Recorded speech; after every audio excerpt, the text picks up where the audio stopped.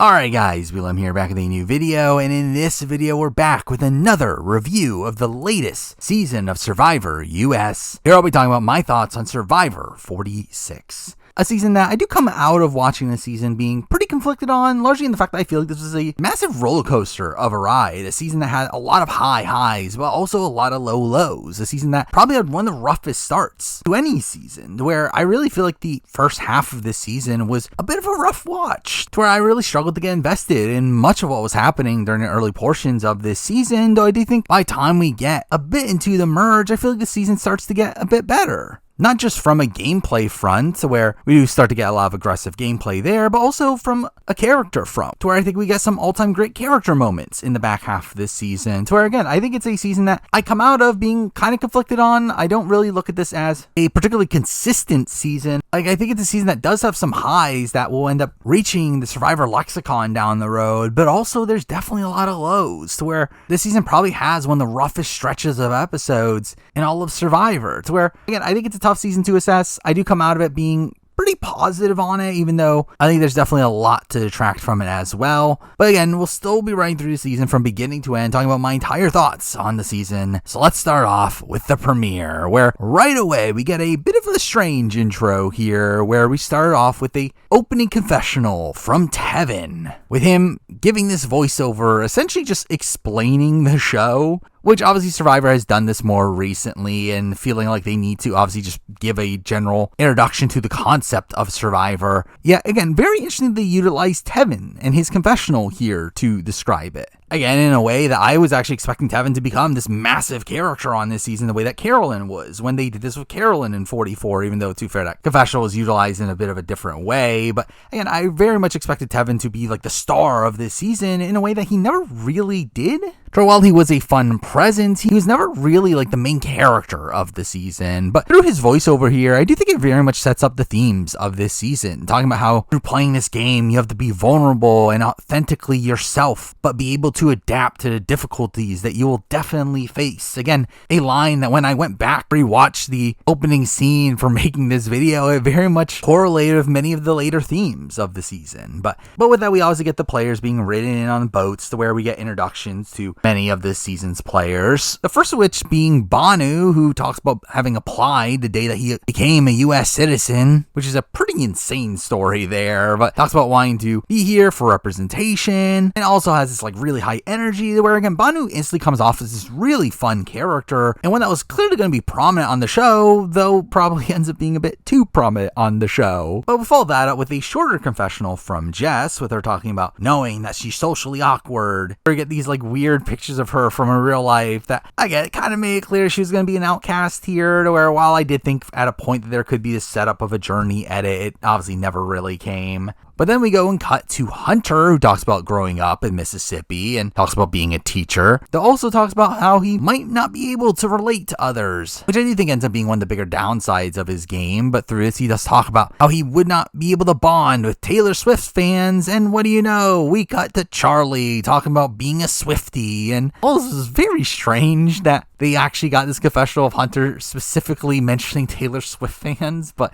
anyway, Charlie gets introduced here as someone that, you know, while there is this like kookier side to him in the sense that he's a fan of Taylor Swift, I guess, the show still goes out of their way to mention the fact that he went to Harvard and he's going to be hiding that, being a solid intro for him. We then get to Tiffany, who talks about having worked with major brands and had her artwork displayed at Madison Square Garden, and proceeds to say that being an artist is a hustle, but that's what she does, clearly being set up as one of this season's biggest players. This is where we get to Jeff's monologue, where we get some shorter confessionals interspliced here. First up from Venus, saying that she looks tiny and weak, but she is mighty and strong, and is clearly being set up to being a pretty cutthroat player, with her saying that she'll deal with the repercussions later. Oh, we also get a short confessional from Kenzie, saying that she's ready for the club to be open and she's ready to party, which is kind of a strange confessional, but obviously shows her as being very eager to start playing the game here. To where we get the players arriving at the beach, to where we get some more opening confessionals. One from Q, talking about how competitive he is and how he doesn't like to lose and how he'll play at full speed, which certainly one thing you can say about him. And then also get Soda talking about her students and that she's ready for an adventure and be a role model, leading us into the Matt chat where she does come off pretty humorous here and her saying that she doesn't know if she should laugh, cry, or crap her pants, along with another fun moment at the point where they're told their tribe name, to which it's Nami, to where she then proceeds to say, not me, them, but not me, which I just found to be a really fun moment, though. This is where we do get Jeff going on a pretty strange speech here, telling everybody that right now everything seems possible, but one of you guaranteed cannot win this game. Says something about your personality won't gel with the group, and that not one of you thinks that you are that person that can't win. Which again is this very strange opening speech here, seemingly opposed to Jeff's overall mantra, where they had typically been promoting this as a game that anybody can win, though I do think it also plays into, again, Jeff wanting people to play hard, where he says that because of this, you should play the game on your own terms. It feels like it turns out to be this like very strange way of him promote aggressive gameplay, though I just found it very strange how this was all approached. And we do get an interesting editing trick here that in retrospect was very clearly foreshadowing, and I think was misinterpreted at the time, where even I misinterpreted this scene, where after Jeff says that one of you cannot win,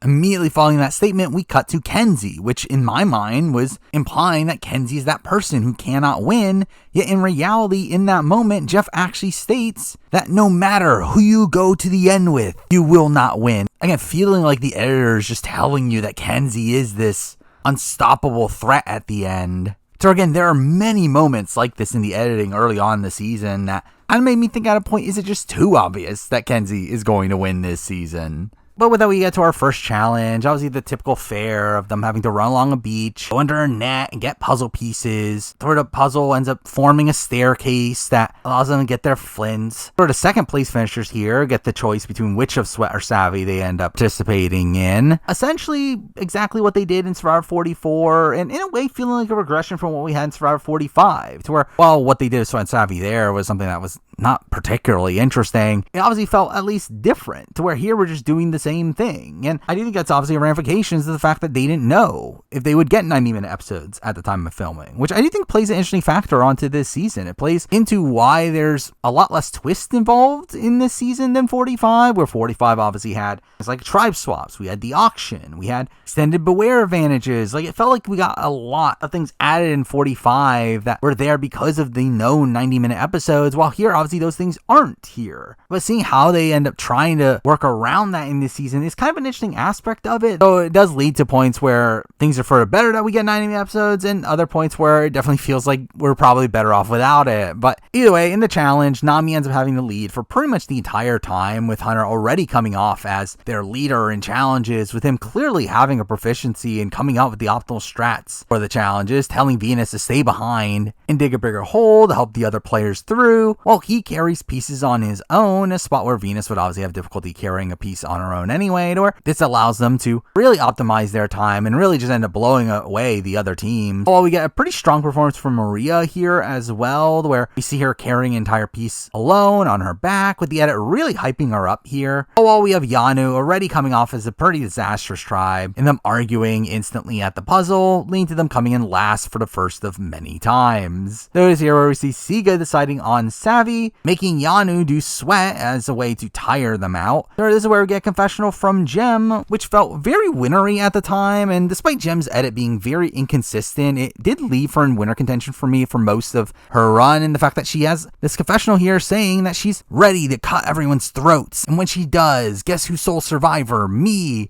Like, it really feels like this bit of foreshadowing here that clearly doesn't really end up happening. Wait, with that, let's talk about the individual tribes, starting it off with Yanu, to where we instantly get introduced to Jelinski, saying that he's hyped to play, and that Jeff preaches about the monster, and Jelinski is the monster. Where it is confessionals like this that really make Jelinski probably one of my favorite first boots in Survivor history at this point, but we do see him and Q volunteering to do Sweat, to where they must gather water using to fill 2 large urns, with the buckets that they have to use having holes in them, to where this came off as a pretty impossible task here, where here they are given several hours to finish the task, aka about 4 in this instance, which Jelinski is obviously incensed at, saying that several means 7, not 4, which obviously ends up being a humor humorous meme moving forward, and probably Jelinsky's living legacy in the Survivor lexicon. But we do see Jelinsky and Q tiring out, Jelinsky saying that even if they don't get Flint, at least he has an ally from this, which he certainly got. This is where we see Jelinsky saying that he doesn't think they can do it,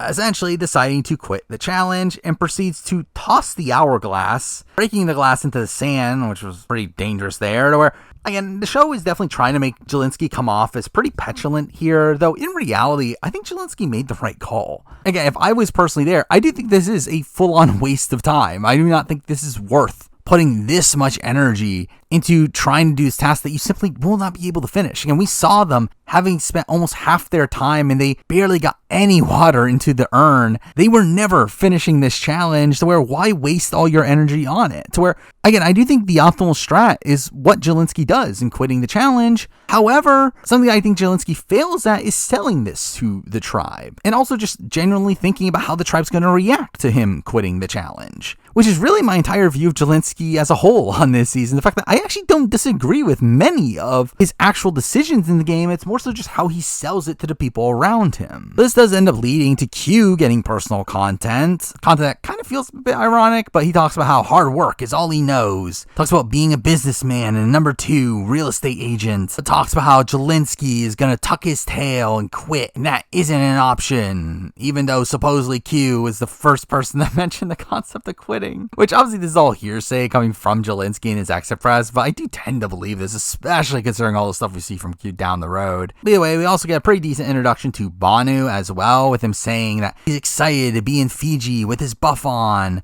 to where we see him proceeding to find ants and eating them. We see him finding coconuts and papaya, and talk about wanting to be the provider. To where obviously a lot of this content here is just to show how excited he is to be there, which makes his future arc a lot more tragic. But he does proceed to get content about his early life, talking about having grown up in a hut and having lived there for 18 years, and how that experience is very reminiscent to him being on Survivor, which again, all that content is very strong for Banu there. But following that, we get a set up to the Kenzie and Tiffany relationship, with us seeing them struggling to open coconuts, where during these camp life scenes, Tiffany doesn't really get much content of substance here, and most of that complexity ends up going to Kenzie instead, with her getting her introduction here, talking about how she does hair, and that building connections is her bread and butter, and that she's ready to giddy up. So we get this montage of her building relationships. Obviously initially with Tiffany, but then we see her bonding with Q, then we see her talking to Jelinsky, to where Jelinsky names their alliance Shaggy and Daphne. Then we see her bonding with Banu, and proceeds to call herself the Queen of the Tribe, which again might be a bit of foreshadowing there. Along the fact that, again, her relationship with Tiffany gets highlighted here in a way that was pretty obvious that this is going to be an important relationship for down the road. Along the fact that we also get set up with the initial majority alliance, which includes her, Tiffany, Q, and Jelinsky.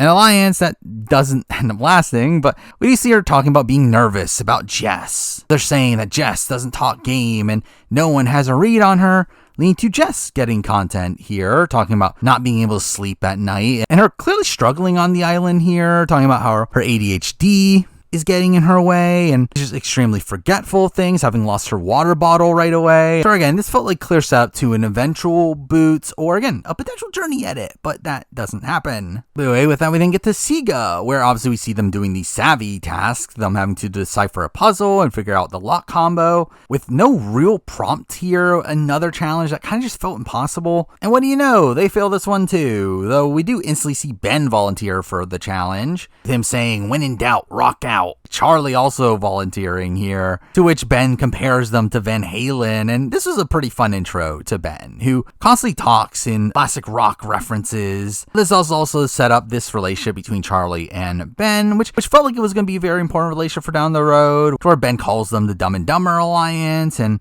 we get to see them bond over music, with Charlie getting to talk about his love of Taylor Swift once again. But despite how much focus there is on this relationship in the premiere, it ends up being pretty inconsistently followed up on down the road. But while they do the challenge, we see the others bond in the water, where we get Maria and Tim bonding over being parents, with Maria again getting propped up as a super mom, with also saying that she's gonna lie, cheat, and steal, and doesn't have any intentions of being anyone's mom, and she's gonna be in her minivan driving the game. A really fantastic intro for Maria, where I did come out of this premiere looking at Maria as one of the top contenders on the board, which did stick for a lot of the early portions of the season. Following this, we get more propping up of Ben with the entire tribe talking about how he's good vibes and him getting to talk about his strat of just being himself, and Jem calling him the epitome of Siga, with Siga very much coming off as this kumbaya tribe with all of them seeming to love each other, though through that, their tribe dynamics end up being just not particularly interesting, and they definitely end up being the least focused on tribe of the pre-merged tribes here. But we do start to get the setup of the alliances here, where we do see Mariah and Jem bonding, with Mariah getting a lot of the content during this segment about being a little out there, talk about her struggling to make connections and making friends, and she came out here to prove to herself that she's not a loner, which I did also feel like could be the start of a potential journey edit, which also never really kicked off. Though with this, it does lead to the creation of an all-women's alliance, with the women deciding to pull Charlie in here, leading to them calling their alliance Charlie's Angels, with Charlie really being in the middle of the tribe at this point. All this does lead to Tim getting content on the show, with him having noticed that girls are talking to each other, knows that they could be in cahoots, to where we see Tim going up to Charlie and telling them that the women are going to take them out, to which this essentially starts what could be an all-guys alliance, which I did find to be particularly bad content for Tim here, not because he's wrong, because obviously he is very right, and this should be what he's doing, but the way that's portrayed here is in a way that felt kind of undermining, where, again, earlier we had seen him talk about being the closest to Maria, despite Maria clearly not being on board with wanting to work with him, instead of wanting to work with the all-women's alliance, and with, again, Charlie being shown to be in cahoots with the women, it very much felt like Tim was being set up to be the first boot from Siga, which obviously doesn't end up happening. But then we then get to the Nami tribe, where we get to see the tribe introducing themselves to each other, Liz instantly saying that she owns 4 companies, but sold 2 of them, and proceeds to say that she's pretty awesome. To which we do get some great content from Tevin here, saying that her comments make him tilt his head and that she's flaunting her dollar bills all while he's there for the money, saying that she forgot that the game started today, which is a really bad start for Liz's edit here, to where a lot of her early edit is revolved around how much money she has and how she doesn't need it, which I know led to a lot of people comparing her to Gabler, though I never really saw the comparison from a pure editing standpoint, where, again, a quirk of Gabler's edit is the fact that for any spout of negativity he would get, he would also get a sprinkle of positivity, a moment that would show him as being somewhat perceptive in the game. Yet that never really happens with Liz, where all this content that she gets is based on things out of the game, and none of it really portraying her particularly well. But what wasn't shown on the show is that supposedly this was all her strategy, that Liz had created this plan in the preseason to come into the game and lie about how much money she has, to which that would make her someone that would be easy to drag to the end, and then she would have this big reveal at Final Tribal, which is a pretty insane thing to actually see someone attempt to do here. Now, again, the show plays it straight and makes her come off as a massive dodo over this style of content, though I think in reality, again, it's an interesting strategy. I don't think it's a particularly effective one. Again, I don't think Liz would have ever really gained that respect back through just a last-second declaration that she's actually not rich. Like, I don't think it really works that way, but again, it's still an interesting tactic for someone like Liz, who probably just naturally doesn't really have much jury respect, to at least attempt here. Though we do get a later segment from her, of her talking about her allergies and her being allergic to most foods, and that she can't eat anything at camp, to which she does say that she's not going to be a baby about it, which, debatable. But again, all this wasn't really portrayed as sympathetic content. It was more so portrayed as kind of more kooky content of her being this kind of out there character because of this. But points, we do get some strong content from Soda, with her ending up being the fire maker here. Also with her talking about her camp counselor background, leading to her bonding with Tevin, with them singing songs around the campfire, something that ends up annoying Hunter. There's being numerous shots of him being annoyed around camp as well, with him revealing his own background, and him also having been a camp counselor, but one that hated the camp songs. This does lead to Hunter getting strong content here, talking about being an introvert, but needing to be flexible and adaptable, and needing to work with somebody that can help his social game, leading to us seeing him bond with Tevin, where they bond over having both watch the Andy Griffith Show and create the Andy Griffith Alliance, with us getting this bizarre segment here of them showing them in black and white as if they were on the show itself while playing the theme song in the background, and all this was very strange. Again, it felt like a reference that almost nobody was going to get in the modern day, especially the much younger audience that the show is trying to appeal to. This does set up the initial majority alliance here, of us seeing Tevin being in the center of it, with him having these strong bonds to Hunter and Soda that puts him in this pretty powerful position in the game. But with this, we do also see some content now revolving around Venus, where Tevin and Liz end up calling Venus a princess, with Venus saying that that's exactly what she was worried about, and her proceeding to say that she knows that she's on the bottom now because they called her a princess. I guess. I don't know why. And proceeds to say, screw it, it's time to play as hard as I can. And she needs to play sneaky, as if she doesn't, she'll go home, leading to her going on an idol hunt, with Randon ending up watching her here, saying that she's underestimated and will be a dangerous player and will cause chaos, which, I mean, I'm too fair she does do that, calling her the #1 threat, and wants to exploit her as a threat. Proceeding to go to Soda and telling her that Venus is playing too aggressively and calling her Parvati Light, because we haven't had enough younger women being targeted for being like Parvati, to which this actually ends up backfiring on Randon here, with Soda saying that her Sodar is going off and she doesn't trust him, to which she does proceed to go and tell Venus this, with, again, clearly Soda and Venus being close early on. So we did get a pretty humorous reaction from Venus here, and her saying that being called Parvati is a compliment, but how dare you assume correctly I was being sneaky. Through this content, it also made me assume that Randon was going to be the first Nami to go here, which, while it was technically right, obviously ends up going for radically different reasons than I was expecting. But with that, we then get to the journey of the episode, where a boat arrives at each of the camps. So we see each of the tribes use different tactics on deciding who goes here, with Jelinsky just openly saying he wants to go, and the tribe just allowing him to. Oh, well, Nami does a random draw, where Tevin gets picked. Oh, well, Siga does rock, paper, scissors, to where Maria wins that, leading us to the journey, with Jelinsky narrating this entire scene here, saying that he's playing as if he's winning this game, and says that this is where great players are made. This is where legends are made, and Jelinsky is a legend, which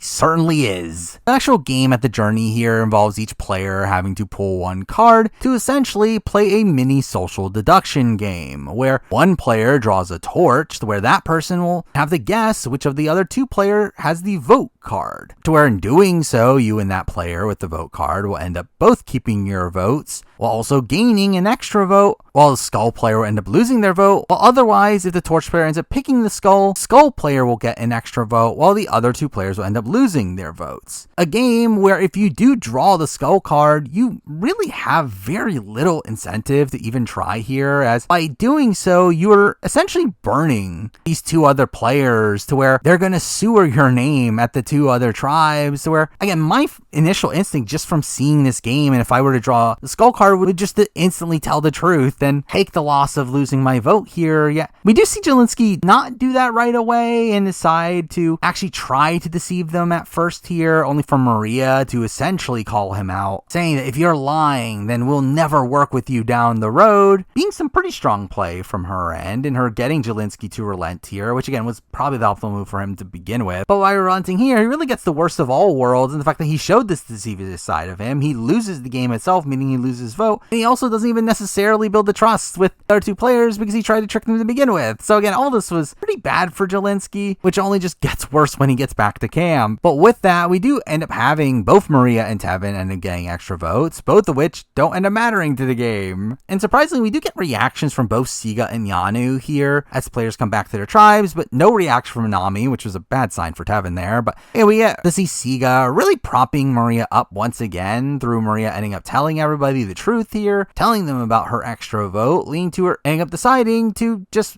burn it, which felt pointless, as I get that it puts a target on your back, but you could have also used it pretty effectively coming to merge. And again, even if you're telling people that used in the pre-merge, they're not necessarily even going to believe you anyway, so you might as well keep it up until the merge, but whatever. While on Yanu, we see Jelinsky telling his tribe also what happened, including the fact that he ends up admitting to him backing down, which further annoys his tribe. Which again, while I do agree with Jelinsky's move to fold, I do think he should have sold it differently here. As again, the way he does sell it here, again, just shows that once again, he is willing to quit a challenge, but also it shows him clearly pandering to the other tribes and trying to build relationships with them, which again, he should be doing, but he shouldn't be doing so openly, which again, just further builds this notion that he's an unreliable ally for down the road. Or again, he should be selling it as, oh, he got tricked into doing so, or making it seem like he lied so poorly that that's what made him lose the game. As again, that you would think that would make them want to work with him a bit more. But anyway, we do get some idol hunting on Yanu before the immunity challenge, with Banu getting some focus here, only for him to be unsuccessful in finding it, despite him saying that he is going to find it, leading to Tiffany finding it instead. But it is a Beware advantage here, where she's told to dig below the spot that she found the Beware advantage, to where she finds a box with a lock on it, to where now she needs to find a key, with the reveal that the key's location will remain a mystery until she loses an immunity challenge, with her not being able to vote until she gets the idol. But none of that really matters, as obviously you wouldn't be going to tribal before your opportunity to get the idol anyway, which kind of felt like a dumb aspect of this mechanic, and obviously just in general feels like a step down for 45, where again obviously they couldn't do too much here under the risk that they would not get 90-minute episodes. So they didn't want to make these that elaborate of tasks, though considering again how elaborate the Beware advantages were in 45, this definitely felt like a step back, possibly even to pre-New Era, where, and we've obviously had the phrases, we obviously had you having to convince other tribe members to give you beads, we had the birdcage. Again, this just felt more like a standard task to get an idol, which just felt kind of rudimentary. But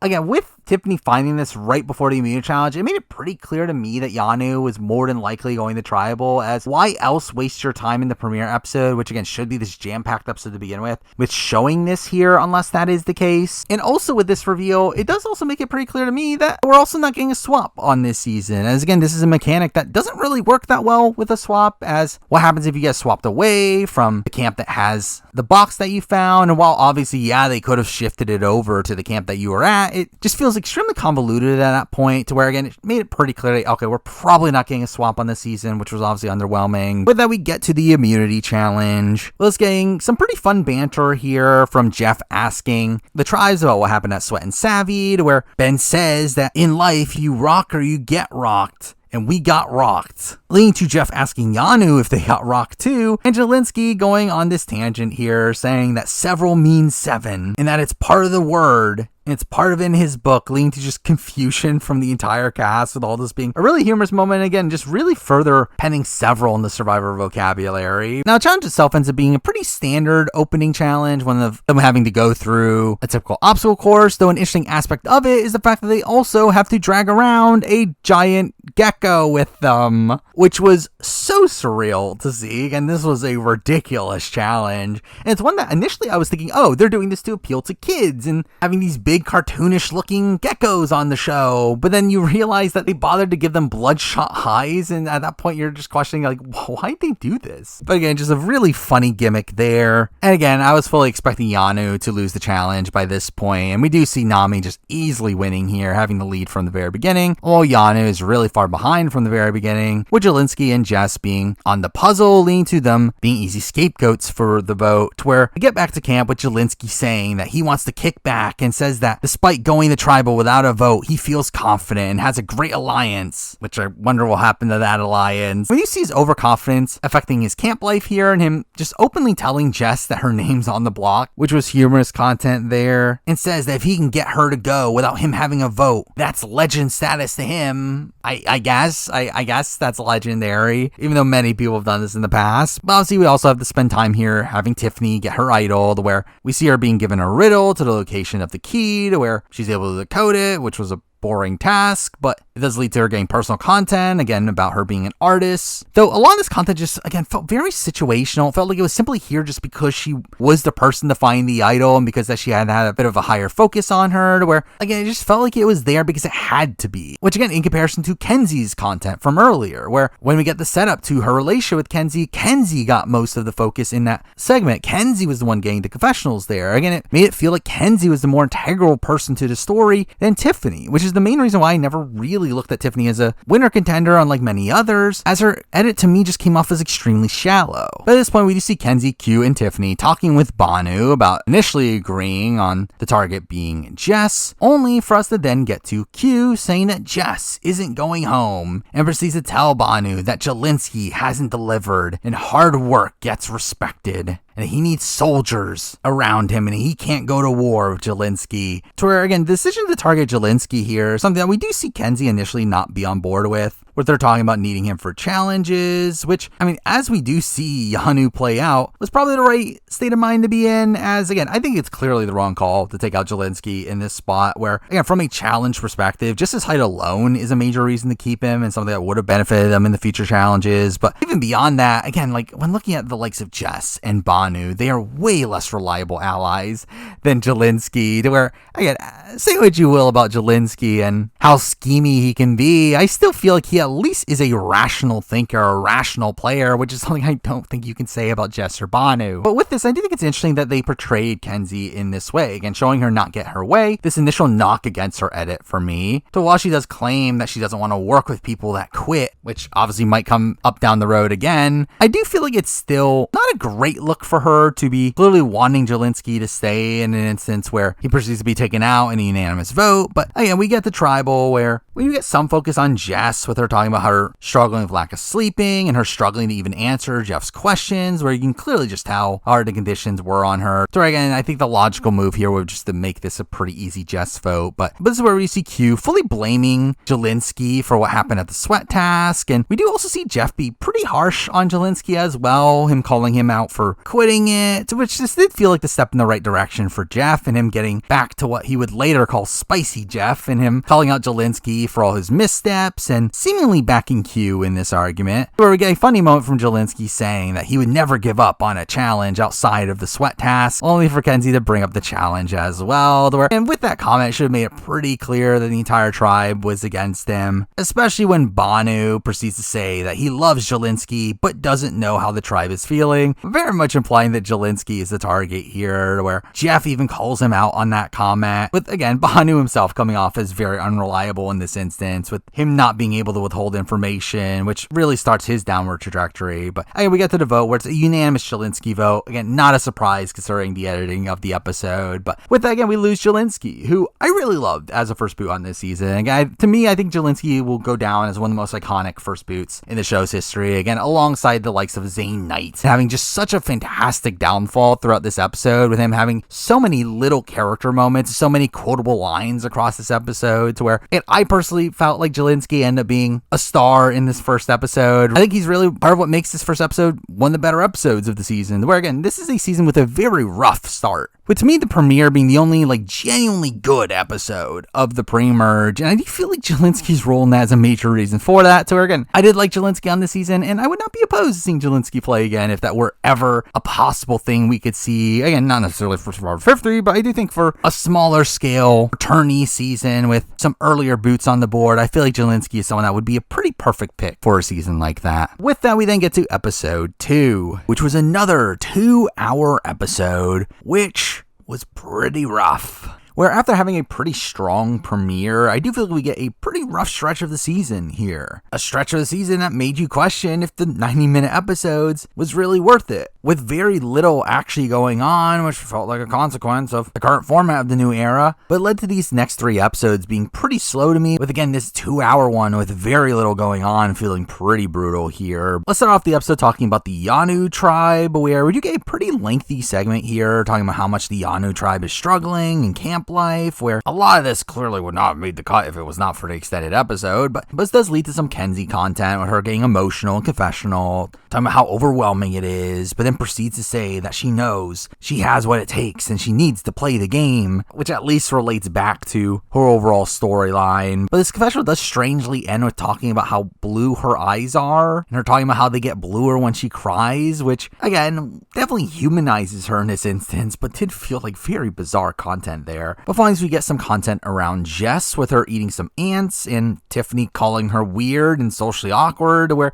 we do get a personal segment here from Jess, talking about her husband and how they met, and also her having a family back at home that loves her, which the fact that she says something like that, I feel like is not a great sign for how people are treating her out there, but also not a great sign for her longevity either. Now, following that, we got some content around Banu, with him getting paranoid about his current game position, especially after the previous tribal, with this starting the talk about him being a liability. But This leads up to a conversation between Kenzie with Banu and Jess, with them being the two people outside of her core alliance, with her recognizing how tight Q and Tiffany are, and her telling them that big moves need to be made, even though clearly she wasn't going to make these big moves, which Jess instantly questions her, saying, why would we be getting rid of our strongest people? Which, I mean, again, is a pretty rational thing to be thinking, though if you're Jess, why are you fighting back on this when this is potentially going to save you in the game? Anyway, Jess does say in confessional that Kenzie's playing too hard, telling Banu that she's dangerous and that they need to blindside her, which leads to Jess going back to Q and Tiffany, telling them that Kenzie threw out their names,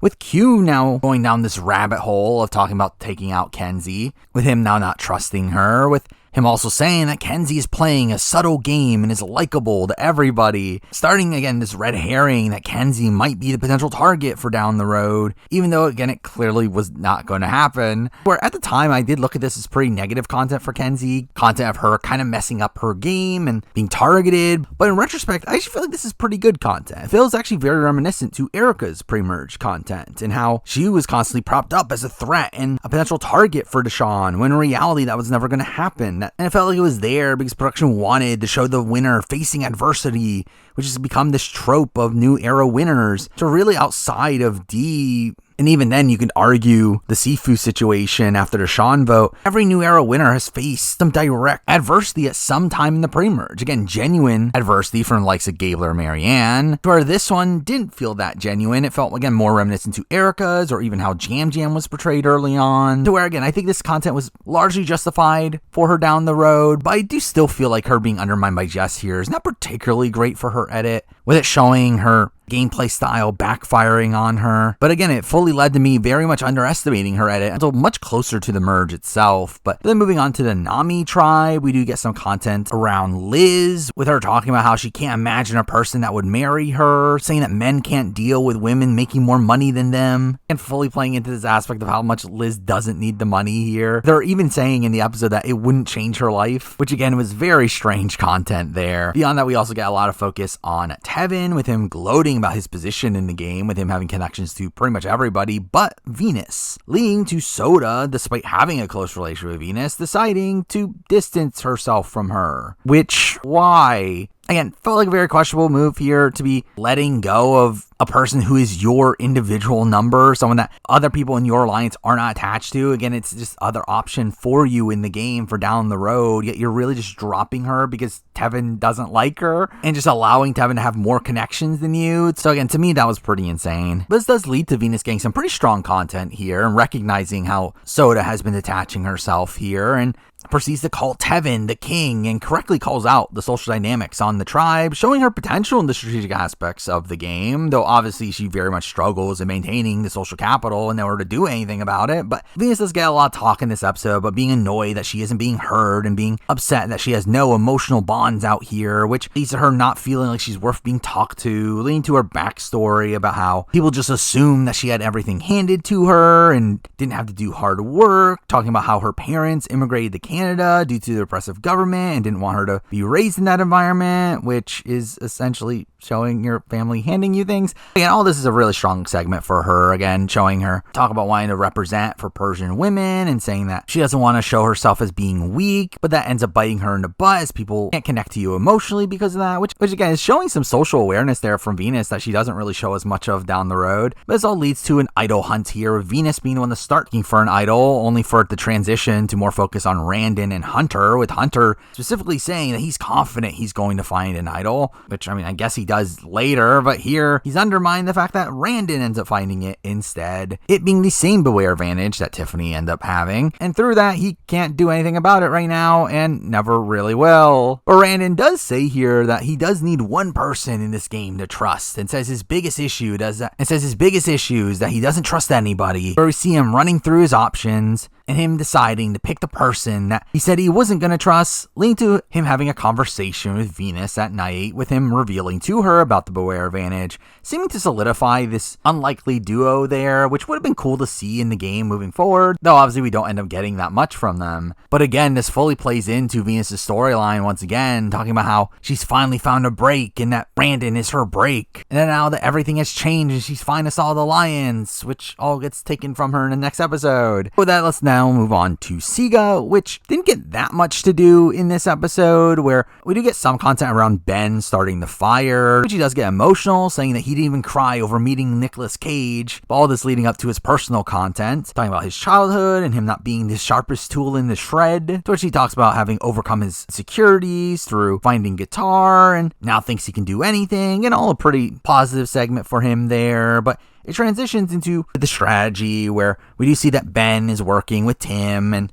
they think they have Charlie, and we see the guys talk about bringing in Maria, to where we get some decent content from Charlie here, saying that he recognizes that he's on the bottom of the Angels Alliance and that he wants a ride or die in the game, with him deciding that ride or die is Maria. Them obviously now being able to play the middle of the tribe, to which they end up comparing themselves to Malcolm and Denise, with us even getting the flashback to them. But what's strange about this is that despite Charlie narrating this scene in this parallel, I do feel like most of the positive content from this really translates over to Maria, to where she proceeds to compare herself to Denise, obviously the winner of that season, and talks about how she feels like she could emulate her, which again is pretty good content for Maria. Again, at this point, I did have Maria as a top contender coming out of this episode. Again, this is something that we had the previous season where Dee was compared to Amber, and I feel like being compared to a winner of the show is pretty good edgically, though obviously her edit doesn't really back her up much for much of the season beyond this. But really beyond that, again, I do feel like the Siga tribe here just ended up being really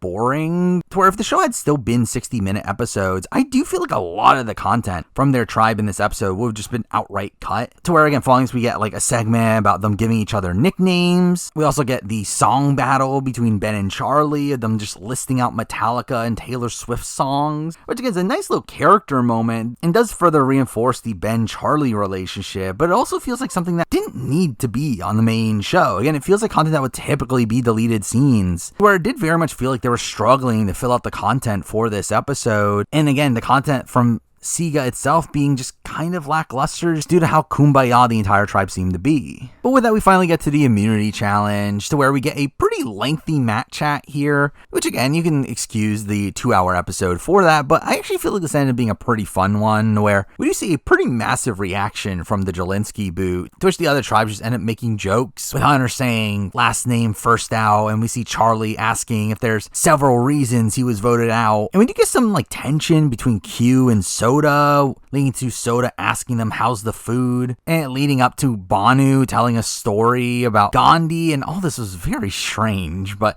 we do also get another pretty fun moment where before the challenge we had gotten this short segment of Venus putting an orange headband on the immunity idol, and here when Jeff sees the headband, he proceeds to cut it off, saying you don't own this idol, which is a fun little spicy Jeff moment there. But the challenge itself ends up being a pretty typical obstacle course, of them having to push a cart through the course and then finishing with an arch puzzle, which I don't believe we have seen before on Survivor US in this formation. We've seen in the individual phase of the game, but I do believe the tribal version of this is something that had been relegated to only international seasons before this. But the challenge itself here actually ends up being pretty fun, though at random points in the challenge we do end up cutting to Mo and Liz, who sat out for the challenge, talking on the sidelines, which leads to nothing, which again just feels like I'm wasting time in the episode, where again you would think that this would actually be a funny conversation of them talking about how they look alike, which was a major story in the preseason. Instead, they talk about how much they love each other's glasses and socks, which was weird. But Nami ends up being in the lead through the actual obstacle course, though really none of it matters, as really the entire challenge comes down to the actual puzzle. With every team ended up struggling there, with them dropping their pieces numerous times. We also end up seeing Nami spell the word wrong, and this also ends up taking us to a commercial break, which is pretty insane that for a standard challenge here, we take 2 segments of the show for it. But we do see Yanu being a complete mess here, and them spending so much time preparing for the puzzle, and we do end up seeing the tribe getting really pissed at Jess with her dropping pieces, and us seeing Banu just ridiculously yelling in her face, which was kind of a humorous visual. But again, this is a challenge where having Jelinsky there would have greatly booned them. Where again, Jelinsky's height would have probably ended up winning them the challenge in this spot, to where obviously Jess is someone that isn't suited to be holding up these heavy pieces in the air. But obviously through that, Yanu ends up losing the challenge once again. Though surprisingly, we actually get more content at the Nami tribe after the challenge, where after the immunity challenge, we had seen Jeff give the idol to Venus, only for Soda to try to take it from her, leading to us getting footage back at camp of Venus being pissed that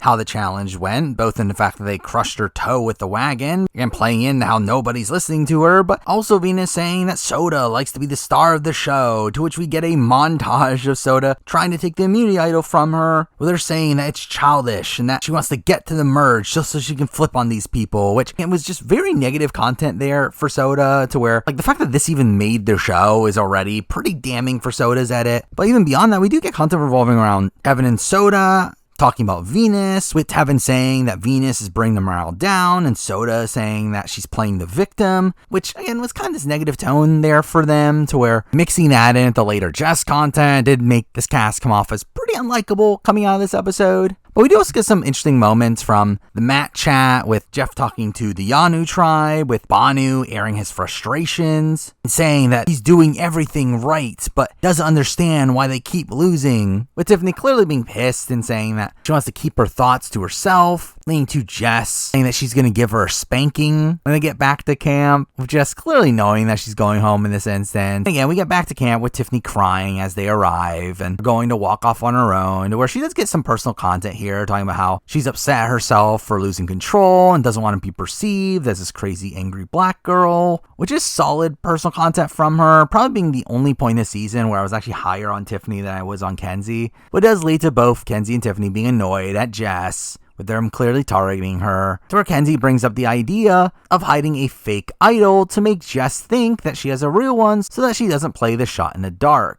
To us seeing Tiff hide the idol in the place that she found the real one, and leading Jess there and trying to get her to find it, and for that plan to end up failing. But all this was just so unnecessary, to where again, this definitely plays into this further negative tint that this cast had at this point of showing the Kenzie, Tiffany, Q trio in a kind of bullyish manner, and the fact that they're using these like unnecessary tactics, which can definitely come off as mean-spirited. Now, again, I do think there is some basis strategically for this. Obviously, there is a reason that they are doing this, but I just feel like that reason is something that they didn't need to do. At the same time, I do think this is a pretty innovative move and an interesting new usage of fake idols and trying to make people comfortable enough to not play the shot in the dark, which, again, it's weird that they're doing this just for the shot in the dark, a situation where, again, it's a 1 in 6 chance that you stay in the game. It's a very unlikely situation to begin with, but also, to be fair, I guess that's kind of the point of the shot in the dark, is that they do want players to think that there's always this risk that their plan couldn't go right. But again, with just not being able to find the idol, we do have, again, Tiffany and Kenzie being kind of mean behind her back here, talking about how terrible she is and how she wouldn't find it if there was a neon sign, leading to them now creating a new plan of giving Q the fake idol and having Q give her the idol, to which Q would pretend like he's about to save her in exchange for voting who he tells her to vote for. A plan that isn't particularly effective either. We do see Jess instant clocking that this is a ruse when she sees the idol and recognizes that's a fake, but proceeds to just go along with it anyway, to where we do see Jess proceeding to campaign against Kenzie, saying that she'll sail to the final 3 if you don't take her out now. But again, it's a plan that never seemed like it was actually going to go through. I mean, Banu instantly does not seem on board with this plan, with him clearly not trusting her. Let's lead to Q talking about the potential of getting rid of Kenzie in confessional, even though, again, it never felt like it was going to happen. But to be fair, I do think it is a move that's at least worth considering for him,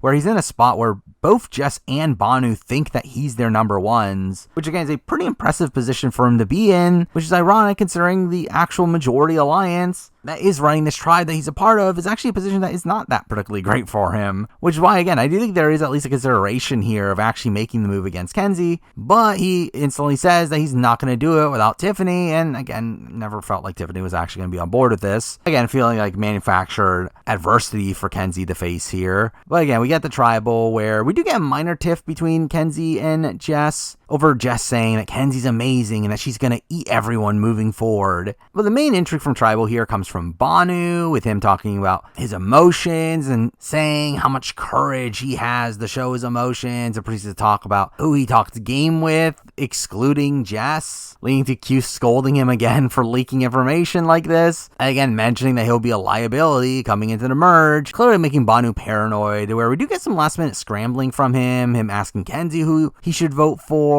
and also getting up to ask Tiff the same question. But again, we get to the vote where Jess does play the fake idol, though again, obviously it was not real, and I think she even knew that. So we do get a funny moment from the first vote being for Banu, and Banu just instantly grabbing his bags and thinking he's going home, only for it to be a 4-1 vote against Jess. And again, Jess is a weird figure on this season. The fact that I just think she's very clearly not meant for Survivor. I mean, she's someone that, while I do think she got a bad break here and having a tribe that was not particularly fond of her, a tribe that didn't seem too sympathetic towards her, and also, again, like seemed pretty mean-spirited in the strategy they utilized around her, I do feel like Jess is someone that I just don't know if I ever see her really doing well. While she is definitely someone that is, again, pretty perceptive at points, again, her recognizing the fake idol plan, her recognizing the threat that Kenzie could be, I do feel like she also is someone that just seems a bit socially awkward, to where I don't know if she really gels in most Survivor tribes, and even if she does, she's not particularly good at challenges, to where mixing down the fact that she also struggles with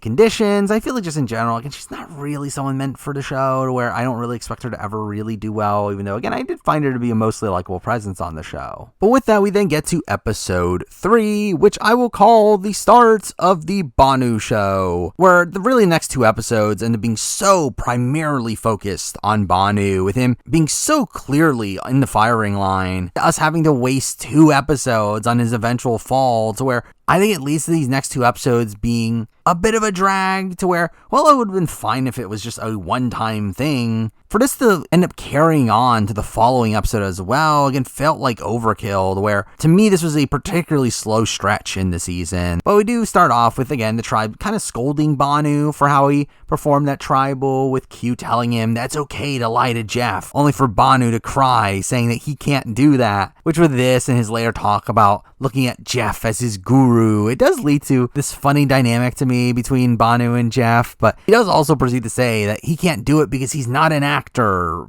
even though he actually is, with an actual IMDb page, but whatever. But once we get more Kenzie content, they're talking about Yanu having one of the roughest starts in the new era, saying that they haven't won anything and have no proper shelter, with Kenzie really being used to vocalize Yanu's struggles here, really making her the face of their underdog arc, which again made her the most likely of the 3 to go on to win to me. But beyond that, again, we got a lot of focus on Bhanu, with him clearly thinking that he's the next one to be voted out, with him saying that the other 3 are in an airtight alliance, saying that they have so many tricks in their hats, that they're all 3 masterminds because of the fake idol plan that they utilized. So the only way to save himself is with an idol, so we get some focus on him idol hunting, even though we know that there is no idol being hidden, so why are we getting this on the show? But we do see a conversation between Bhanu and Kenzie, and it leading to a pretty iconic confessional about Kenzie here, one I do think really, again, props her up as a frontrunner moving forward, and the fact that Bhanu describes her as a mermaid dragon, saying that she's like a sweet, kind mermaid in the front, but in the back has a big dragon tail, and specifically says, following this, remember that.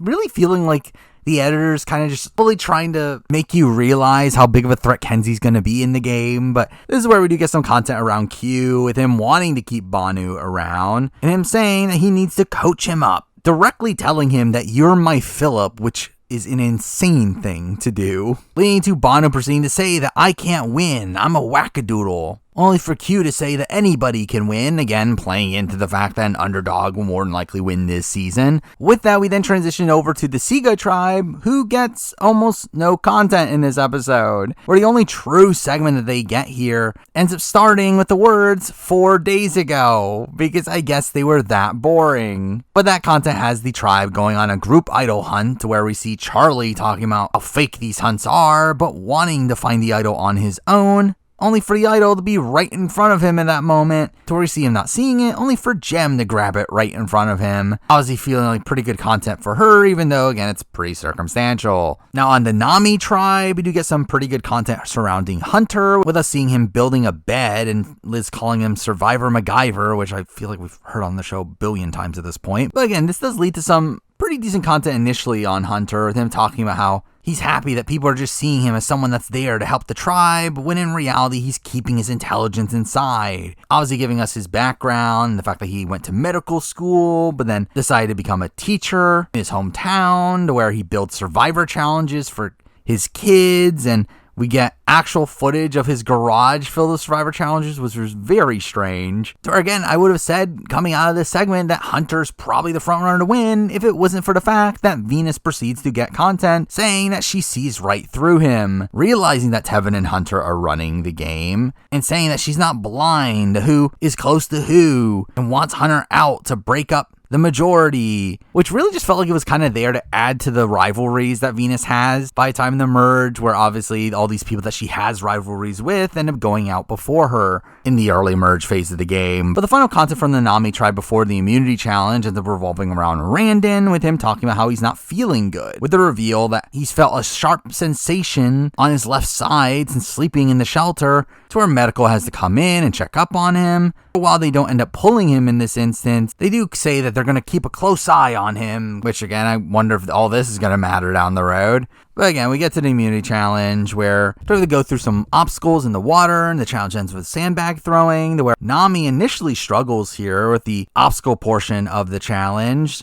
though it does lead up to a pretty standout moment for Hunter here, feeling like a Jonathan Light moment of him having this pretty impressive strat at the barrel, and him getting over it by grabbing onto Tevin's legs, essentially getting two people over at once, and following that up with him single-handedly winning the challenge for the tribe at the sandbag portion, where that was all very impressive performance from him, while Q really struggles at the sandbag tossing section, leading to Yanu losing once again. But it's at this point that we do get the reveal of a journey to where we do see Liz picking Ben and Banu to go with her, with this journey here being a pretty fun one to me, to where right away we do see Banu instantly getting emotional here, to which we do see Liz and Ben being both supportive of him, which did come off as pretty endearing, though it does lead up to Banu having a bit of a meltdown here and just spilling his entire game and all the tribe dynamics of the Yanu tribe, all this being super melodramatic, and him saying that tonight is going to be his last night, and proceeds to call out Tiff and Q for being extremely tight, and says that Kenzie is running the show and is the mastermind, which, I mean, is she?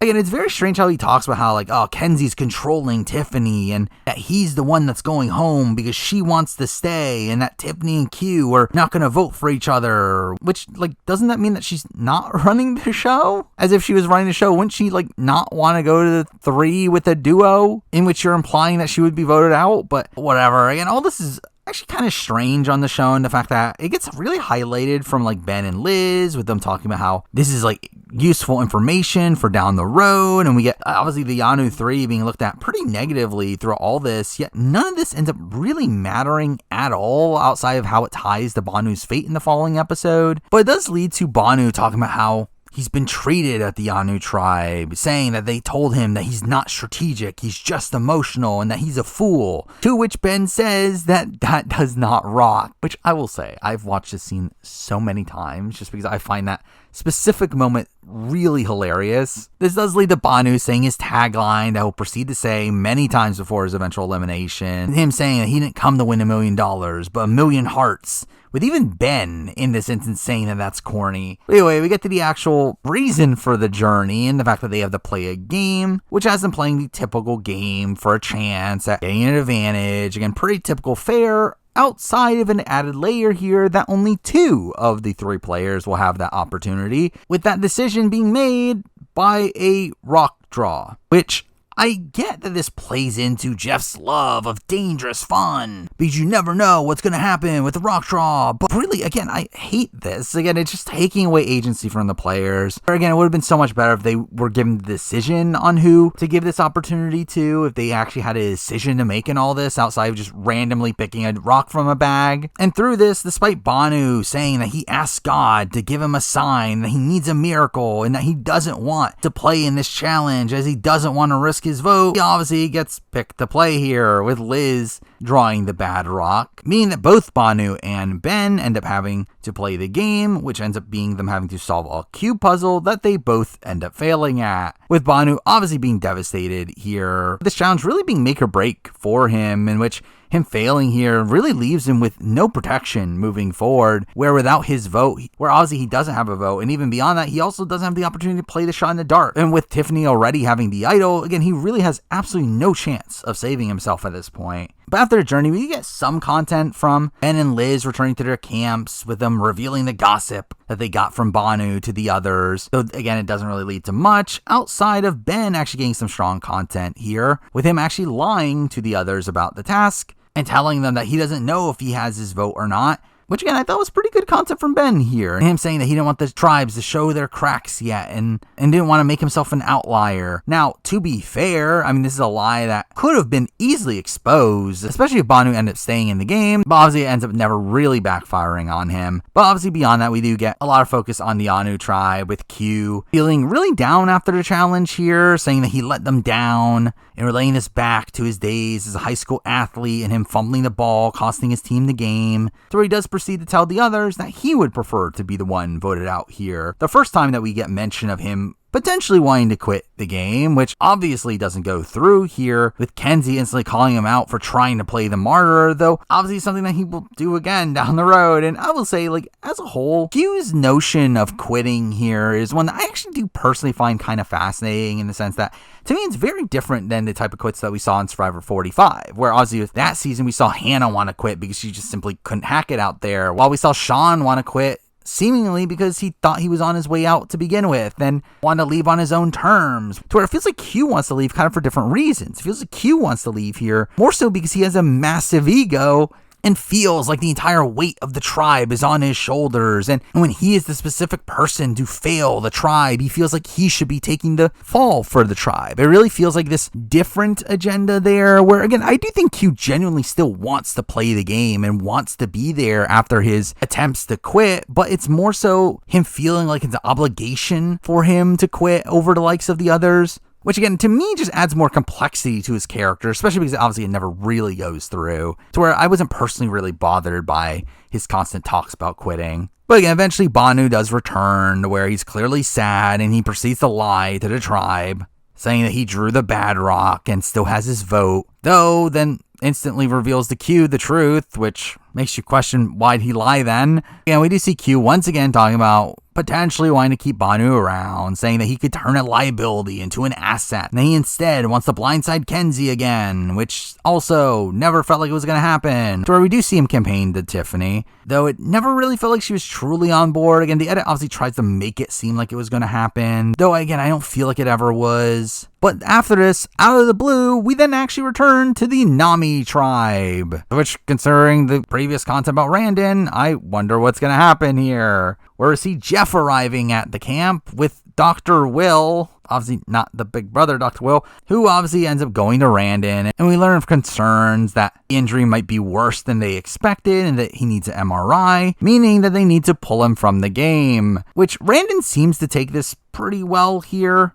So I think we've definitely seen a lot more people being just completely devastated on their way out, where I do think Randon seemed to be a bit more understanding. Though obviously still sucks to see Randon go out in this way. And it's like a way that, again, at least in the way that it's portrayed on the show, felt like it could have been avoided. Where, again, like, I'm someone that I used to be very against the Australian Survivor rulings of medevacs and the fact that people could miss out on an entire day of the game, including a tribal council, and still come back to the show after injury. And while I still do stand by that I don't think you should be able to miss an entire tribal, I do think the notion of allowing the players to leave the island and get checked up by medical and return to the game after is something that I'm personally not opposed to. Again, I do think if Randon had turned out to be fully clear to still continue on with the game following this and he got taken out just because of a precaution, I think that is kind of lame, especially when, again, like, they would not have been going to tribal for another few days. They could have easily gotten the MRI, figured out what was going on, then got him back to the island if he was okay. And obviously we know from after the fact that while the MRI came back okay, he was still injured enough to where he probably couldn't have continued for much further. But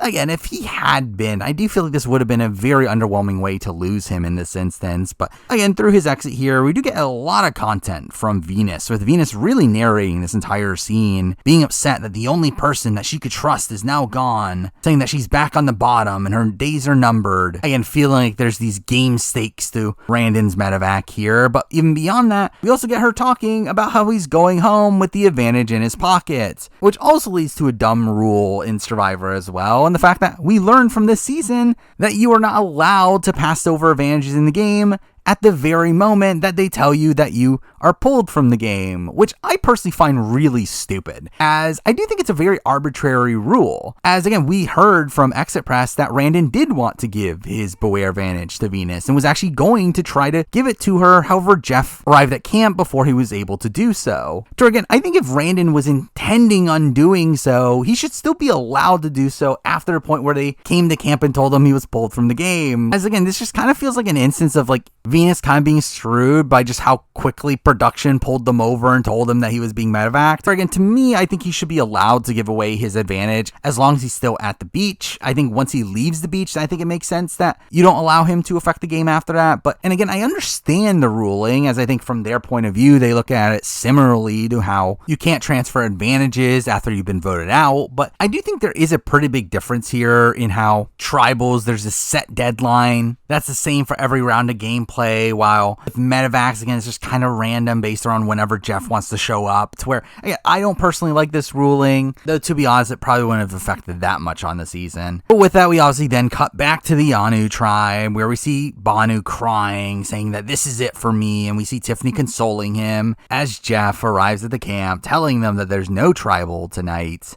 with Banu saying that his prayers have been answered, aka we're delaying the inevitable, where I do think in retrospect, I actually would have preferred if they did go through with a vote here, where I do think it actually would have bettered the season. Now, I get why they don't, as obviously they don't want to mess with their schedule when they don't have to. Again, Randon being taken out at the end of the cycle really just makes it a very clean break off there. However, I do think in retrospect, taking out Banu here when he was such a dead man walking, I do think would have benefited the season. Again, it would have allowed for more dynamics the following rounds, of us still being so focused on Banu. And there is previous precedent for how they would structure the season if there was a medevac, where obviously we saw Bruce get medevaced 44, and they continue on with that cycle. So all they did is just switch the split tribal twist into one where only one of the groups vote someone out. Again, it's not that big of a change, where obviously, yeah, I guess you're risking if there's another medevac, then your schedule's really messed up. But again, I personally think they should have gone through this, even though, again, I don't think they ever really considered that. And again, it's kind of funny how we do end this episode of Yanu celebrating Randon's medevac as their first win,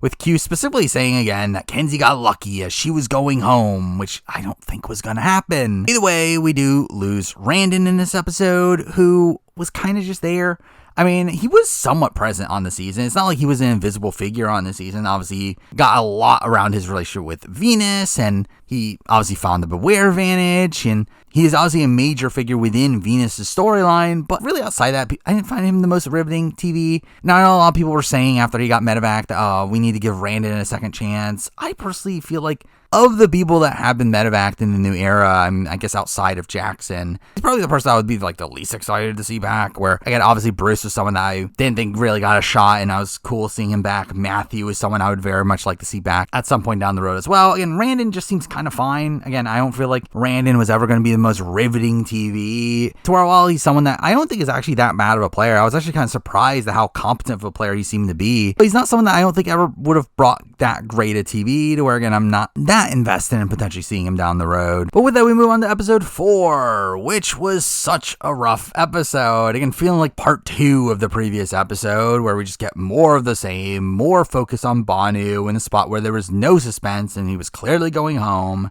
But we do start off at the Yanu tribe, where we actually do continue off right from where we left off in the previous episode, where we literally see Banu talking to Q and Tiff right after Jeff left, which was kind of a surreal moment there, where he does proceed to admit that he said something wrong on the journey and reveals that he told the others that Kenzie was the mastermind, along with how close Tiff and Q were, which obviously annoys Tiff to the point where she calls him a liability again and says that he has to go, with Q proceeding to say that Banu's now messed up the Kenzie vote plan, so that there's no going back now, to where again it just feels like the edit at this point can't even hide how obvious it is that Banu is going home. Which, to be fair, I do think is for the better. I do think trying to make it seem like there was another possibility at this point would just felt so artificial. So while this still leads to a mostly lackluster episode, I do feel like they at least tried to do some good with the lackluster content that they had to work with. Though, to be fair, that lackluster content they're working with is again due to their own stubbornness of not having a tribal in the last episode, but also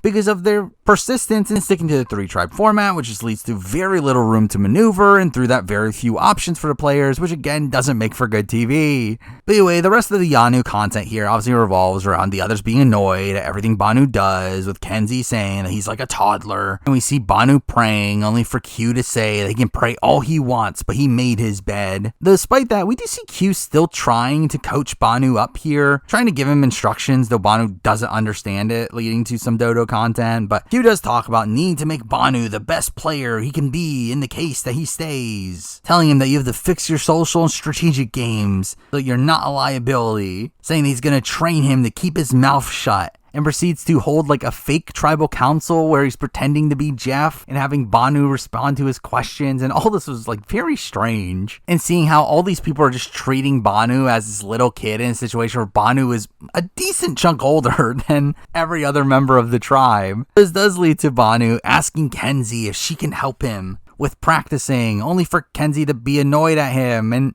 her claiming that she snapped at him, though it actually didn't seem that bad. But again, this leads to more humanizing content for Kenzie, with her proceeding to apologize to him. So while pretty unnecessary, I thought again was a pro to her overall edit. With that, we then proceed to see the tribes all getting tree mail and talk about the upcoming reward challenge, which clearly felt like content that was just here because they did not have enough content for the actual show. So this is typically stuff that would be purely relegated to the secret scenes and actually made the final cut here. But again, we get to the reward challenge where they have a rowing section to get a key, and then they have to do a ring toss, and we do see Siga struggling the entire time and end up losing after like Tim knocks over the platform with the key on it. And we also see Maria struggling getting the ring off the pole. However, this all leads up to Yanu winning their first challenge here in a position where they win fish in a spot where they can't eat it because they don't have flint, meaning they have to swap it out for a previous reward, which I think is kind of dumb that you don't get flint for winning a reward challenge. Or again, it just feels arbitrary in the fact that you only get it for winning immunity challenges. But it does lead to Yanu talking about how this could be the turning point for the tribe. They could start winning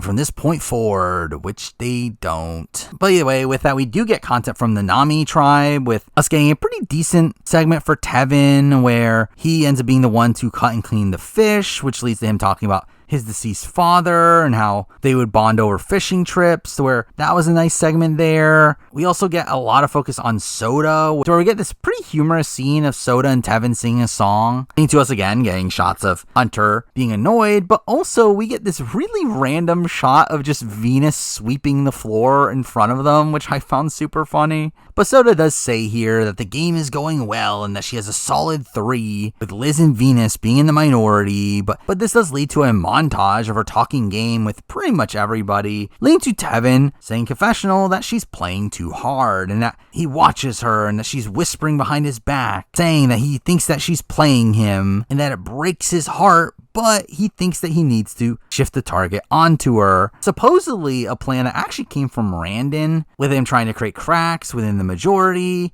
that actually ended up paying dividends after he left, as we do see Tevin telling both Hunter and Liz about this plan, with them getting on board instantly, with Hunter being confused over why Tevin would want to do this, as it's getting rid of one of his own numbers, but obviously Hunter's fine with it, as it's obviously going to allow him to get closer to Tevin while also still maintaining the majority. So again, for Hunter, it's pretty much a wash, but again, for Tevin, this is just outright a pretty terrible move. Again, as I criticized Soda earlier for burning her relationship with Venus, this is Tevin while also wanting to get rid of his own individual number for no real reason, which really becomes a trend on this season. But anyway, with that, we then transition over to the Siga tribe, where we do get some pretty good content from Maria. They're obviously being emotional after having lost the previous challenge, and it's leading to her personal content, talking about her family coming from Lebanon, and success was always survival for her family, and it says that she worked on shedding the guilt of not being successful, which was decent content there if the rest of her content in this episode was not pretty lackluster, with this episode also having her talking about how no one has found the idol yet, leading to another group search for the idol, which we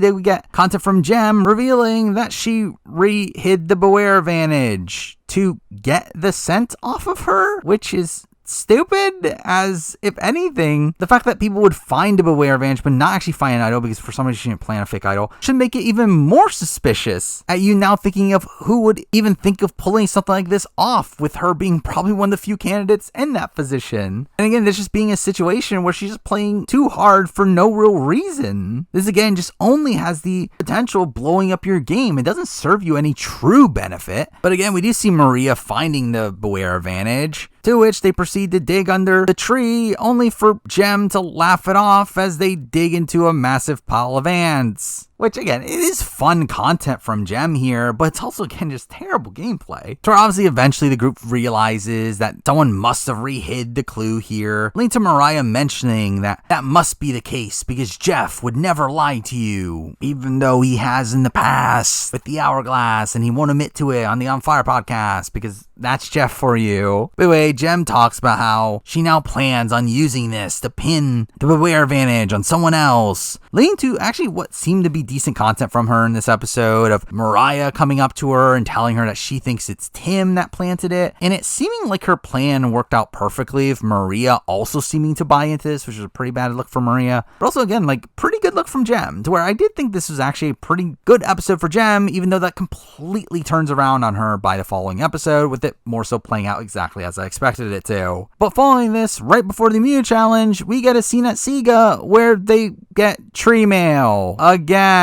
So where in it mentions that you'll have to jump off something, which the tribe thinks that it's the key challenge, which it's not, but it leads to a massive segment here about Mariah not knowing how to jump, and the tribe trying to teach her how to jump, which was very weird and pointless as it doesn't lead to anything. Again, really feeling that they're starved for content here. There again, it was a fun character moment, but again, just something that did not need to be on the show. But again, we get to the immunity challenge where again, they just waste a lot of time on the players being ridden on boats, and once again, just feels like padding for the episode. But the challenge itself has them jumping off a tower to later release buoys, and we have a basketball section at the end, to where right away, Yanu ends up being behind, where Banu ends up making a misstep as well, and him just skipping the crate that he's supposed to jump over. But we obviously get to Mariah's turn to jump, where nothing really happens, as it's just jumping off a ledge with no other task to it. Also, we get another weird moment of Charlie yelling out Taylor Swift as he jumps, because obviously. But again, Hunter ends up demolishing this challenge once again, blowing away everybody at the basketball portion, leading to them winning the challenge there. And what do you know, once again, Q blows it for Yanu, leading to Yanu losing the challenge once again. Where really the rest of the episode was this very obvious Banu elimination, with everyone being on board and him not having a vote, and there also being a pretty ridiculously short amount of time left in the episode, to where it made it pretty clear they were just going to rush the result here. But it does lead to a pretty interesting segment at camp, largely revolving around Banu's acceptance of his fate, where we get him going through the 5 stages of grief, which again, in an episode where there was very little actually interesting content to utilize here, I do feel like the way they portray this and attempt to present it in an interesting way was at least somewhat effective, where you see Banu listening in to the other 3 talking, with them openly talking about voting him out, to where we do right away see him decide to go and look for an idol, saying that he's not going home tonight, clearly being in the denial stage at that point, where obviously he doesn't find anything as Tiffany already has the idol. Then we proceed to see him be in the state of anger after realizing that there's nothing that he can do in this instance, and him saying that he's mad at him, with him pointing to the sky, saying, "You shouldn't have put me on Survivor in the first place." But this transitions to the bargaining stage, where we see him talk to Kenzie, with him begging Kenzie to find an idol for him, and then proceeding to also beg Tiffany to keep him, only for her to directly tell him that she's voting him out and that she can't trust him, leading to the depression stage of him laying on the ground, now realizing that there's no hope for him, as we get this overhead shot from a drone, which was so melodramatic. But it obviously finishes off with him being in the acceptance stage here, to where we see him rolling through all the things that he's learned through this experience, and saying at the end that he is going home tonight, but he will tell his story, taking us to Tribal with less than 10 minutes, including the commercials left in the episode. Tor Banu obviously reveals his story, which again is a nice personal segment for him, talking about growing up in poverty and in India and coming out of that and wanting to inspire others so they could do the same thing, even though I don't know how many of them are actually watching Survivor. But does this lead to a bit of a strange ending to the episode, with Jeff saying that it's very rare that this happens, that there's no deceiving and everyone is being honest, to which he proceeds to say that they don't even need to vote tonight, which I think is a very questionable precedent to be sending for the show here, that just at any point Jeff can just decide to say, we're just like not gonna vote for some reason. Sure, again, like I think in situations down the road where if someone thinks that the vote is this extremely obvious and they realize that Jeff isn't stopping to tell them that, hey, you don't have the vote tonight, and that's gonna make them think that, oh, maybe there's something going against me, as why wouldn't he stop the vote like he did when the Banu situation happened? But again, I think this is a bad precedent for the show. I think this is opening up situations for potential blindsides to be kind of sussed out if a situation like this were to happen again and they were to proceed with the vote, though also realistically it probably just won't even end up mattering that much down the road. But again, with that, we finally lose Banu here, who I will say, I think is an incredible TV character. Again, as much as people were annoyed by Banu, and again, I do think we got a bit too much of Banu. Again, we got 2 full episodes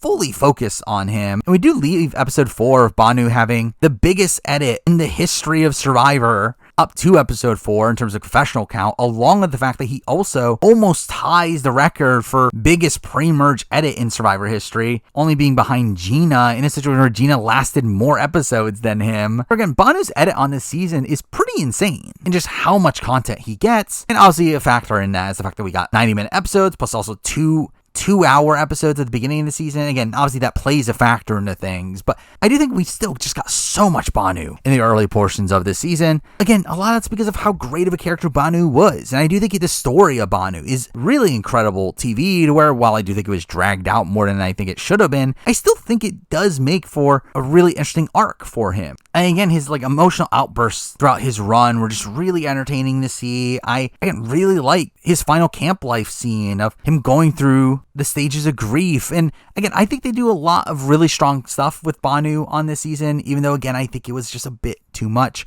Now, again, I do not need to see Banu ever play again. I know that is something that people worry about, is that Banu would be brought back for a returning season, to which again, I don't think it's going to happen. Also, we don't need it anyway. Again, I think we've gotten enough of Banu to where I think he's a great one-time character, great one-time character arc, but some of that, again, don't need to see on the show ever again. But then we get to episode 5, which probably ends up being the best episode since the premiere, with this feeling like a new start for the season, with Banu finally being gone, and us finally getting less focus on Yanu, though obviously we still get more content about their underdog run here, with Kenzie saying that this is day 10 without fire, and saying that they need food to have fun, and gets emotional, saying that they're just tired and frustrated. Again, her being the face of the adversity that Yanu is facing. Oh, we see Q at this point once again say that he might be ready to go, saying that it's just acceptance, with Kenzie saying that he's throwing himself on the sword, only for Q then saying confessional, it's tempting to give up and go home, but in reality, he's ready to pass out and die before he quits. And that this is all a plot to get Kenzie to be so comfortable that she doesn't play her shot in the dark. Again, another play here, all based around the concept of getting someone to not play the shot in the dark, which again is such a minuscule chance of it happening anyway. And again, I do not believe this for a second. I do think Q genuinely wanted to quit in this position. It's just him rationalizing in confessional afterwards. But again, it's part of what makes Q such an interesting character on this season, that I genuinely don't know how much of what he says is something that you can genuinely believe. But again, we do see Q and Tiff talking, to where we do get this weird segment of Q making fun of how Kenzie says, "What are y'all talking about?" leading to a montage of her just saying it over and over again, which again just felt like content used to pad out the episode. But we do get this out of Tiffany being the swing vote if they were to go to tribal, and that she'll be forced to pick a side and doesn't want to make that decision. Even though I feel pretty confident she would have picked Kenzie over Q, especially considering all this talk that Q had about wanting to potentially quit. I think that would have made the decision even easier for her, though obviously we never see it come to be. But with that, we then get to the Nami tribe, where we don't really get much of them in this episode, with most of their content here revolving around Hunter, with us seeing the tribe hunting for an idol once again, where we get it mostly from his perspective. That is outside of a weird moment here of us seeing people talk about how everyone is looking except for Liz, to where we cut to Liz in confessional saying that she tells others that she's not looking for the idol, which doesn't get followed up on, and you would think that this would mean, oh, there's going to be a shock reveal that she had the idol the entire time, but no, this just leads to nothing. But beyond this, we do have a lot of content revolving around Venus following Hunter, saying that she wants to spoil his fun, which really felt like bad gameplay from her. Again, just adding more reasons for Hunter to be annoyed with her, and just adding to her trollish behavior on this season. Though through this, they have a very awkward conversation where she literally tells Hunter that he's the biggest threat coming into the merge and that she wants him around as a meat shield, with Hunter just literally wanting her to leave him alone. To her, again, it really just shows Venus's very transactional nature in her conversations that really doesn't do her any favors. We also see her saying that I'm rooting for you as she leaves, which also just felt very inauthentic. But anyway, Hunter ends up finding the advantage, obviously. To which we see him reading out the line that if they don't lose, that they still have an opportunity to get it when the tribes come together. So I wonder if that's going to happen. We get to the Siga tribe, where we obviously have to see them doing a salsa lesson. A sequence that seems to be there simply because that does reinforce the connection between Charlie and Maria, with them talking about they're running the tribe. While we also get a lot of early focus on Ben, with us reestablishing his relationship with Charlie. Along with us seeing the women being worried about their relationship, making Ben a target here, but also leading to him getting some pretty good SPV here, with the women really propping up his social game, with Mariah saying that Ben is the most likable, charismatic guy she has ever met in her life, and says that he can charm anybody. For it is lines like this that did make me really prop up Ben as a top contender following this episode, obviously leading to him being my number one in my midseason power ranking, which obviously doesn't last. Where he does have a pretty lackluster merge episode, him barely being in it, which ends up knocking him back out of contention for me. But at this point in the season, looking back at the edit that he got up to this point, I do still look at that call as not that egregious of one. But here we also get a lot of focus on Tim, with him having one of the quietest edits up to this point. But he finally gets shown the show here to talk about his issues pooping, which did not need to be there, but also it leads to him getting to talk about his family, and also him getting some pretty decent strategic content, with him seeming to piece together that it was Jem that planted the idol and confronts her about it, and also about her being an all-women's alliance. Jem claiming that she isn't part of any alliance and that she's just going to vote for whoever pissed her off that day, which, again, felt like her pretty much insulting his intelligence in that spot. But also, to be fair, him confronting her is also not a particularly good move, as it's really just alerting her to the fact that you're against her, which makes it even poor play considering he does literally vote for her by the end of this round, which, again, should have alerted her to the fact that she was in danger. But anyway, we get to the beauty challenge really early on in the episode, with over an hour left in the runtime, where we get a pretty fun moment from Jeff here. One that, to be fair, felt kind of awkward, but is going his typical spiel of saying last to finish and wanting the players to say the losers. But once they do, he says that I thought you were going to say Yanu, and then says I'm just saying, in a really weird way. All this was very strange. Again, felt like Jeff was trying a bit too hard to be spicy Jeff here. But we do get talk about how Yanu has now gone the longest without Flint in the new era, and if they lose this challenge, they'll hold the new record for most losses in the new era. So I wonder if that'll be broken today. But anyway, Nami ends up pretty easily winning here, with Yanu again being at the back of the pack, but it does come down to Tim versus Q at shooting the final target, where we get this slow-mo shot as Q finally hits the target, having this very over-the-top editing as Yanu wins their first challenge here. This overly heroic music playing, that mixing in with the fact that we later also get content from the Yanu tribe post-challenge, with them calling each other the comeback kids and gloating over the food that they won. It really felt like all this was a great culmination to this pre-merge arc that they had, and them finally being able to win immunity here. Anyway, here we also get the reveal of a journey to where Hunter goes and asks for volunteers, leading to Tim and Q going as well. Towards at this journey that we have Q saying that physical threats have to stick together come into the merge. Where Q tells the other two that they can bring in one person that they trust to make a 6-person alliance that can run the show. Q bringing in Tiffany, Hunter bringing in Tevin, and interestingly Tim bringing in Maria, with the show portraying this straight as if Tim is actually misguided in thinking that Maria is his closest ally, which again, not particularly good look for Tim, though I do believe that in reality this was a move of him not trusting this alliance and not wanting to show his real cards, as in reality his closest ally was Ben, so he picked Maria to cover that up, which I don't think is a bad play for him, in that it would, again, not expose what he's really thinking to a group of people that he doesn't particularly trust, but also has the potential of strengthening his bond with Maria if she thinks that they're in an alliance together. Though obviously I think the way he ends up playing it ends up being pretty poor, where he doesn't do any of the proper legwork after this to get any benefit out of this alliance coming together, and instead actually makes him come off unreliable number, with the alliance turning on him at the first opportunity. Though in general, this alliance ends up being a pretty terrible alliance. It's an alliance that literally cracks almost instantly, where after the Mariah vote, they end up pretty much taking each other out of the game. Where, to be fair, I mean, it's kind of what I expected coming out of this episode, where even though we do get this alliance being hyped up as one that could be effective coming to the merge, I never felt like it was actually going to be, particularly with how a lot of this alliance is obviously based around the Tim and Maria relationship, one that we clearly know that Maria is not actually that close to Tim. But anyway, the game itself at the journey ends up being one where it tests your survivor knowledge, which I really like actually having this style of challenge on the show, having survivor trivia be an aspect of the show, where while it's not something that really changes that much outside of, I guess, people are probably going to brush up on their survivor history coming into their seasons nowadays, I do feel like it's cool to see this sort of challenge where it allows them to make references to previous seasons. So again, I personally like this, and also finally, the mechanic that I talked about earlier with Banu being forced to play in the Journey Challenge despite not wanting to do so ends up being rectified here, where we get the reveal that only one of these three players will end up playing in the challenge, and they get to pick within each other who gets to do it. To where you see Tim back down because he doesn't want to lose his vote for the upcoming vote, and Hugh doesn't know Survivor history particularly well, leading to Hunter doing the challenge. And what do you know? I guess he doesn't know Survivor history particularly well either, as a challenge ends up being them having to arrange the logos in chronological order, a challenge that I could personally probably do in my sleep.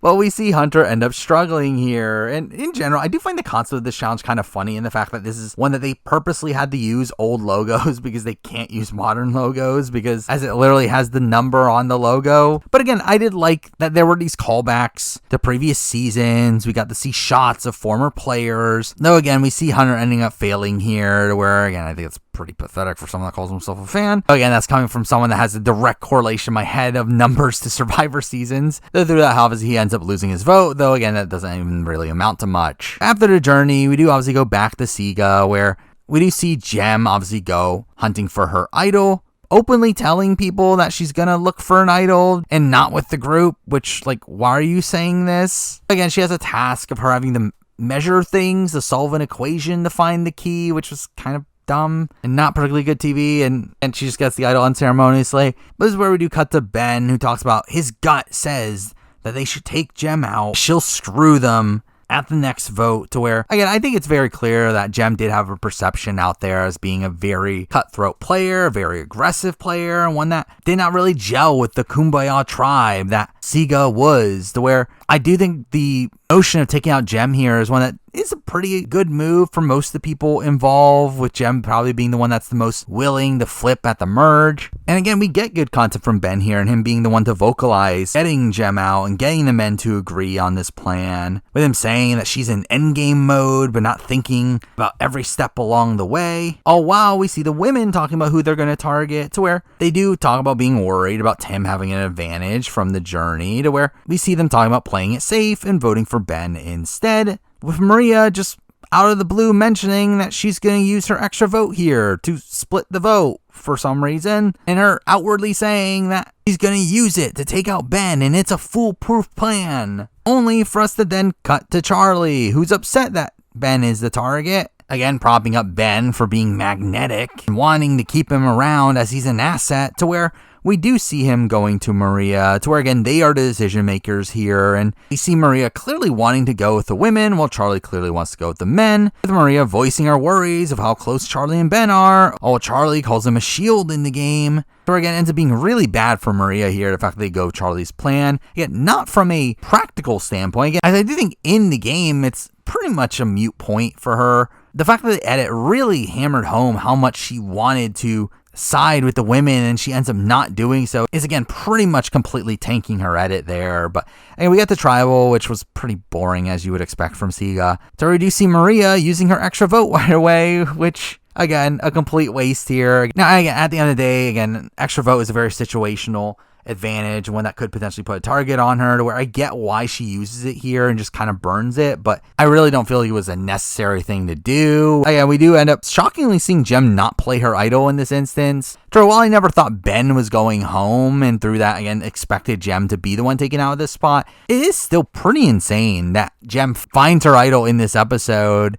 finds the idol in this episode in a position where this has been this storyline being set for the last couple episodes, just for her to instantly not play and get taken out here, with her being taken out in a 4-2 vote because Ben couldn't vote, and Maria ends up voting for her twice, with no votes going on to Mariah, which is an interesting call here. Obviously, the optimal move would have been to split the vote onto Mariah, though we do get talk later on about how they didn't do so to try to keep Mariah on their side coming to the merge, which I can also understand that sentiment as well, though I do think for someone like Ben in particular, who would have been the boot had the idol been played, I do think it's a precarious spot for him. But anyway, with that, we do lose Jem, who I did like on this season. Again, while she is this hyper strategic player, again, I thought she brought fun TV. Again, she's someone that, again, I think made some terrible moves, and particularly her biggest moment on the show is one that is a terrible gameplay moment of her re-hiding the advantage. But I do think Jem is someone that probably has potential in the game. So I think if she were on a different tribe, particularly something like Yanu, I think she could do a lot better in the game. I do think she was kind of put on a tribe that didn't really want to play at the speed that she was wanting to play at. But because I also feel like Jem is a player that's probably not particularly adaptable in the game, I think she's probably going to play that one way. And while it can be very effective, given the group that she's given, I think this was just a position where it's not really going to work. But a player that I actually would not be opposed to seeing back down the road. Do I expect it? Not really. Though I also don't think it's completely impossible either, to where, as I do feel like she plays the game in a way that I think production does like, and wanting to make these big moves and playing very aggressively, even though it's not really in your best interest. Then we get to episode 6, which ends up being the Mergatory episode, a rather lackluster one, but one that does start off with a lot of focus around Mariah, who is obviously left out with the last vote, to where we do get content around how she feels on the bottom of SIGA, but maybe there's a shot for her in this game because they didn't lie to her and didn't put a vote on her, which I guess matters, to where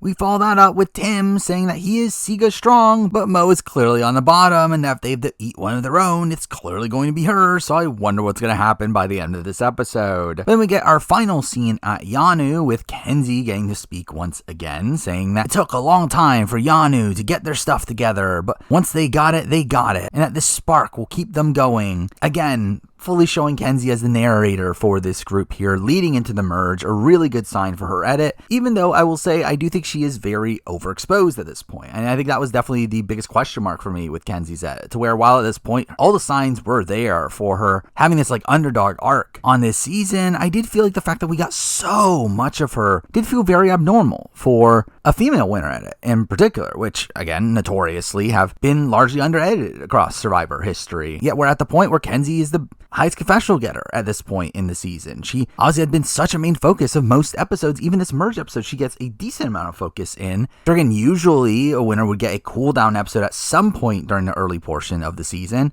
Kenzie doesn't have that. And again, that was definitely a big worry with her edit. But again, a lot of it is just unavoidable. Obviously, your tribe is headed to tribal for the first 4 episodes. And through that, she kind of needs a lot of content there. And then when we get to episode 5, it's an episode where that's the first time Yanu ever wins a challenge. And obviously, they want to really focus on the underdog arc. And then we get to episode 6 here, which is an episode where it's the merge episode. It's a very integral episode for the setup of the rest of the story of the season, but also just in general, an episode that typically does feature the winner, to where, again, like there was really no real time to give Kenzie a cooldown up to this point, though just how much they homered in on the fact that she is the protagonist of this underdog story did get a bit overboard by this point. By the way, obviously the boats end up arriving at the camps. Obviously, it being the start of Mergatory, where I do find it funny that Q does literally say here, "Merge, baby." Which, excuse me? How dare he call this a merge? They still have to earn the merge. But anyway, we see Nami end up being told that the players are arriving soon, where Hunter realized that this means that this is his time to get the idol, where, again, playing into the secondary way to get the idol in the case they never lost a challenge, we now have Hunter having to do his task before the other tribe members arrive. For some reason, don't know why that's a limitation. I also don't understand how that would necessarily work with tribes that lived on what wasn't going to be the merge beach, as does that mean that those people would have had less time, as, again, Hunter has until the other players arrived, where obviously if they were on the other tribe, they would only have until they can get into the boat. So again, all this feels very wonky, but even then, again, I very much doubt they were just gonna not let Hunter have the idol in this situation. Anyway, Hunter does finish the task here, pretty mundane, though I did find it funny how we do have Hunter running around after the announcement of Murgatory, to where he's doing this as a ploy so he can run off, do his task, all while Liz is asking why are we running. But anyway, the boats end up arriving, to where we do get an interesting editing moment here of Tevin saying the monster is coming, to which we cut to Kenzie screaming, clearly setting up Kenzie as this upcoming threat. But again, here we do get Kenzie being able to talk about how Yanu is in the middle. They have experience that the other tribes don't have, and that she is like a cast iron skillet, while the others are store-bought non-stick. Again, all this feeling like very blatant winner quotes here, along with the fact that she does say, "Giddy up, we're ready to play," feeling very reminiscent to her opening confessionals from episode 1. Again, all very strong content there. While Q ends up really narrating a lot of the strategy of the episode from this point forward, talking about wanting to work with the Journey 6, though ends up being instantly wary about Tim and Maria, not being able to tell they are on board, to where we see Q telling Maria about the Alliance, only for her to be shocked. As again, for some reason, Tim never told her about the Alliance. Again, questionable play there. Also, we do get some shock from Maria saying that she's surprised that Tim called her number 1, when in reality, he's probably her number 3, which again, the edit ends up playing this straight as if Tim is like delusional for thinking that this is the case, when again, supposedly he didn't really think this, but again, this does lead to Q scolding Tim for not telling Maria and talking about how he isn't to be trusted and that he's trying to keep Siga intact. Again, all feeling like set up to Tim being taken out, which again, I was fully expecting to happen in the following episode. But to go along with that, I do feel like Siga really ends up playing this merge here all wrong, and them really trying to come off as really solidified and keeping their cards close to their chests, not telling the others what happened at the previous tribal and trying to make it seem like no one's on the bottom. And again, all this was just very misguided play. Again, very much showing them as being a very tight 5-person alliance, where why would anyone else want to join that alliance when they're just clearly going to be on the bottom of it? It really just feels like they were just putting these bullseyes on their backs and made it more likely that Yanu and Nami were going to end up working together. But with that in mind, it became very clear who from Siga was going to be targeted, as we see Q talking to Mo, where again, Mo ends up lying about being on the outs, but they eventually end up talking about their fandom of the show, talking about their favorite players, with Mariah stating that her favorite player is Aubrey, something that Q is incensed with, saying that she seems like a nice person, but he's scared of her because she likes Aubrey, to where Aubrey was setting people up left and right.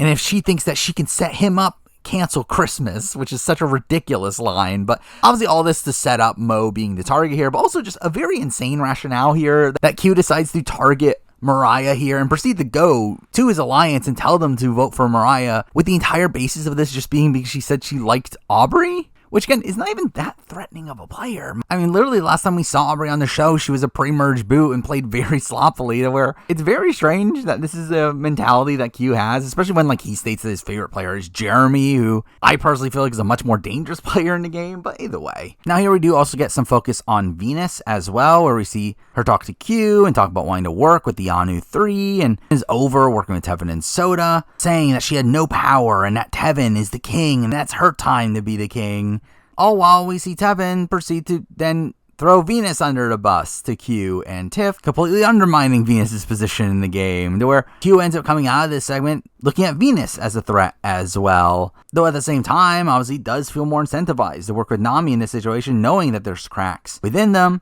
But again, we also see Venus going to the Siga members as well. Again, pretty sloppy play here, kind of blatantly just going to everybody and telling them that she wants to work with them. But also it's like very forward here, very transactional in the way that she's speaking, saying that she believes in a name for a name, only for Siga to not tell her anything. I'll always see her trying to bond with Mariah, saying that they're alike because they're outgoing introverts, only for Mariah to talk about how Venus is aggressive and someone that she doesn't want to work with, along with Charlie talking about how Venus is playing too hard and that she's a threat to him. Again, all being very undermining content there for Venus. But with that, we then finally get to the challenge, where Jeff reveals that tribal immunity is no more, to which we have Soda being shocked at this, leading to Jeff saying, "Were you new?" Which was a funny moment, but also just a weird state in Survivor history to where just everyone knows what's going to happen. Again, obviously it's just a typical Murgatory twist, 2 groups of 6. So when we see them drawn, one side clearly comes off as stronger than the other side, with one of the sides being most of the guys in the cast plus Kenzie,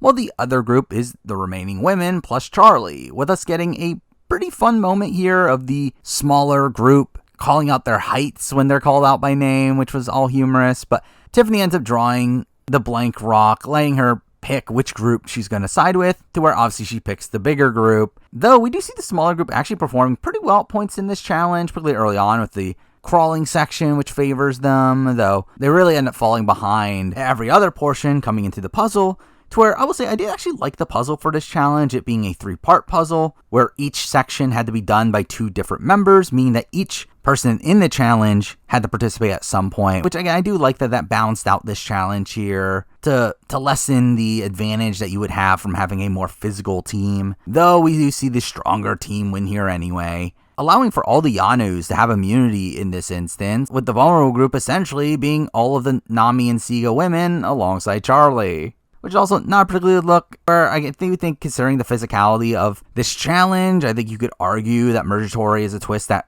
disfavors women more than men, which again, not ideal, but immediately after coming back to camp, we do see Venus talking about hoping that the winners choke on that food, but was happy that it wasn't a blowout, as it shows that underdogs do have a chance, to which we then cut to Kenzie talking about this is the making of an underdog story and is the turning point for Yanu, to which, again, this was just so on the nose here that she was clearly the underdog being implied in this instance. But again, it is portrayed here that the Yanus are the swings in this instance, with us seeing the players at the reward, discuss the potential targets, with Nami instantly throwing Venus under the bus, while Siga is again very cagey when asked about a name, to which Tim eventually relents here and mentions Mariah, making Nami and Yanu act as if this was a go-ahead to target Mariah. To where, again, at this point, it was very clear that she was going home, and despite us seeing Tim trying to get the vote back onto Venus, to which while it would have been optimal for him to go through with it, also, again, just further sows distrust between him and this journeying alliance, with him essentially going against what most of them wanted. But once they get back from the reward, we do see Tiffany telling Venus that the vote is on Mo, which in turn ends up pissing off Venus, who doesn't like being told what to do, to which we see her say that Charlie is the threat in this game, not Mariah, with also her wanting to keep all the women safe in this instance as well, saying that this is a stupid vote and that they should want the man out, with Charlie being the only guy vulnerable here. So we do see her try to get the women together for this vote, only to obviously fail. And all this is, again, very sloppy play. Again, I get where Venus is coming from, where she really just wants to have some agency in the game, though really all this is doing is just increasing the chance that the vote turns on her, with us even seeing Q being annoyed at her just not accepting the vote, to where, again, it feels like she largely gets saved here just due to the fact that Siga just felt like a much more solidified grouping. But with that, we get to Tribal, where, again, Mariah clearly knows she's in danger at this point, and ends up going into desperation mode, revealing the truth about what happened at Siga and that she's on the bottom, which, again, never seemed like an effective plan here, as, again, it's a position where you're still a Siga member, so you're still part of this group that seems the most solidified. Also, you're now a really expendable one here, to where if a Siga member is to go, you'll be the person that upsets the other people the least. But also, as Q calls out here, this also means that she's been lying to everybody else for the last few days. To where, again, this just really comes off as too little too late for Mariah, to where we do see her playing her shot in the dark, but it ends up being not safe. We're getting a near unanimous vote on Mariah here, though we do see one vote for Venus in this instance, it coming from Charlie, with it obviously being a split vote in the case of a shot in the dark, which I will say, the fact that Venus didn't also do the same is also very questionable. So really, people should be doing this all the time, and to be fair, moving forward, we do see a split vote occur on most votes coming up, as there should be. Anyway, with that, we lose Mariah, who I liked on this season. I think Mariah's a fun personality. When that got a decently sized edit, considering how not super relevant she was to the story of the season, to where the fact that we got that individual segment about her learning to jump is still so surreal to me. And she also got that content early on about her wanting to prove to herself that she can make friends, and all that's very strong content, to where, again, I thought Mariah came off very likable here. Again, not a particularly great player, to where while I do think there is potential there, and the fact that she is a big fan of the show, she clearly knows the game, obviously she didn't really get to execute much of that and was just simply on the bottom for her entire run. But again, a player that, in the grand scheme of things, I'm not opposed to eventually seeing her back, though obviously I just think there's much bigger priorities at this point. But with that, let's move on to episode 7, where we start off with Venus being pissed at the split vote against her, saying that it must have been Soda that wrote her name down, as that's the only thing that would make sense. for some reason. Again, that actually makes no sense, but we even see Venus like confronting Soda here, saying that I'm not stupid, and again, all this terrible look for Venus, with this in general being a really terrible episode for Venus.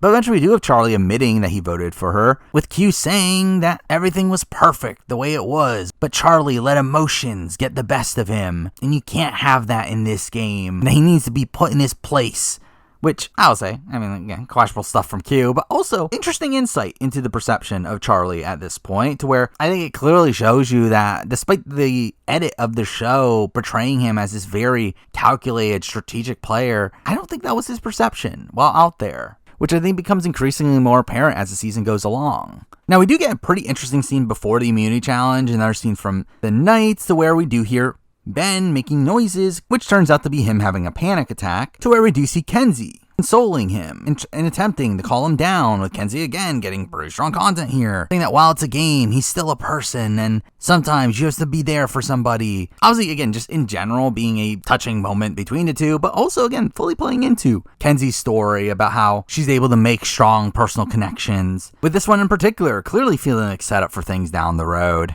But with that, we get to the immunity challenge with the reveal that it's shockingly the split tribal twist. Who would have guessed? It's not like they do this all the time in modern Survivor. And who have also guessed it? They're doing the same thing as in 45, where the first person voted out of this is the last pre-juror. Again, what a shocker. I will say, this ends up being a pretty fun challenge here. We get the return of Bermuda Triangles, to where you get some pretty fun character moments throughout the entirety of this. It all starting off with Q wanting to play the alphabet game and wanting people to list out cities, only for Ben to not get the rules of this by just skipping to B without saying A, and for us to get to Liz, who skips to C, and we get Q being annoyed at no one getting the rules for this, only for Charlie to end up saying that he's got it, and then proceeds to just say Baltimore. Again, all a fun moment here. Again, showing some really fun banter between the cast here, which again, we get more fun character moments beyond this. Again, we get Jeff saying, in honor of Jelinski, you've been up here for several minutes. To where I will also say this episode was also called Episode Several. Again, this was the 7th episode of the season, to where, again, the fact that they're going that far out of their way to honor Jelinski, I think is really funny. Beyond that, again, we have Tim saying, what's up, Jeff? And Jeff thinking it's a shout out only for Q to say that that's how black people ask what time it is. With Tim proceeding to ask this again later in the challenge, and Jeff to correctly answer him that time. We also get more fun banter between Tim and Q, with Tim shouting out his family, and then also other people's families, where Q says that this is just something black people do on the regular. And all this, again, just a really fun challenge. Probably one of the most fun challenges we've had in a while, especially from a pure character perspective. But the challenge does end with them having to go 1 foot because the water was extremely calm during this day, to where Enzi ends up winning on her side, only her to fall pretty much instantly afterwards, meaning that her group has to go first, while Maria ends up winning immunity on the other side. But obviously with that, we're going to talk about the sides separately, starting off with Kenzie's group, which does comprise of the entire Yanu 3, putting them in a central position here, essentially picking which side to go with. Those who fair, it was pretty obvious which side they were going to go with, as the choice was between Hunter, the only Nami in this group, who again were working closer with Yanu, and also was extremely close to Q in particular, where again it felt like he was really safe. Oh, well, we had 2 Sigas here, that being the one that seemed to be the initial target in Ben, but also Tim is here, with again, it being obvious to me that Tim was clearly going home, with Tim's edit feeling eerily similar to previous players who have gotten taken out in this spot right before jury, having a much quieter edit than what you would expect, especially considering their role on the season, to where it felt like they were a bit under-edited, not make you feel as bad for them being taken out right before the jury. And I feel like that's kind of what occurred with Tim here, to where I really felt like he was a goner throughout the entire episode. But again, most of the strategy here ends up being focused around Q, with him first revealing the fact that he jumped off the challenge on purpose to test his alliance. For some reason, again, that's a dumb strategy. I mean, I think in reality, I don't think Q was ever long for the challenge and probably just didn't really try, which again is also funny because I'm from the guy that was upset at Linsky for throwing a challenge. But here we see Q and Tim being the first to talk here, with Q telling him that there's only one person they could even possibly take out, as every other non-immune player here is part of the Journey 6, which that means that they're going to be targeting Ben, only for Tim to disagree with that plan and instead want to take a shot at Nami, meaning targeting Hunter here, saying it's a gift-wrapped opportunity to take Hunter out of the game, and that he's a beast, only for Q to fight back here, particularly fighting back against Tim's claim that Hunter is the biggest physical threat, which Q says, debatable, saying that he can beat him in challenges, Or, I mean, outside of that one reward challenge they won earlier in the season, I don't believe Q ever does throughout his entire run here. But with this, Q does say that Tim is trying to position himself, the +1 alliance, and also with Sega, saying, what game are you playing? The Sega game or the Q game? Which I could tell you he's playing the Sega game, as in reality, I don't even think he's trying really to play the +1 alliance. Or again, it's funny that he's talking about this as if Tim's like playing both sides. I don't even think Tim is playing both sides. I mean, Tim is very clearly not with the +1 alliance in this instance. This obviously leads to Q saying that Tim needs to go tonight, to where we see Q telling Tiffany and Kenzie to vote for Tim, with Tiffany instead actually wanting to vote for Ben, calling him the sneakier player, again seeming to prop up Ben in his game in the edit, but also propping him up as a person, with Kenzie calling him kind and gentle, which is all strong SPV, despite the fact that Ben seemed extremely gung-ho about targeting Hunter, which wasn't a particularly good look for him in the edit, as he does have a conversation with Q, to where, leaving it, Q says that Ben is comfortable, so now he wants to change the vote again, leading to his last-second scramble that leads to Tiff and Kenzie being frustrated, as again, it just felt like Q really convoluting this vote for no real reason, as I really don't even understand why they even switched the vote onto Tim in all this. Again, it would have been just a better move to get rid of Ben, who you have no real ties with. Though again, this entire situation is humorous, and it's showing Kenzie mocking Q, with Kenzie joking about next time Q's just gonna tell them to vote him out, which that doesn't sound like Q at all. But obviously we do get the red herring of Hunter being worried that everyone is lying to him and talking about being ready to play his idol, only for him to not play it, obviously. But yeah, we get the tribal council, where we do get a strange moment here of Q saying that he wants to recognize that the smallest person won immunity, and that deserves more recognition than it was given. Again, this weird little moment there to prop up Kenzie even more. But again, we get a 4-2 Tim vote, where I did feel bad for Tim here, where we do see him being really emotional on the way out and him having to stop to wipe tears away. But with that, we then get to Maria's group, where we do have a 4-2 split here, with Charlie being in a seemingly extremely tough position of him and Maria being the only two Segas on this tribe, with Maria having immunity, meaning that Charlie should theoretically be screwed here, facing off against 4 other Nami members. But obviously, it doesn't work out that way, with us getting this setup from earlier in the episode about Tevin still wanting to go after Soda. So again, I wonder what's gonna happen here, where we do get some content from Soda, and her saying that Charlie is the easy vote, but she doesn't want that to happen, as she thinks that he would be loyal, so instead, she'd rather target Venus. Telling Tevin the plan here, with Tevin then proceeding to make a Jam Jam reference of saying all she does is talk, which again was a pretty random reference to bring up here, but it leads to him saying that it's time to make a big move and time to make a resume for some reason. Again, really a sense of being a terrible move for Tevin, taking away a number on his side, someone that actually blew up her own game with Venus for the sake of working with Tevin, and again, also just increasing his threat level through making this move, to where all around, terrible move for him. But again, we do see him very effectively put this vote together, where we see him going to the individual members on the tribe and getting them on board, to where we do see when he goes to Liz, that Liz says that the survivor gods are smiling on her and that she's been wanting Soda out. And we do see her later claim that this was her move, when in reality, it wasn't. You were just there. Like, yes, Liz had supposedly been talking about wanting Soda out since the very beginning of the game, but that doesn't make it your move when she eventually goes home. As in that case, why didn't she go home earlier in the season? Where again, the reason she's going home now is because Tevin is the one that enacts the plan. Again, Tevin had the connections to make this vote go through and did the legwork to make this vote go through. So for her to proceed to claim that this was her move all along, when we see her not really involved in convincing anybody of this plan, instead, we just see her sitting around camp as the vote switched around her, is again a pretty insane view of the game here. This is where we finally get Venus's perspective of this round, where we see her talking to Maria, telling her that she should vote for Tevin, as he is the biggest threat, wanting to pull off a 3-2-1 vote, which would have been a great move for Venus in particular here. The problem is that she has absolutely no social capital to actually make this vote go through. So we proceed to see Maria saying poor Venus, and that she's trying so hard, but she doesn't read the room well, with Maria being in alliance with Tevin, saying that he's not an option, with the connection between Tevin and Maria kind of being underrated on this season, but clearly they had gotten pretty close through the journey, and that really causes this plan to be a non-starter for Maria. Though again, it would have been an impressive move if Venus was able to pull it off, though in reality she's not able to get a single person on board with this plan, to where we do see Venus later checking in with Maria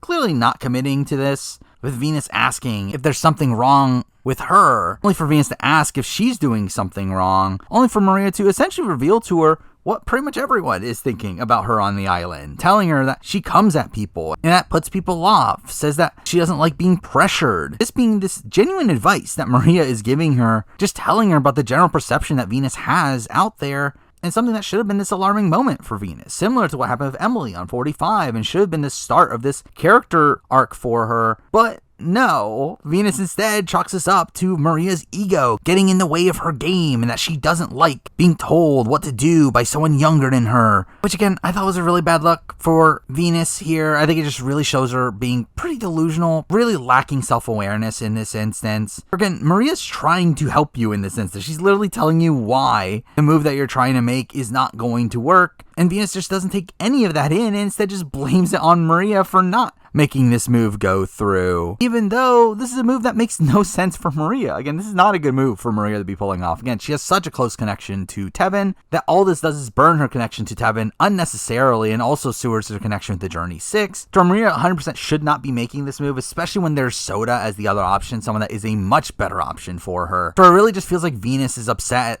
people not doing what is best in her best interest. But through all this, we do see Venus shifting her plan now onto Soda. Again, a target that's not as good for Venus here, but also one that was already the target anyway, leading to this misunderstanding coming into the following round that Venus thinks that she actually put this entire plan together. So we do get the tribal, where, again, obviously Soda was going home here, but it ends up being a 4-2 vote, with Tevin actually putting a vote onto Venus in this instance. Again, clearly as a split vote, though he does also later claim that while it was a split vote, that he also did it so that he can pretend to Soda like he was with her, which is like, what is the point in that? Like, if he's talking about doing this for Final Tribal, like, that's absolutely a terrible decision, as obviously Soda's gonna know that you turn on her by that point. And if you're just talking about at this specific tribal, so again, that just feels like an unnecessary lie to make there. But we do have Soda having a pretty interesting exit here of her asking Venus, was it you? Only for Venus to take full credit over it, obviously. And it's funny that in that moment we see Tevin saying no. But again, we see Soda being very emotional on her way out, with Venus feeling very phony here in how she's acting, telling Soda that, I love you so much, babe, and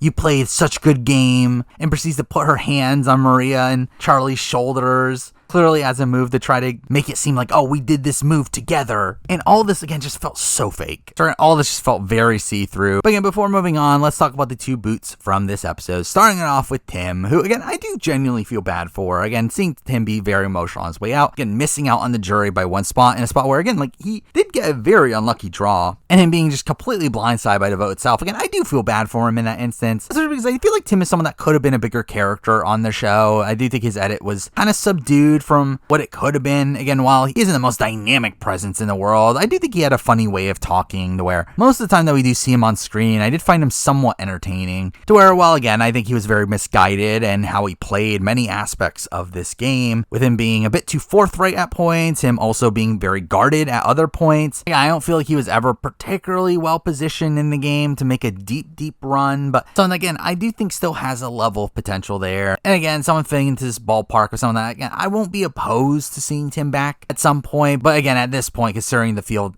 of people that we have to work with, I feel like there's just other people I would like to see a lot more than Tim here. But with that, then let's talk about Soda, who I think in most seasons would probably be the biggest character of the season. Again, Soda was a really lively personality and someone that really just instantly popped in the premiere, and just felt like someone that would be a massive presence on the season, but then she just wasn't. She kind of disappeared after the premiere, to where she just simply was not as important to the season moving forward. And I did feel like that was kind of underwhelming. And to be fair, I don't know how much of a role she particularly had on the game, where again, it felt like while she was connected to Tevin and Hunter early on, she obviously eventually is kicked out of that alliance and is kind of aloof in the game following that, to where, again, I kind of get why she's not that involved in the edit in that light, but again, it still felt like she was such a massive presence to where you would think you would see more of her. And again, to be fair, she was part of the split tribal, but again, I think she still brought some fun moments. She brought a fun energy to the show, where again, I thought her relationship with Venus was pretty interesting. Her dynamic with Tevin was pretty interesting. Her saying "not me" at the opening challenge is still a moment that for some reason stuck in my head, where again, I think Soda is a fun character on this season, and one, again, I would not be opposed to seeing back at some point down the road.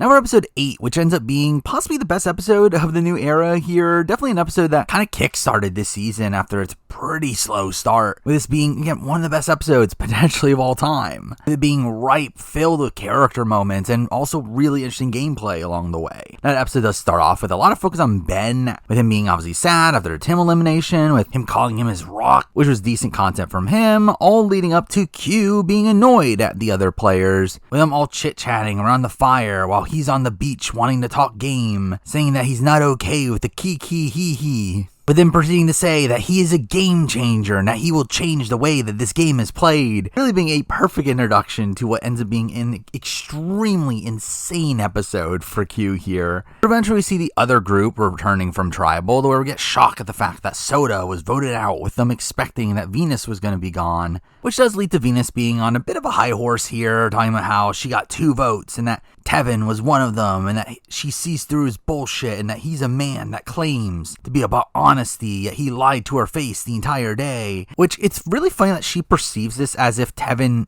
actually wanted her out in this instance, when obviously this was a very clear split vote. But again, not shocking considering how delusional Venus ends up being throughout this episode, with her really gloating over how she was the one to take out Soda here. All while we cut to Tevin laughing in confessional about how Venus is taking the accolades, and proceeds to say that he's okay with Venus taking the credit, even though we proceed to see him whispering to Charlie, joking about how she thinks that it was all her, and then proceeding to also joke with Liz about it later, to where, again, it makes it very clear that he does actually want the credit for this, which is pretty bad actually, as it really just makes him a bigger target, with obviously that being kind of the meta of modern Survivor. But again, this leads to a lot of fun character stuff here, where we do see Tevin and Venus having a really awkward conversation, with her half-heartedly apologizing for what she had previously said, but saying that they ran hot on both sides, which again, we didn't really see Tevin being that upset at Venus during that conversation. But again, this conversation really plays into how delusional Venus is here, continuing to brag about how she pulled off the move and asked Tevin if she wants to know how she did it. Again, to Tevin, the person who actually pulled off the move. And we see Tevin egging her on here and talking about what an excellent move it was. Says, damn, that's good, as she describes her plan. Again, all this super fun. But this does lead to her talking about wanting to start to work together, which he proceeds to immediately shut down, saying that he only thinks about the game moment by moment, which does show part of the poor treatment of Venus across this season. Again, Tevin seemingly just wanting nothing to do with her and being very dismissive of her here, though also again leads to more Dodo content for Venus, and her saying that Tevin is a fish out of water and doesn't understand what's going on in the strategic game, when he very much does so, more so than she actually does. But again, this is followed up by Tevin laughing as she leaves in front of Liz, saying that she thinks she pulled off the move I planned for her, only for Liz to then be annoyed at both of them, saying it was her idea, and that it was her that made the move that they're taking credit for, which again, if only she actually had anything to do with putting this vote together. But this does lead to her saying that she knows that people now see Tevin as their mastermind, and that she's gonna need to signal to the other players that she's here too, saying that Tevin needs to go. Yeah, really playing into this notion on this season about you having to take out your number one ally, which is just still really dumb.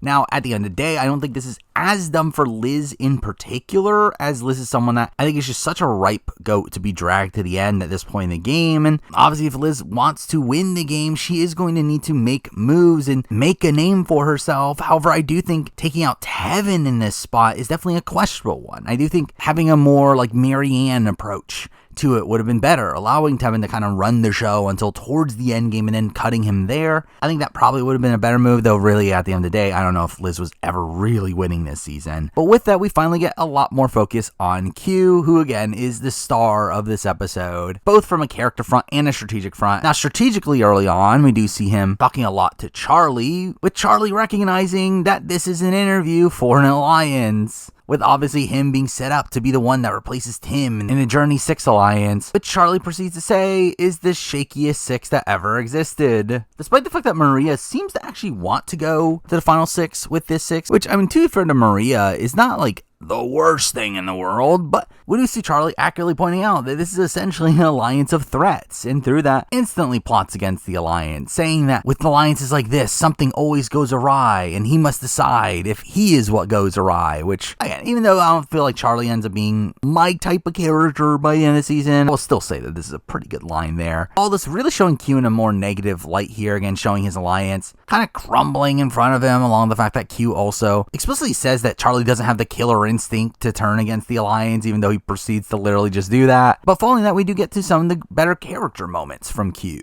Starting it off with this entire sequence about the Q skirt, which again doesn't really have any relevance to anything. It definitely feels like a scene that probably would have been cut if this was a 60-minute episode. But again, just a fun little sequence here of Q saying that he thought of a new idea that he's gonna try to sell post-show, that being the Q skirt, which is essentially just his hoodie wrapped around his waist. He proceeds to do like a fake commercial for it, and again, all this is a fun sequence. But obviously the more notable one of the bunch is the hide and seek sequence, which just in general, I do feel like it ends up being probably one of my favorite character moments of the new era, where Q gets obviously the entire tribe to agree to play hide and seek, only for Q to then say in confessional that this is part of his gameplay, and that no one thinks this was a gameplay move, when in reality he's using this to find out who can hide in plain sight the best. Essentially drawing parallels from this game of hide and seek, which is ridiculous. Now, straight up, again, there are actually some takeaways to be had here, and where obviously through this you could see how people approach playing games, and through that you can kind of get a sense of how they would play Survivor through that. But really, again, for you to orchestrate this entire game of hide and seek just so you can get this style of intel is really just not that integral. But again, this ends up being a fun sequence on the show, especially as we pair this with Venus also literally doing the exact same thing, saying that this is a stupid game, but it still reveals a lot about other people's talents, to where we get both her and Q running down the cast as people get found, talking about their takeaways, with Venus calling out Tiff for playing sloppily due to her having her buff around her head, which made her easy to find. We see Liz finding Q saying that only Liz could see him. Bad idea, Liz. And that now he knows that she's paying attention and wants to win this game, because obviously that was an insight that you needed to have through hide and seek. But we also see him talk about Kenzie, saying that he knows that she's good at blending in and being a likable person that can go undetected, which is funnily the only takeaway from all this that isn't paired up with a negative. Like, this is literally just him praising Kenzie in the edit once again. Obviously a good sign for her. Oh, while we see Venus talking about how Maria was creative and put a headdress on, showing her being adaptable, being the only person that Q doesn't have a negative thing to say about during this sequence, which again was a pretty good sign for her edit. Though we do see Venus also praise Maria in this instance, calling her adaptable for wearing a headdress that kept her hidden. Though the only two people to not be found during all this is Hunter and Ben, with Q saying that Ben has to go and that he is capable of being under the radar but powerful at the end, and that he made a mistake. First of many times he will say the word mistake in this episode. But again, another thing alluding to the fact that Ben is such a threat in the game, which gets constantly reiterated, along with the fact that we see Hunter be the last to be found, with him literally hiding in a tree above the shelter, which is pretty insane. The fact that he was able to hide up there that long and no one saw him until literally everyone stopped looking. But also, again, if you're Hunter, why are you showing off like this? It's just putting a bigger bullseye on your back, again, showing that you're able to hold on to a tree for this long and clearly showing your endurance skills. And we do see Q also once again saying that Hunter made a mistake, and if I can't find you in hide and seek, and I can't find you in this game, I guess that's a thing. Anyway, the final sequence that we get before the immunity challenge here revolves around Tiffany, with Tiffany talking about not wanting to go through with what the Journey 6 wants here and wanting to take out Venus. Instead, wants to go for Ben or Maria, with Q saying that she brought up Maria's name and calls it a big mistake, which obviously ends up being a meme after this. But this once again shows another person deciding to target their number one ally here, where Q says that Tiff has been his number one, but she's trying to keep people not in the 6 and is playing old Survivor, saying that she's not playing the game that he's playing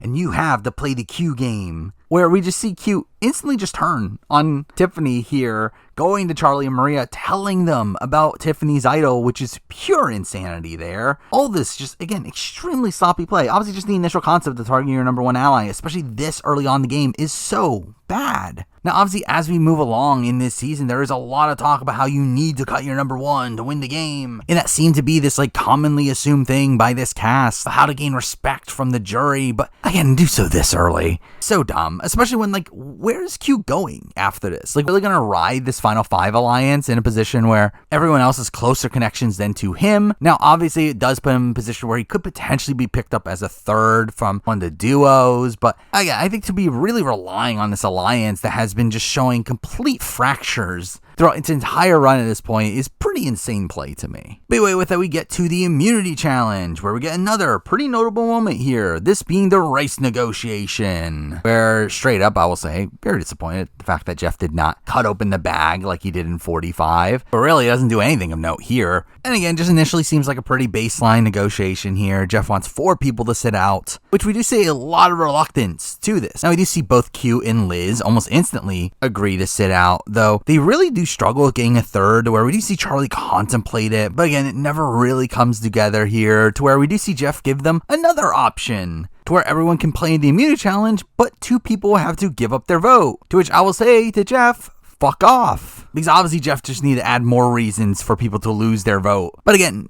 no one ends up taking the bait here, meaning that for the first time, obviously, we don't have the Merge Tribe here getting any rice, which does get hyped up as the season goes along, because obviously they want to continue to hype up the stakes of what it means to go without rice. But interestingly, again, considering the Liz factor of it all, this actually does end up playing a pretty big factor in the game moving forward. Anyway, we get to the challenge itself, which does end up being Get a Grip. Sure, who would have guessed it? Right away, we see Q and Liz drop, along with Kenzie and Ben proceeding to drop right away as well, meaning that, again, that would have been the 4 people to get the rice. To where I will say, like, it is actually kind of insane that this group couldn't get anyone to agree to actually sit out, considering the fact that Hunter was, again, in a tree the entire time during hide and seek, making it very clear he was going to win this challenge, to where, again, how did anyone actually think they were going to have a chance here? But this ends up being another challenge that has some pretty fun moments along the way, with Jeff calling out the fact that Liz and Q only lasted 20 seconds, only for Jeff himself to be asked how long he would last, to where he does say he would last more than 20 seconds. But also here we get a reveal when they've passed the several minute marker, with Jeff saying, "Long live Jelinski." But the challenge itself does end with a battle between Hunter and Charlie, to where we get a bizarre slow-mo shot as Charlie bites the rope, which was weird, but Hunter ends up winning the challenge here, to where when he does, he proceeds to show off and go upside down, hanging just by his legs, to where, again, this just makes you a bigger threat. But it's also funny to see Jeff's reaction to this, with him clearly being confused at what Hunter is doing, and clearly also being worried of Hunter potentially hurting himself. But anyway, with that, we do see obviously the plan to take out Tiffany still going through, with Q and the remainder of the Journey 6 still being on board, with them thinking that they have Liz in their pocket, only for Liz to reveal that she actually wants Tevin gone. Actually starting to do the legwork here and getting these numbers together, telling Charlie and Ben, and then we see Ben telling Kenzie of the plan, to which we obviously have to hear Kenzie's perspective of this, talking about how Tevin is likable, but in a game for $1 million, he has to go. But also proceeds to say that she doesn't want to be the one that's seen driving every vote, as they'll put a target on you. Clearly, again, the major lesson to be taken away from how the new era has been played, and that once you do make this big move and get the credit for that, you then instantly become this massive target, with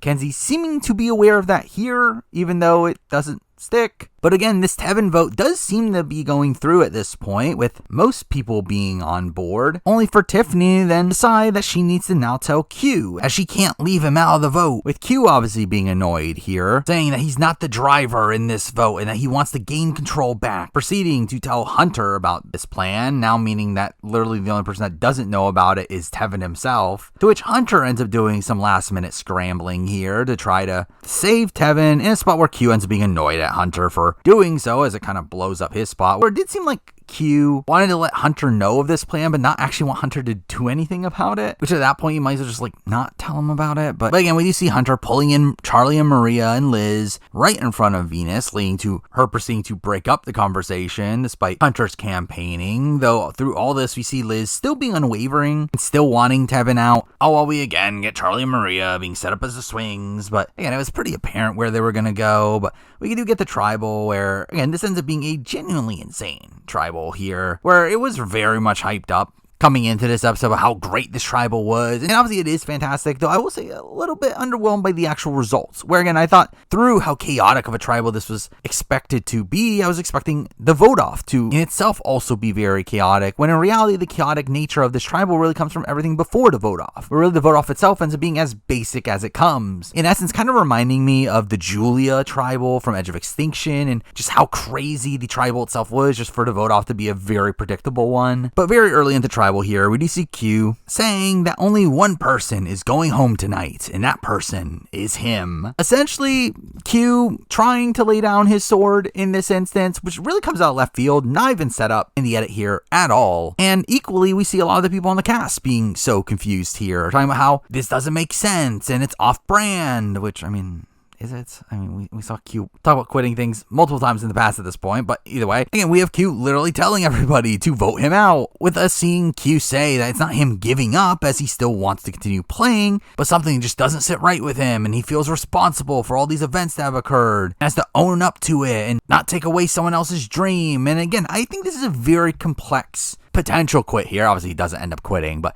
if he did, I feel like this is a quit that obviously is still a quit, and through that would be very disappointing to see. Though, as I mentioned before, it's very different than like the likes of Sean and the likes of Hannah to me, where, and this is definitely one that feels a lot more ego driven, one that feels like, one where it feels like, again, Q kind of feeling like he messed it up for his team and wanting to take the loss because of that. So I know there are people that do say that he only wanted to quit here because he lost control, which I don't even think is necessarily the case. Again, we see him again want to quit back when they lost the challenge in the pre-merge, where again, that wasn't a point where he lost control of the game. He was still in a pretty decent spot on the Yanu tribe, to where I think there is this genuine part of his character that he genuinely feels like he needs to take the responsibility for whenever he causes the loss of his team. And that's the way that I do think he looks at it here. Where again, I do think he looks at this as, oh, the Journey 6 has failed, this creation of his that he thought was going to run the show, and through that, feels like he should be the one to take the fall for that group. And again, I do genuinely believe that that is how he views this, more so than him just outright wanting to quit because he's lost control in the game, or felt like he's already lost the game, when again, he hasn't really. Again, he's still being looped in on the plan. He's still in a spot where he has a good chunk of allies, even if Tevin goes home in this spot, to where, to me, it's not the same as like the Sean quit, where Sean wanted to quit the game because I think Sean thought he was legitimately about to get voted out anyway. Where again, I do generally believe that Q tries to take the fall here because he genuinely feels bad for having cost the loss of other people that are on his team. But again, with this does lead to a pretty fun tribal here. Again, one of the few live tribals in New Era where we get a lot of whispering initially, only for people to just outright get up. And there are many points throughout this tribal where we hear people say that this is the dumbest thing ever, with Ben obviously having to say that this does not rock. But obviously this does lead to the discussion of potentially voting out Q, though it seems to be shut down pretty instantly, with Charlie saying that he doesn't get that luxury. Though we do see Q also proceeding to outright tell Tiffany that she was going home, which I do find this part of it very confusing, in the fact that, again, Q knows Tiffany wasn't going home, to where, again, even though it's obviously proven to not be a play and that this was all genuine from Q, this didn't feel very much like him trying to flush Tiffany's idol in this instance. But we do proceed to see Tiffany get confirmation from Charlie that Q was the one to rat out the fact that she has an idol, obviously completely severing the relationship between Q and Tiffany, and also painting a massive bullseye on Tiffany's back that she's not really able to escape moving forward. But with all this chaos and Tiffany clearly knowing that there are votes coming for her, we do see Tevin shake up the plan, again, not voting for Tiffany anymore, instead going for Venus, though really none of that truly matters here, as, again, we get to the vote where, again, it's a pretty basic vote here. Tevin voted out an 8-2 vote, where really everyone knew that Tevin was going home here outside of Tevin, where even Hunter knew that was the case, though he votes for Venus kind of as a sympathy vote. But again, kind of a lackluster vote off for what ended up being a really great episode outside that. But with that, again, we lose Tevin here, who I thought was a pretty fun character on the show, to where, well, again, I don't particularly love his treatment of Venus across this season. I do feel like he overall ends up being a pretty fun character, one that has a great way of speaking, has this very clear just charisma that put him in such a great position in the game initially, though also, again, I think he's a bit of a mess strategically. Again, the fact that he goes for Soda so early is just so unnecessary. Where again, it makes him a bigger target on the board. It makes this feel the need to target him, and also it gives him one less number that made it easier to take him out here as well. But I do think he's a player with a lot of potential. Where again, I do think if we were to ever see Tevin play again, which I would not be shocked if he is on 50, I think Tevin would be a serious threat on that season. Even though, to be fair, I don't think he'll learn much strategically from this season. Again, he does talk about in Exapress that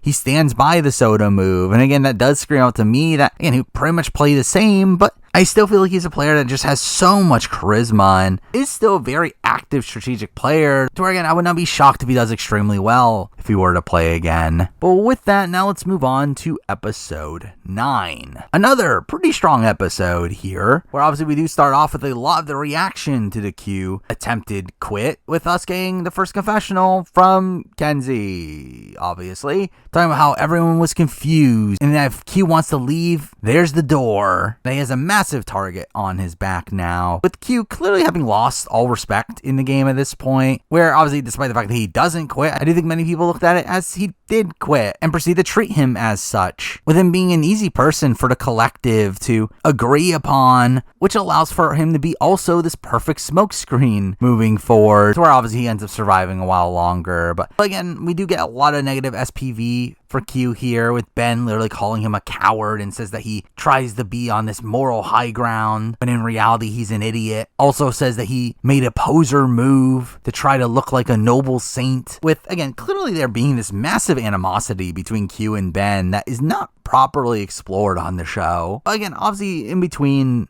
this and the previous episode, there was a lot of discourse online over if this was a move from Q, that he never actually wanted to quit, and this is all a test or a ploy to create chaos. When no, we just get him admitting here that he actually wanted to quit, but does also say that he was too hard to kill, aka he was just not a big enough threat. But this does lead up to Tiffany confronting him, being really incensed at the fact that obviously she could have potentially used this idol to save Q in the game, and proceeds to call him stupid and dumb, and talks about how big of a target he made her. They're saying that she has to now play her idol at the next tribal, which she definitely will do. But again, this does definitely increase the target on her back, makes her a pretty easy target on the board, considering the fact that obviously now, if a publicly known idol, people are going to be very scared to be taking her too deep in the game with the idol in her pocket. So again, she's aware of that fact, even though she ends up not being aware of that fact down the road. This does lead to Tiffany saying, and most people agreeing here, that Q is never getting her jury vote. Which, through that, it makes it pretty obvious that Q's simply just not going to make it there then, as they wouldn't make it this obvious that he would lose if he were to make it there. And while obviously Tiffany and Kenzie are shown as being justified and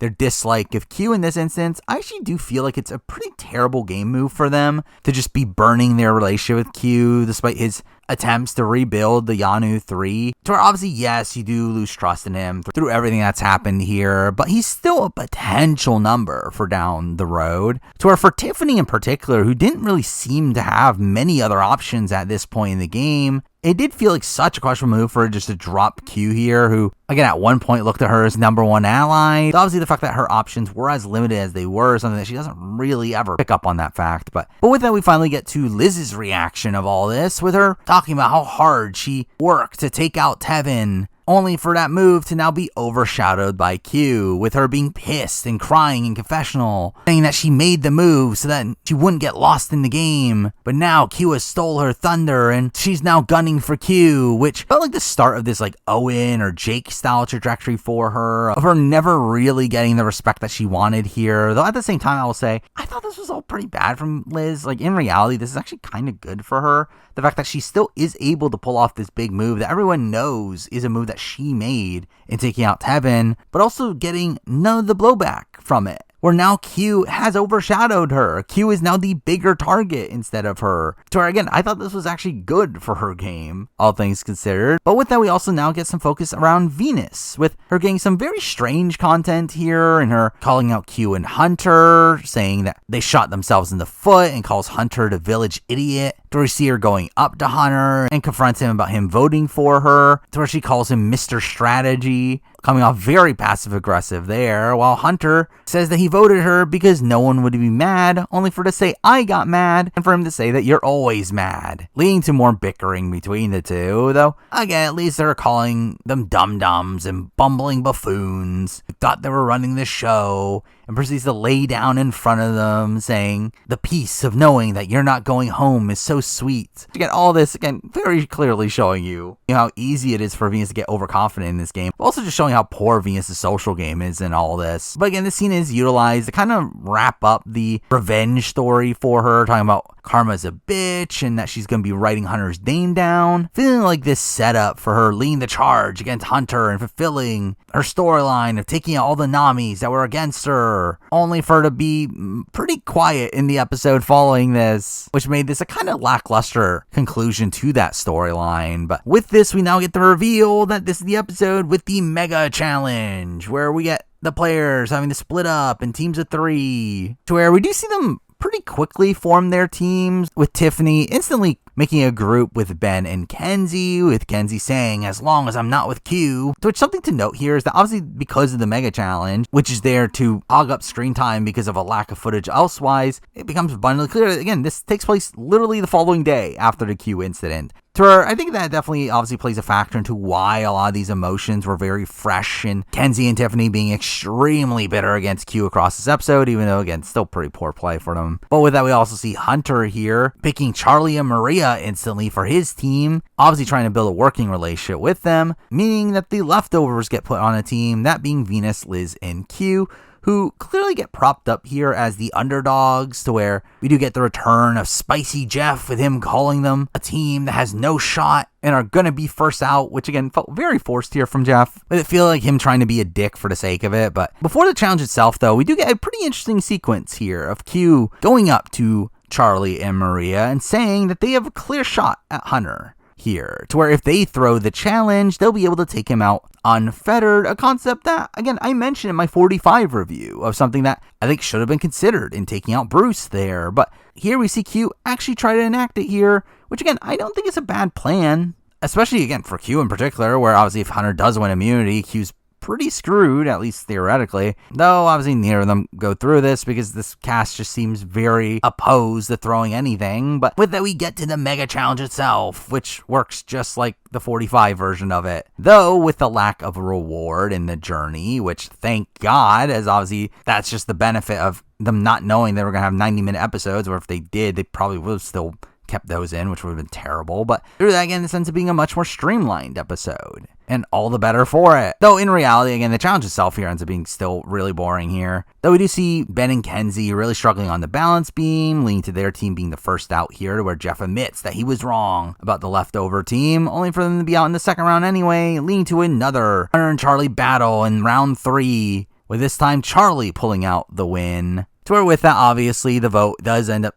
still being between Hunter and Q, though this is where we do get talk about how this is the perfect time to pull off a blindside, leading to Kenzie talking about wanting to spice it up, creating a plan to blindside Tiffany, which again is dumb. Where again, I understand that this is the meta of the season, but this just feels like such a short-sighted move here. Obviously, yes, you will gain respect through making this move. You will up your threat level in the game, but you'll also probably be the next boot following this. And for Kenzie in particular, I don't even know how she was even looking at the game at this point, as what is her path once Tiffany goes? Again, at least Q, I at least saw the path, even though I don't think it's a great one for him. I don't even see the path for Kenzie here. And really, she just ends up playing into what Charlie and Maria already wanted to do here, them having already been planning on taking out Tiffany here. And we see Maria gloating about how this is putting a target on Kenzie's back, which seemed like bad content for Kenzie here at first, though obviously she doesn't end up executing this move. And with Maria actually being the one to execute this move in the following episode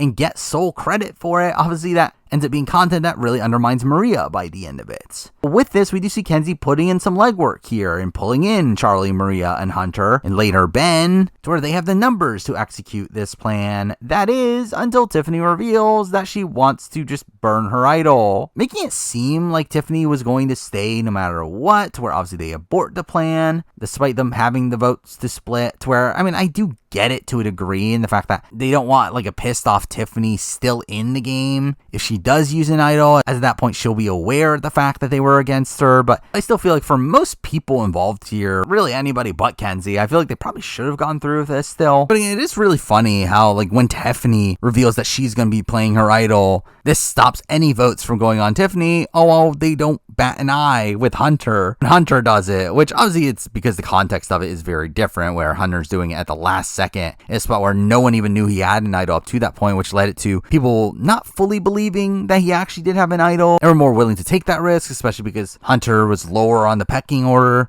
and seemingly had less allies, but still, we do see Sega proceeding to switch the plan back onto Hunter, with everyone on board of this plan outside of Q and Liz, with Hunter proceeding to pick up on the fact that something changed. For again, we see him deciding at the last second to reveal the fact that he has the idol, which is a questionable move here, as he does continuously talk about how no matter what, I'm going to be playing my idol tonight. Which, again, if you are then why even bother to reveal it? As through that, you're just allowing other people to counter your idol. And also through that, also puts a bigger bullseye on your back, as now they definitely want to flush that idol as well. There's the fact that Hunter reveals his idol in this instance and proceeds also to hold it when, again, the opposition has the votes to split is, again, genuinely insane there. But I think that there are good aspects of this plan from Hunter, where we see him going to Q and using his idol to build trust with Q and proceeding to get Q to agree to vote for Ben, which, to be fair, I think he probably could have done without showing him his idol. But again, I do think getting Q to vote for Ben, which he does go through with, is actually a pretty good move here. Again, it allows Hunter a little bit more leeway in terms of the votes, and he gets in a position where he almost saves himself without using the idol. Though this does lead to Hunter, again, trying to put together this Ben blindside with him going to Liz and Venus, though neither of them get on board with it. Now, also through this, we do see him revealing his idol to Kenzie, with us just out of the blue getting talk about how Kenzie is the only person he fully trusts and that she's his number one, which again just comes out of nowhere. Which I saw people criticize this as like a negative for Kenzie, and the fact that why didn't they show this relationship until earlier, when it's like, again, they already gave Kenzie enough relationship stuff. I don't think we needed more from Kenzie, to where I think the fact that we got this at all is still good content for her, as really they didn't need to show this. But it once again leads to a lot of last second scrambling here, with the show portraying it as if the majority were actually switching all their votes onto Q, though the reality is that obviously they were going to do a split vote plan, with Hunter also seemingly being aware how they're splitting the votes here, where he does talk about in his exit press that he knew for sure he was getting 3 votes against him, which makes it even more questionable, the fact that, like,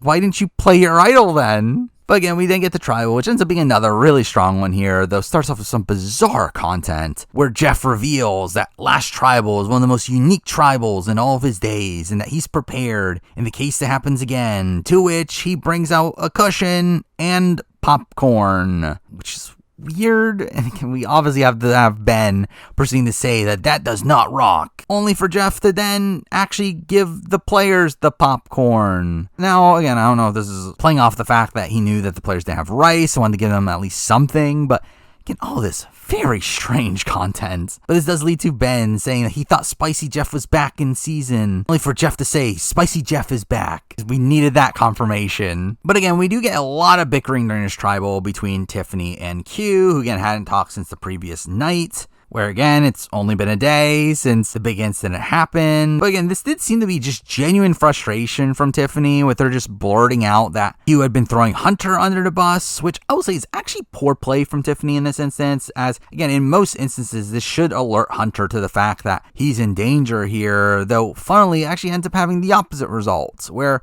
this actually leads to Hunter having a misread on Tiffany, with him thinking that Tiffany is for sure going to vote for Q after this outburst, playing into why he doesn't end up using his idol, which is kind of humorous. But through this, again, we see a lot of Hunter doing some whispering, them trying to confirm where the votes are going, and Kenzie outright lying to him, telling him that all the votes are going to be on Q. While we see like Tiff and Charlie reassure him along the way. While also seeing Hunter reach out to Liz, who's on the complete other side of Tribal. Again, all this being this really great build-up here to make you genuinely unsure on if Hunter is actually going to be playing his idol or not, leading us to the vote where we get the reveal that Hunter isn't going to play his idol, leading up to a tie between Hunter and Q, with the final vote being for Ben, and giving Hunter a little bit of a shot here, but obviously he gets taken out in the tiebreaker. All a really great vote off here, to where I personally have never really loved people getting vote out with idols in their pockets, where I know this is something that is typically loved by the community, though for me,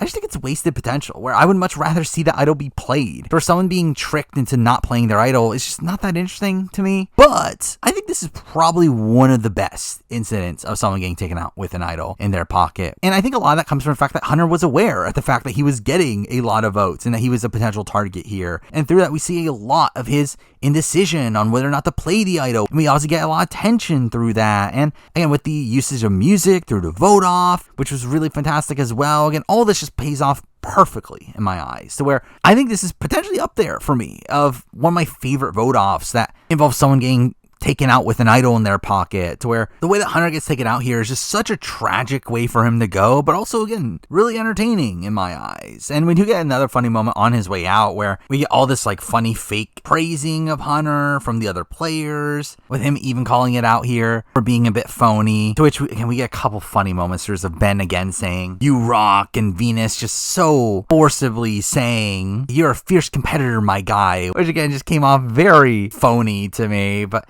with that, again, we do lose Hunter here, and Hunter's a figure I'm a bit conflicted on this season. The fact that, again, I thought his vote off here was fantastic. I thought the way he goes out here was really, really fun, and I do think there are aspects of Hunter's character that I think are interesting. Again, the fact that he is a bit of a curmudgeon did lead to some funny reactions from him at points. He obviously is the type of player that is loved by the casuals. Again, someone that's really good at challenges, someone that's going to find idols, someone that all around just, again, kind of set up to be this casual fan favorite. And again, he's also like a big fan of the show. He knows the game pretty well. Again, there's a lot to like here from Hunter on paper, though for some reason I do come out of the season just kind of feeling whelmed by him. So while I do think he is definitely someone that could potentially show up on Survivor 50, he's definitely not someone I'm like dying to see on Survivor 50. So I'm not opposed to it, but I'm also feeling like we just see a lot of Hunters on the show nowadays, to where, again, I'm not dying to see Hunter back on Survivor again, though I think he's another one that if he does end up coming back, I think he has a lot of potential. Again, he is someone that clearly knows the show pretty well. I think he seems like a mostly well-rounded player. Now, I do kind of wish he was a little bit more active of a player, where, while again, he does seem to do pretty well at like setting himself up in the game, he kind of seems to let go of the gas a bit, to where,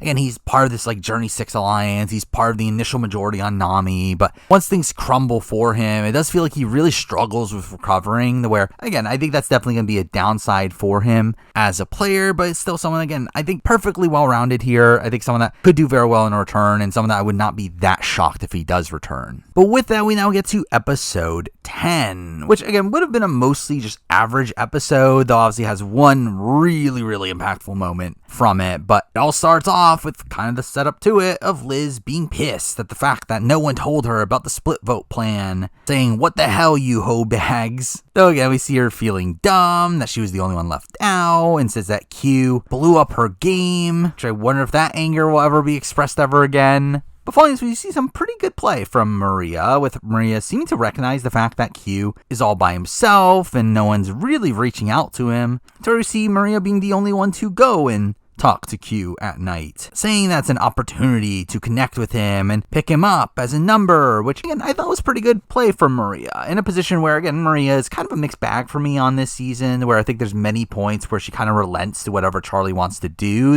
I do think this is a pretty good individual move that Maria makes here, but this does lead to Q proceeding to say that his only strategy now is to just win out, I guess, because I guess he's confident that he can do that, which, to be fair, is a plan that he even mentioned back in the preseason, is that if he was somehow able to make it to the mid-merge phase of the game, he's just gonna win out from that point forward, which we proceed to see him not do at all. But obviously, following this, we still have to get Kenzie's perspective of everything here, with her being annoyed at the fact that the Tiffany plan didn't go off, though we do see Maria telling her that they could still pull off the plan now, with Q involved, with Kenzie getting to explain why she wants Tiffany out, as it'll differentiate herself and build up her resume, which again I still think is a dumb explanation and reason to do it this early, but again the edit shows us as a positive here. But with that, we then get to the reward challenge, which, what a reward challenge ends up being, where we end up playing for the biggest reward of the season, which ends up being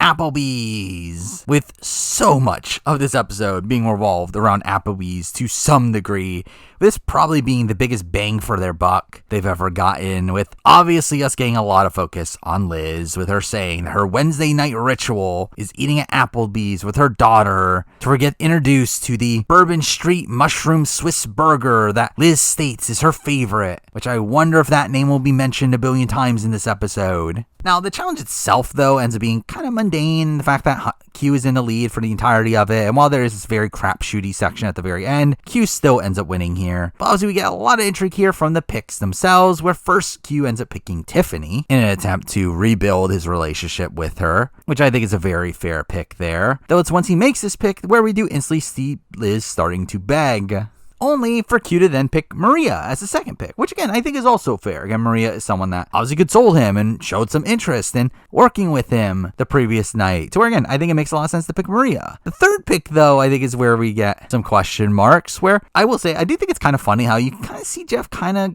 trying to guide him into picking Liz here, with him just kind of out of the blue mentioning the fact that Liz hasn't been able to eat most of the food on the island and could use the reward, only for him to then say Liz hasn't eaten and this is something that she could eat. But Kenzie is someone that's been with him since day one. He needs to bring the family back together, picking Kenzie, which is a very wild pick here. Obviously leading to a lot of frustration from Liz, her being devastated, to where we get just silence until she yells that I'm pissed. Probably having one of the biggest breakdowns in Survivor history here. Feeling like very old school sort of drama for the show that I don't feel like we get as much nowadays. But we see her like yelling, I see you eat every day. And we get this funny moment of Venus like trying to console her, only for her to proceed to yell again and Venus to get scared back there. But yeah, she proceeds to complain about how Q blew up her game and you overshadowed everything I was trying to do, saying I didn't say nothing, as her voice clearly gives out there from all her yelling. And what's funny is that all this is countered by Q literally saying, but you voted for me. Which with that, good point. But once Liz ends up calming down here, we see Jeff obviously using this as a way to hype up how hard it is to go on Survivor without any rice, because obviously. But I do think this is a very interesting situation here, one where I do very much understand both sides of it. We're obviously on the Liz side of things. Obviously a lot of people talk about her being entitled, which is she? Yes, but I understand why that's the case. Where people mention the fact that, oh, she knew she was going on the show in a position where she wouldn't be able to eat anything on the island, which, yeah, but doesn't change the fact that it sucks that that's the case. And I do think she herself probably very much underestimated how hard it would be, where she was gloating in the preseason about how she's used to not eating. But again, people try to use these things to kind of like nullify Liz's emotions in this instance, when, again, I still fully understand why she feels this way. I still do feel for her as a person, that she's in this position that she can't eat pretty much anything on the island while people around her are eating things. To where again, this shouldn't stop you from feeling bad about how she's currently feeling. Though with that said, again, obviously she isn't entitled to getting any food here, especially from Q, again, the person she tried to vote out the previous night. But again, I do think it's a situation where she's clearly starving, and she looked at this as her chance to finally get some salvation here and having food that she also has a personal connection with, and it reminding her of home and it being her claimed favorite meal. To where again, I think it's fully understandable why she feels the way she feels here, and mixing down the fact that she is obviously very frustrated at Q, who is the person that is making this decision. This person who sapped away all of the attention from the move that she felt very proud of in taking out Tevin, and someone that is just like the bane of her existence. So where, again, I think it makes sense that she's this annoyed in this instance, while from Q's point of view, again, he has every right to not take her either. So I think he's fully justified in doing that as well. Now, I will say, I do think there is an argument that he should have taken her, and that would have been the optimal move, as we do see his later attempts to pull Kenzie back in completely failed, where I do think he probably would have been better off picking Liz here and trying to gain favor with the people around him, and also potentially gain back jury prospects and restore his image, to where mixing out the fact that, again, Liz ends up being a pretty integral number in saving him by the end of this episode. Again, I do think there is very much reason to potentially pick Liz in this instance, but also, again, is still fully understandable why he doesn't. But I do think a funny aspect of all this is that supposedly Maria and Kenzie both actually wanted to switch with Liz in this instance, only for Q to shut that down, which I do think is the correct call for Q. Or again, once you've already shown that you're not willing to take Liz, again, to allow the others to take Liz obviously just allows them to take social capital over you. But even beyond that, I think it's the right call from production to make Q the essentially end all be all of this decision, where again, I think this sets a good precedent for how giving up rewards works for situations like this moving forward, where I don't feel like this is a ruling that ever got clarified, as it never really came up. But again, I do think it is the right call to make Q the person who has the final say on who goes with him on the reward that he won. Sure, I understand it if it's a situation where it's a team-based challenge and they all won reward, then they can give up that reward. But I do think in this instance where Q is the sole winner, again, I do think he should have the outright decision on who goes and who doesn't, even if that means that he's essentially taking someone that doesn't even want to go on the reward with them. But with that, we get to the Sanctuary, where obviously we get some very OTT Applebee's promotion, with a lot of this just seeming to be wasted time on the show, feeling like it kind of helped them fill out the 90-minute time slot, along the fact that obviously Applebee's would be very happy with them, where we literally get to see the players getting food item by item. We also get this like weird intro to the sequence with just random Survivor crew being dressed up as Applebee's employees saying welcome to Applebee's. You also get confessionals talking about which items were the best and how good they were, saying them by their exact name, and all this just felt very forced and very monotonous. But from a strategy lens, we do see Q talking about wanting to bring together Yanu and Siga, with Kenzie proceeding to compare Q to an unhealthy boyfriend that just hopes that she'll forget what he did. But she says that she's smart and it takes more to woo me, where, again, I think in reality she should have gone along with this. I think this would have been the optimal play for her, which would have allowed her to navigate through the game a lot more smoothly, though, again, that's not how the show portrays it. And again, tries to portray her as being in the right in the Q situation, along with her proceeding to demonize Q here, which again just ends up completely nullifying Q's plans here, with Tiffany also clearly not being on board, and even Maria coming out of this saying that she might have to let him go anyway. But the final moment from the actual meal that we see is them being given the Bourbon Street Mushroom Swiss Burger, with Kenzie propping up how great the burger looks, only for them all to not take a single bite because they're already full, which is kind of insane that this is how this plays out, where we literally then cut back to camp with us seeing Liz being extremely emotional, linked to her getting some personal content here, talking about her childhood and growing up poor, and her also talking about her daughter and wanting the food to feel that connection to her, to where we get further demonization of Q, with Ben calling him a villain and saying, how could you do that to someone that has a daughter? During which we get the burger being name-checked numerous times during this sequence, which again was just kind of funny how they were using this extremely emotional moment for Liz as a way to just further promote Applebee's. The next morning we see the players from the reward returning, where we do see Liz apologizing to Q, with her saying in confessional that this is the biggest lie she has said in the game so far, where she still wants Q out next, though we proceed to see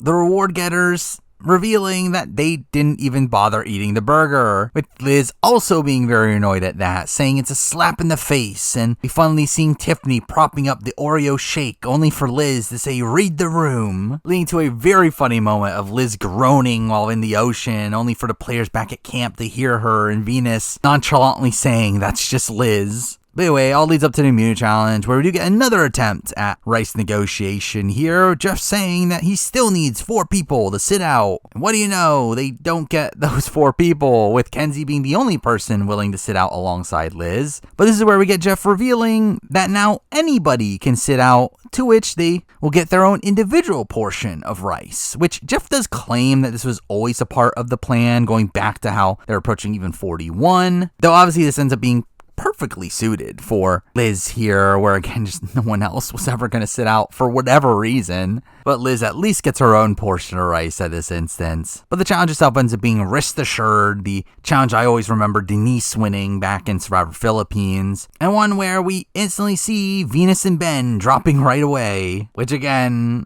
alongside Kenzie, would have been enough to get the rice for everybody, but again, people just seem to not care. But through this challenge, we do weirdly get a reference to Gabler, which I didn't really ever expect Gabler to be brought up on the show ever again, with Jeff mentioning his shout outs, only for Charlie to then recite one of them, which was humorous. But here we have everyone clearly rooting against Q here, to where we get this slow-mo shot as he drops, which again shows his plan of winning out not necessarily working. The challenge comes down to Charlie versus Tiffany, with Charlie pulling out the win once again, proceeding to mention the fact that he practiced on his grip strength coming into the season, and that grip strength is the most important skill of winning challenges, which I wonder if this will affect the meta at all moving forward. But following this, we do see Tiffany being annoyed at the fact that Charlie won immunity, not because she's upset that she isn't safe, but because she wanted to be the one to beat Q as he goes out the game, even though she technically beat him in the challenge. But anyway, proceeds to say that this is an easy vote with everyone on board against Q, and that she hasn't heard a single other person being mentioned, which should make it clear to her that this is a prime spot for her to be blindsided. Where again, everyone knows you have an idol in this spot. How are people not going to take advantage of this position and try to make a shot on you? It's insane that this never seems to come to her mind. As again, we cut to Charlie and Maria saying that while the girls want Q out first, they feel like they need to pull off the Tiffany blindside, which I do think is the right call here, at least on paper, where obviously Tiffany does have an idol in this spot. If she survives this round, she's with an idol at the final 7. Get very close to being in win-out territory, to where if Tiffany is someone that is a major threat to win at the end, which I do think she was, again, this is definitely a precarious spot for her to be in. To where, again, I do understand the need to take her out at this point in the game, and I think for someone like Maria in particular, who doesn't seem to have that much of a relationship with Tiffany, again, it does seem like the right call for her. Though I do think the bad aspect of it is the fact that she really takes a lot of the brunt of the credit for making this move, to where, well, it is pretty much a shared move between her and Charlie.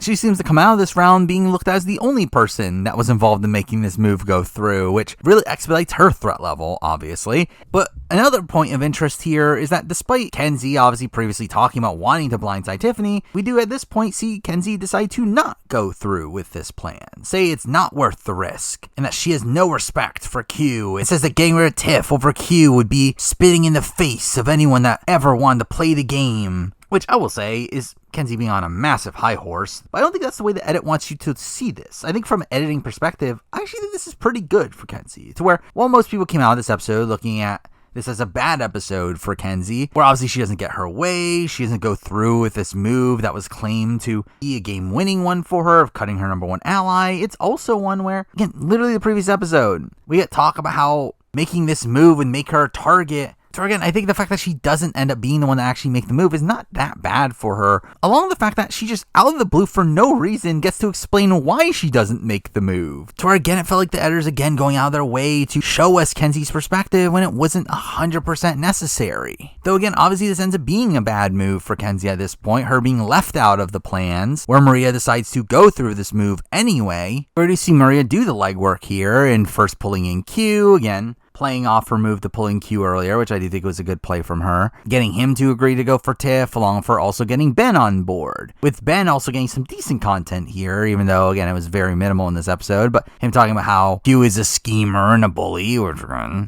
to bet on a high horse, but does talk about how Tiffany's idol is more dangerous, and she clearly shows him thinking about the game over his personal feelings. But with all this, they still need one more vote, to which Charlie suggests that they pull in Liz, saying that Liz is a better bet than Venus, which is actually insane to think about. They trust Liz more than Venus in a situation where Liz had an entire rant about how much she hates Q, and they're banking on Liz to save Q in this. This is over Venus, who really just wanted allies in this game and was never able to find them. So again, the fact that they just leave Venus out of this plan over Liz is genuinely insane. But again, clearly Tiffany was going home, and where we do get the tribal, where they obviously use Q as a smokescreen once again. Everyone acting like they're on the same page, but obviously we get to the vote where Tiffany doesn't play her idol, and for the second time in a row, the person with the idol is blindside here, Tiffany going out in a 5-3 vote, with us getting some great reactions from Kenzie here. And with that, we obviously lose Tiffany, who I'm very conflicted on this season in the sense that I felt like Tiffany, despite being a great character and someone that obviously was a very aggressive player, someone that played the game very hard, was also in a very good spot in the original Yanu tribe, like despite those things, I feel like her edit just felt kind of bland. So while her personality would pop at certain moments on this season, I feel like the way that she was portrayed through this season was just in a very uninteresting way. It felt like characters like Q, people like Kenzie were getting a lot more focus in the edit than Tiffany, where while Tiffany was there, it felt like her content had no real substance to it. It felt like it was there simply because she was just important to the season. It didn't feel like there was any story going on with Tiffany outside of her connections to the Yanu 3, which again, a lot of that major focus goes on to Kenzie instead. To where, again, to me, Tiffany was just kind of there for a lot of the season. I don't dislike Tiffany, and again, I would not be opposed to seeing Tiffany back again, though I do personally feel like for 50 in particular, I feel like there's other people I'd rather see back a bit more. Though again, I think Tiffany definitely is someone that has a lot of potential on a return. One that, again, I could see a world where she does learn from her mistakes this time around and could be a very dangerous threat if she were to play again. And also also could be a really great character if she were to play again, though I do think on this one specific season, I do think the edit kind of did disservice to her and kind of showing her in a mostly shallow way. But with that, we get to episode 11, where who would have guessed it? We start off the episode seeing Kenzie's perspective. I'm how it's the first time that she's been left out of the vote, and it's the worst feeling ever. Saying, what did I do to not be in the club? Why am I not trustworthy? Being mad because the Tiffany vote was her idea, but someone else is getting the credit. Saying that she's letting the game get away from her, but she could still turn it around. Again, all this just feeling like the perfect content that she needed following this vote to really play off of her underdog arc, while also being strange content in the sense that it feels very reminiscent to content that we've seen already on this season, from the likes of Liz, and how Liz was upset at how she didn't get credit for the Tevin move, but also Liz being left out of the split vote plan and her being upset and feeling dumb that she was not included. Again, all this feels very reminiscent to the content Liz has gotten, but obviously the way it's portrayed here feels different, to where I feel like with this, we're supposed to be looking at this as, again, this notion of this propelling Kenzie's underdog story, while with Liz, it more so feels like it's there to do the opposite and showing why she doesn't gain the respect of her fellow players. But this does lead to Kenzie saying that the only person that hasn't lied to her is Venus, which she finds hilarious. Which again is funny that is the perception of Venus at this point. The fact that people do look at Venus as this person who is this liar and backstabber. And now, I mean, despite the fact that Venus does have some of the illusions in the game and obviously doesn't have much social capital, she hasn't really shown herself to be a perpetual liar. I mean, in reality, she's probably too forthcoming. But again, this once again sets up this new relationship for Kenzie, with Kenzie calling her messy, sweet little friend. Again, another connection with a jury member that proceeds to go home following this. But with that, we get a lot of focus here on the idol hunt, with obviously people on the search after Tiffany went home with one in her pocket, to where we do get some unflattering content for Kenzie here. That's not super detrimental in the grand scheme of things, but we do see Maria distracting Kenzie for a little bit as the rest of her alliance goes off the search. So again, eventually we see everyone searching for the idol outside of Liz, to which we get cuts back to camp of her still sleeping, which is humorous. But anyway, the person that ends up finding the idol here ends up being Venus, with her continuing to look following that to avoid suspicion, leading to us getting again another not great moment for Kenzie of them looking for the idol together. So we have Kenzie mocking how Venus seems like she's barely looking and just playing around with branches. Though to be fair, you could also look at this from the perspective of it being clear that Venus is just terrible at acting here. And also to be fair, Kenzie is a bit redeemed by the end of the scene, where she does explicitly say that Venus could be bamboozling them all and actually have the idol. So again, it showed some awareness there. But also during this scene, we get a moment that I felt like was a bit too forward for me. Again, a moment that just kind of spoiled the episode for me, where I was like, obviously this is going to happen now, where Venus explicitly says that she feels bad for Tiff and that the worst thing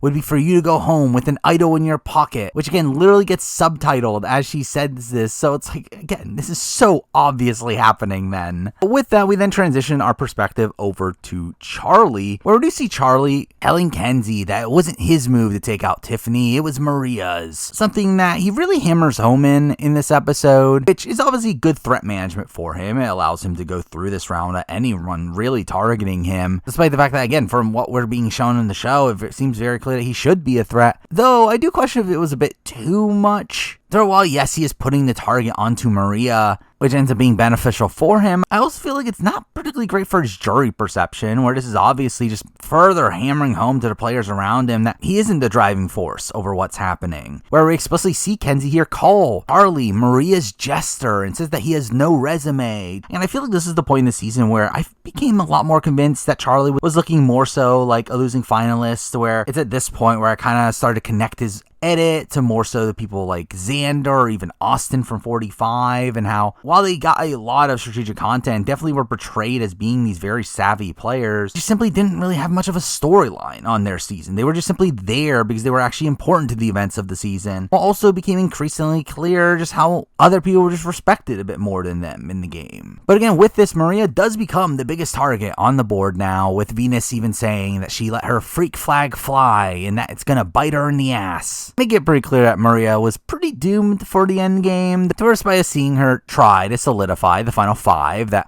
voted for Tiffany the previous night, we do instantly see Liz rat that out to Venus and Kenzie, plotting to take Maria out herself, all while we see Charlie also being conflicted about his relationship with Maria, with him now knowing that he needs to get her out of the game, as she'll definitely win at the end against him. But instead of targeting Maria herself, we do see him instead lead the charge against Q in this episode, who at this point was a pretty solid number for Maria, which I do think doing so without Maria knowing that this vote is going to go through is actually a pretty good way for Charlie to differentiate himself here. Doing so without having to sewer his position in the game by actually taking out his number one right away, leaving him with a shield and also just more options moving forward, where again, I do think this was the right call for him to target Q in this instance. But with that, we get to the immunity challenge, where we once again get another Jelinsky reference, with Kenzie mentioning that they're at the final several, and Jeff saying once again, long live Jelinsky. But the challenge itself has them having to bounce a ball on a pole through some obstacles and finish it off with a snake track that seemed really difficult, to where we do see Charlie in the lead throughout the obstacle portion of the challenge, but really none of that matters, as it all comes down to the snake maze at the end anyway, to where we do see Venus going from last throughout most of the challenge to almost winning it multiple times here,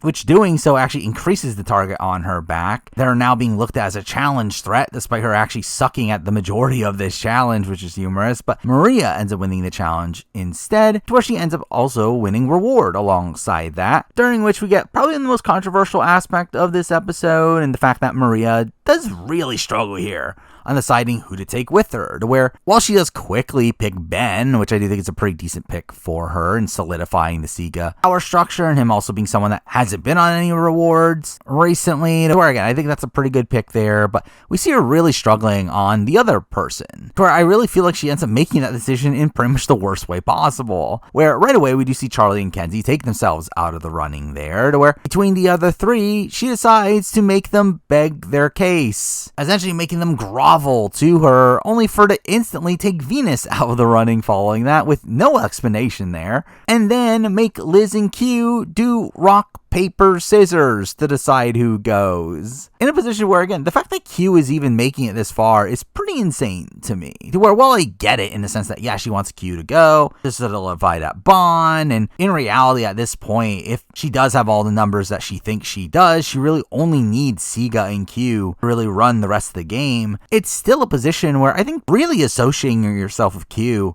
is just burning social capital in the game. Again, half the cast absolutely hates Q with a passion, and the fact that you are continuing to connect yourself to him is again not a great look there. But also, as I mentioned before, if the Q decision to not take Liz, I think the same thing applies here for Maria, where again I think there's a lot of social capital to be built by taking Liz, not just with Liz herself, but also just your general perception. But instead, now we have people talk about Maria as if she's a bad person for not taking Liz, along with the fact that again she takes Q over Liz, who had literally just gotten food the previous day, to where again the decision to even consider taking Q here to me is pretty insane, as again Q has no other options anyway. He's gonna side with you either way. But again, we get to the reward itself, where I'll say the pizza that they got here just outright looked terrible, where obviously that is a commonly talked about thing with Survivor pizza, though again it's funny how terrible the pizza looked, yet we have Q gloating about how he ate 23 slices, and also ends up also gloating about how he shouldn't even be here, but he doesn't feel bad about it, to where, again, it felt nice to see him really playing into this villainous role on the show. But it is while here that we do get a lot of talk about shifting the target onto Venus, with her now being looked at as more likely to win immunities than the likes of Kenzie and Liz, which again ends up being a pretty good target for them, considering the fact that Venus obviously has an idol, though they don't actually know that, and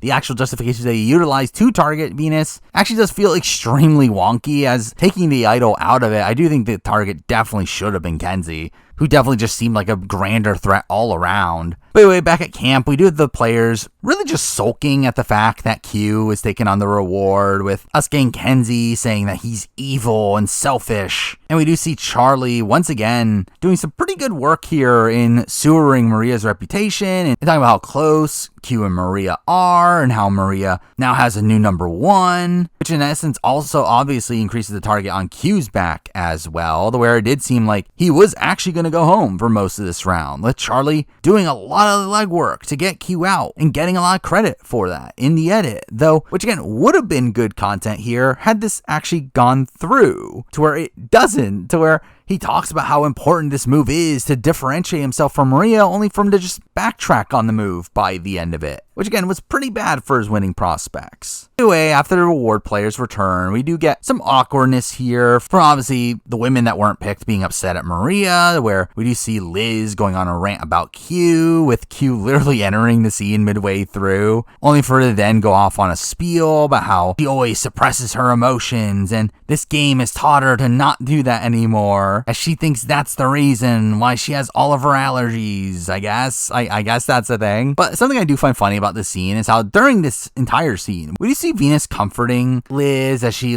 kind of edges towards another breakdown, all for us to follow this up with a conversation between Maria and Liz, with Maria trying to get Liz back on board, during which Liz just openly says how much she doesn't trust anything that Venus says, which again just makes you kind of feel bad for Venus in that instance, where all these attempts that we see from Venus of trying to comfort Liz just don't really amount to anything. But with that, we do get to what ends up being a pretty important moment for this round, where we do see Charlie talking to Venus, them agreeing on a Final Four deal, only for Venus to be really cagey in this conversation, calling him the kingpin, and says that trust goes both ways, and she'll tell him something if she stays, which again feels very transactional here in how she approaches the game, which again is one of the bigger issues with how she approaches the game, and ends up proceeding to pretty much imply to him that she has the idol without actually telling him that she has the idol, which ends up completely turning Charlie against her, where from this point on, Charlie becomes very reluctant on working with Venus, and it leads to him making the decision to take out Venus over Q, where supposedly he was on board with Q for most of this round, as again, he probably should have been. To where, again, I do think taking out Venus here, while you can argue it is the right move, in the sense that obviously taking out Venus does leave a more dynamic game following this, as this should make Charlie and Ben these pretty big swings in the following round, but I do feel like a lot of Charlie's decision making here is essentially based around a bad read, because it does seem like the reason this choice is made here is because he doesn't think Venus is on board with him, and doesn't trust anything Venus is saying, which again, I don't think Venus plays this well at all. I think this conversation is terrible from Venus's point of view. I don't know why she isn't as open with Charlie in this instance, as again, she's talked about post game that she was actually being truthful with Charlie. She actually did want to work with Charlie and looked at Charlie as this person that could finally be her real ally that she'd been looking for this entire game, and actually did intend on going through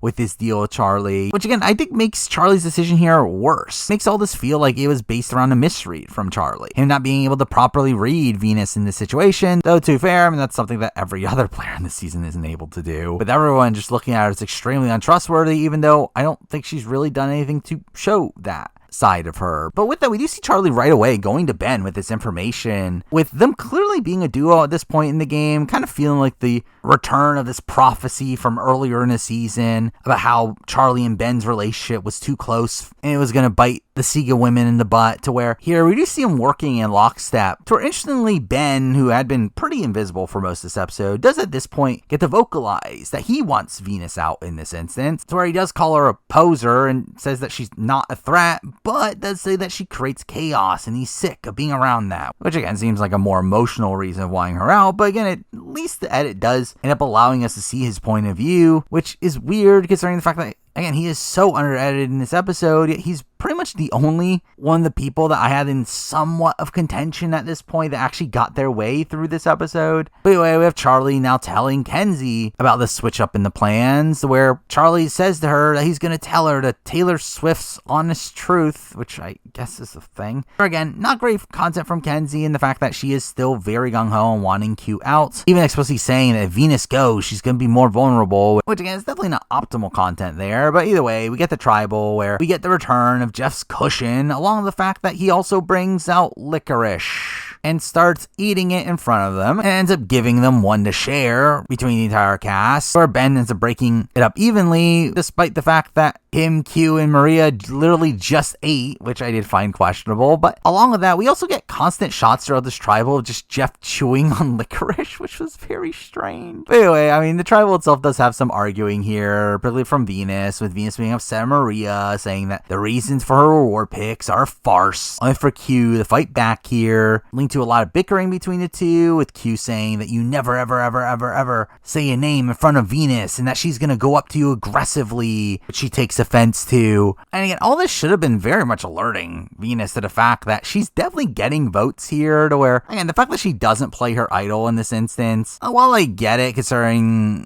who exactly she thought she had the numbers of, it obviously does end up being a misplay here, where for the third time in a row, and the fourth time all season, we have somebody getting voted out here with the idol in their pocket. It ends up being a near unanimous vote here in a situation where I actually think her having her idol being a secret actually kind of burns her in this position. Where had she at least told Kenzie about her idol, I do think there's definitely a chance that Kenzie tells her to play it and they're able to organize their votes to still get Q out of the game. Yet instead, she gets taken out here completely blindsided, with Kenzie even being informed on the Venus vote and voting for her. Oh, well, we do also get one vote not for the boot here, coming from Ben, who voted for Kenzie, which obviously has to be a split vote, right?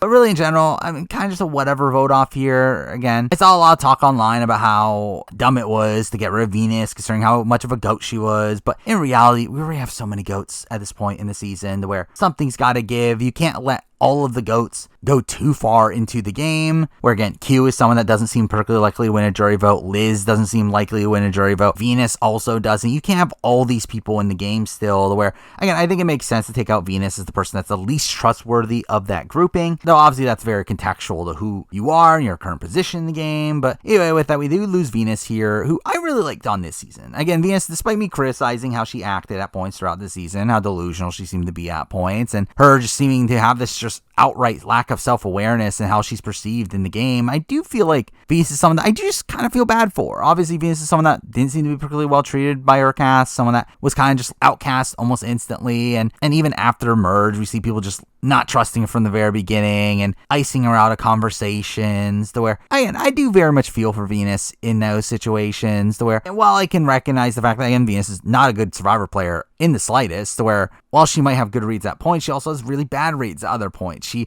again, is terrible socially, never had a true ally outside of Randon, and even then that was started from a very rocky position, and just in general, someone that I don't think has that much acumen for the game, but someone that I still think had a fascinating run on this season, kind of feeling like the modern, like, Eliza, who would agree, to where she still made a pretty deep run, despite the fact that no one really liked her throughout most of her experience. But again, I found her to be a pretty entertaining TV character, where outside of her talk about wanting to represent for Persian women, it feels like she's very much this, like, more tropey, old school character type, someone that is, like, trying to play up this more villainous role on the season, and her being this player that acts like she's playing a very cutthroat game, to where, again, I do very much like Venus, to where I would personally really like to see her play again. Do I think it will happen? Again, I think it's a little hazy. I'm not sure exactly how production really feels about her, to where if I were to guess, I would say she's not particularly high on their boards. But again, if she somehow were to make it on a future season, I'll definitely be pretty happy to see it. But over episode 12, which ends up being a slower episode in comparison to the last few, though still not entirely bad here. One that does start off with obviously the reaction to the previous tribal, with Q gloating about taking Venus out, really embracing his villainy and his confessionals here in a way that, when mixing this in with the way that he was portrayed earlier in the season, I felt like it made it pretty apparent that he was probably set for a fall in this episode. But also here we get to see a reaction from Maria, who is sobbing on the beach, saying that Venus dragged her character through the mud and got under her skin by saying that it was all a farce, which I think this is dumb. Now, obviously, again, not invalidating Maria's emotions during this instance, but I do think this is actually a ridiculous situation that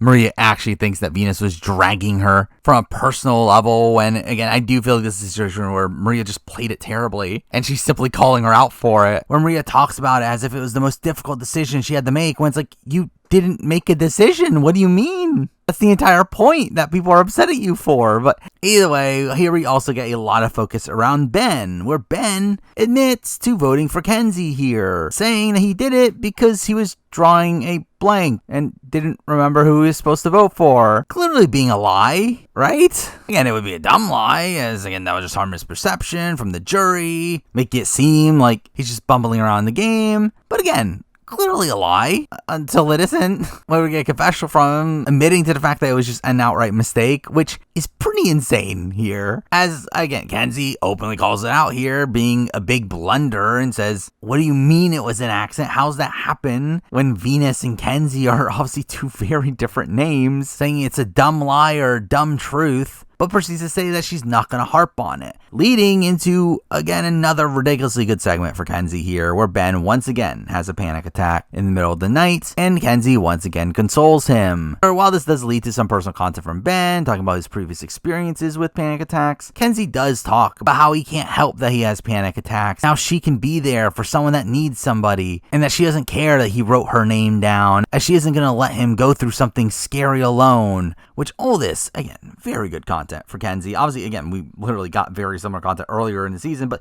the fact that it reiterated this again right before the finale, very strong content. Again, just another moment here that's trying to humanize Kenzie and showing her as a good, authentic person, which is, again, a major aspect of her storyline. And all this is really funny as we go from this pretty serious and heartwarming moment here, only first to cut to the morning where Liz talks about how she finally had a bowel movement, which the entire cast cheers for her, and again, all that was just a very weird dichotomy. With that, we get to a reward challenge, it being pretty similar to the challenge that we saw Emily win last season, of them having to get a bag through a rope course and then do a table maze at the end, to where it ends up being a pretty tight challenge at the time of the table maze, though, and we get another weird Liz moment here of her trying to figure out the path on the maze using her foot, only for her to realize midway through that her foot is bleeding all over the place, which was weird. But anyway, Charlie wins the challenge here, where he has a pretty obvious decision to make here. I mean, again, I think it should be pretty apparent right away that he should take Kenzie and Liz, obviously being the two that have not had rewards recently, but also two people that he looks at as pretty integral numbers for his game moving forward, to where, again, this was a pretty shoo-in decision here, though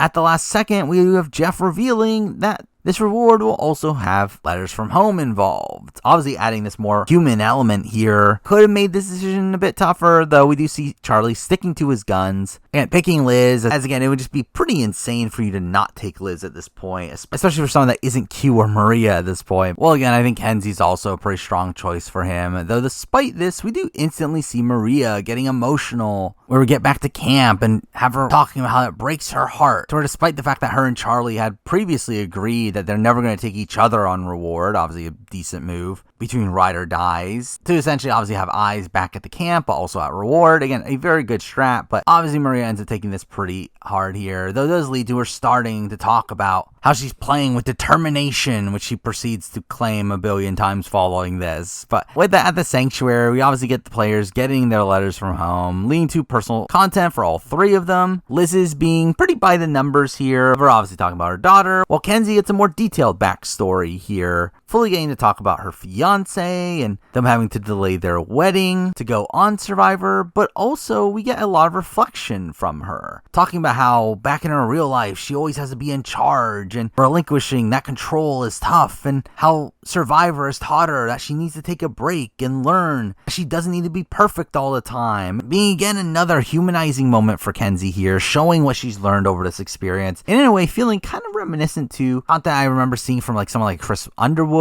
with him talking about what he learned on The Edge, though obviously that was a very different context. But with that, we also see Charlie get personal content here, though obviously just not as integral as Kenzie's, though still talking about his girlfriend, and through his letter talks about how it allowed him to make his decision on that now is the time to target Maria, where previously we had gotten content from Charlie talking about being in the middle, saying he has options, saying that Ben, Kenzie, and Liz all want to take out Q, while he could also potentially work with Maria and Q, with us getting the return of their comparison of them being Malcolm and Denise, clearly setting up the fact that we were set up for this upcoming battle between Charlie and Maria here, with Charlie being the first to vocalize him being willing to cut Maria, with us seeing the players at the sanctuary fully agreeing to target her now, with Liz even saying that it would pain her to not target Q, but knows that Maria is the bigger threat. Though interestingly, this entire sanctuary sequence ends with Charlie saying he was okay leaving the others behind at camp, as he doesn't think that there's another idol in play, leading to the idol hunt back at camp, with Q narrating this scene in his typical over-the-top way, leading to him finding the idol, which I did find the presentation of this to be very strange, where we actually see him revealing the idol in confessional before we see him actually find it in the raw footage, which was a weird way of presenting this. But with that, Q now has an idol, which I'm sure he won't get voted out with it in his pocket. But here we do see Q instantly telling Maria about his idol, seemingly really securing that relationship, and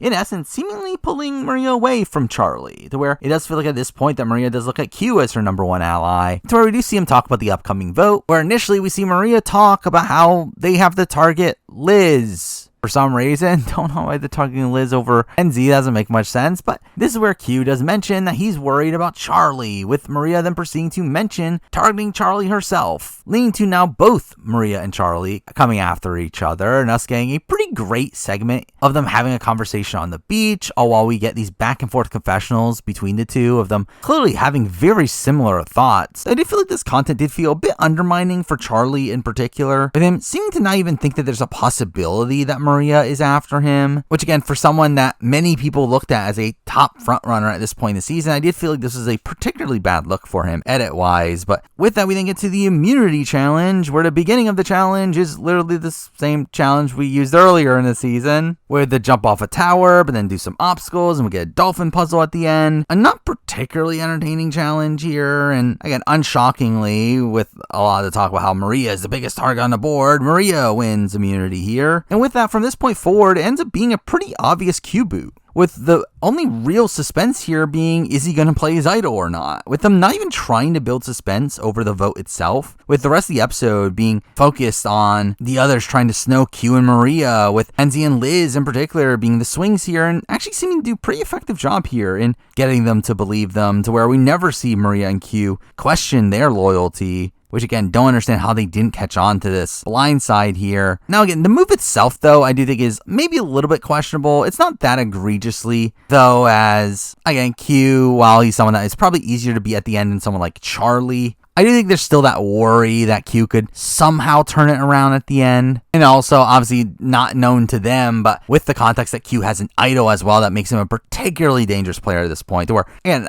I think if they had known that he had an idol, I would 100% agree with the decision to take Q out here, though obviously they didn't know that, and through that, I do think the decision to vote out Q over Charlie does feel a little bit questionable. But again, it does feel like at this point, Kenzie is getting the credit for taking out Q, talking about how she's been wanting to do it for quite a while now, and proceeds to call Q King Q, with her getting the credit for taking him down, which again is all pretty strong content there. Oh, Charlie ends up being portrayed again in a questionable way, with him probably doing what is the optimal move here in trying to maintain Maria's loyalty after Q goes by warning her about the vote. Obviously, by doing so, it makes Maria less likely to flip on him at the final 5 if she does win immunity. So again, I understand why he does this move here, though again, the way the edit portrays this is as if it's a mistake. It shows it as he's opening the door for Q to play the idol, to take him out, which again is not a good look for him from an edit perspective. Though the reality is that it felt like neither Maria or Q really ever thought that this plan was going to go against them, as again, we do see Maria literally telling Q that she thinks he'll probably get a vote or two, but again, they never seem to consider the thought that all the votes were against them, where again, we do get Maria being very cocky in the confessional throughout all this, being very confident at Charlie going home. That again was also a very bad look for her. But with that, we get the tribal, which ends up being a more mundane one from the recent ones. Not much conflict here, though we do get some play bickering between Enzi and Ben over his vote in the previous tribal, leading to Jeff referencing his love of police interrogation videos, which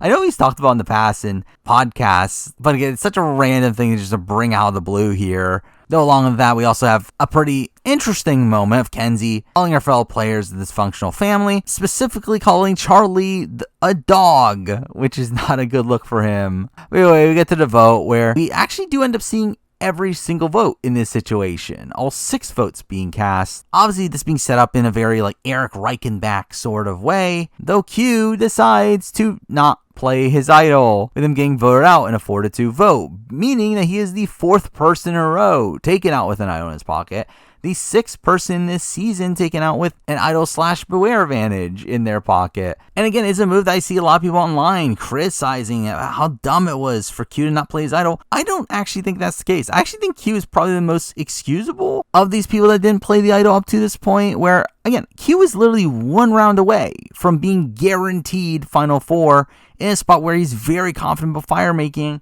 essentially being guaranteed Final 3. But I understand why he would want to keep his idol for this round, to be guaranteed locked in for Final 3, though obviously it's being a bit too cute. And again, we saw this before with someone like James in China, where that was a major reason for his decision to not play his idols, because again, you're so close to being at the spot where you can just simply not worry about the game anymore. And I fully understand why Q would not play his idol in this instance, especially because, again, no one knows about his idol outside of Maria. And through that, people aren't going to be targeting him because he has an idol in his pocket. So again, they just end up targeting him otherwise. But again, in his spot where he did think that this Charlie blind side was going through, I at least, again, understand why he doesn't play the idol in this situation, even though, again, it definitely was one where it obviously backfired on him. But with that, let's talk about the boot here in Q, who is just an all-time great reality TV character. I think Q is just a genuinely insane Survivor character to have in the modern day, where while we've obviously had like Carolyn, we had Jam Jam, who are two very larger-in-life characters as well. I feel like Q comes off as probably the most complex character of the new era, probably one of the most complex characters in all of Survivor, where the way that Q plays Survivor here just feels so abnormal to what we had seen in the past. Again, he plays like kind of like a mix of someone like a Boston Rob style game, but also mixing in like elements of Tony, and definitely has some like Philip in him too, where again, it's just like kind of all over the board. But again, he was just such a fascinating character on this season. Again, I don't know what this season would have been if it was not for Q. Again, when I think of this season's turnaround, what made this season as good as it was when it was really good is, again, it's a lot of Q. Again, his hide and seek, his Q skirt, his formation of the Journey 6 alliance, and how he handles that. The entire Tevin tribal was all Q, where again, Q is just all over this season, and I think he ends up being the main source of entertainment on this season. Now, Q as a player, I do think is, again, a fascinating player to assess. Again, it's a situation where he was in a very strong spot in the original Yanu tribe, to where, while again, I do think Tiffany would have picked Kenzie over Q, he still remains relatively safe throughout that entire pre-merge portion of the game. And again, it was playing somewhat decently well, building good relationships with the outsiders at least, even though he proceeds to cut them. But again, forms the Journey 6, runs the early merge portion of the game until, again, it completely crumbles. Now, again, he crumbles it himself to where, while, again, he would have lost an ally and would have been in a precarious spot once Tevin went anyway, again, he proceeds to just completely blow up his spot on his own, only to then still recover from that, which is actually kind of impressive. To where, like, as a whole, I actually do think Q's game is pretty impressive outside the fact that, again, I think his win equity is obviously very questionable, and the fact that, again, he kind of sabotaged his own social capital when he threatened to quit. But again, I do think he comes extremely close to making Final 3 in a spot where, again, who knows if the jury would have turned around by that point, hearing his like underdog arc he had, to where, and I think Q is a fascinating player on this season. One that, again, I very much expect to see play again. He's already made it very open. He wants to play on Survivor 50. I would be shocked if Jeff doesn't want him on Survivor 50. I think he's probably on Survivor 50. So again, I think it'll be really interesting to see how it goes when we see him down the road. But now for the finale, which was just kind of fine. I mean, we do start off with the Final 5 round, which was a particularly slow round of gameplay with very little suspense. I feel like it was pretty obvious Maria was going home from the very beginning, and nothing really deterred from that. But to start off the episode, we do actually get the reveal that they're not going to a new beach for the first time in a new era, and there's no advantage being hidden, no big advantage search, which again was refreshing to see. I mean, after obviously it felt very manufactured in these previous seasons to have them change locales when it's not a particularly interesting thing for the show. It doesn't really add anything to the show. And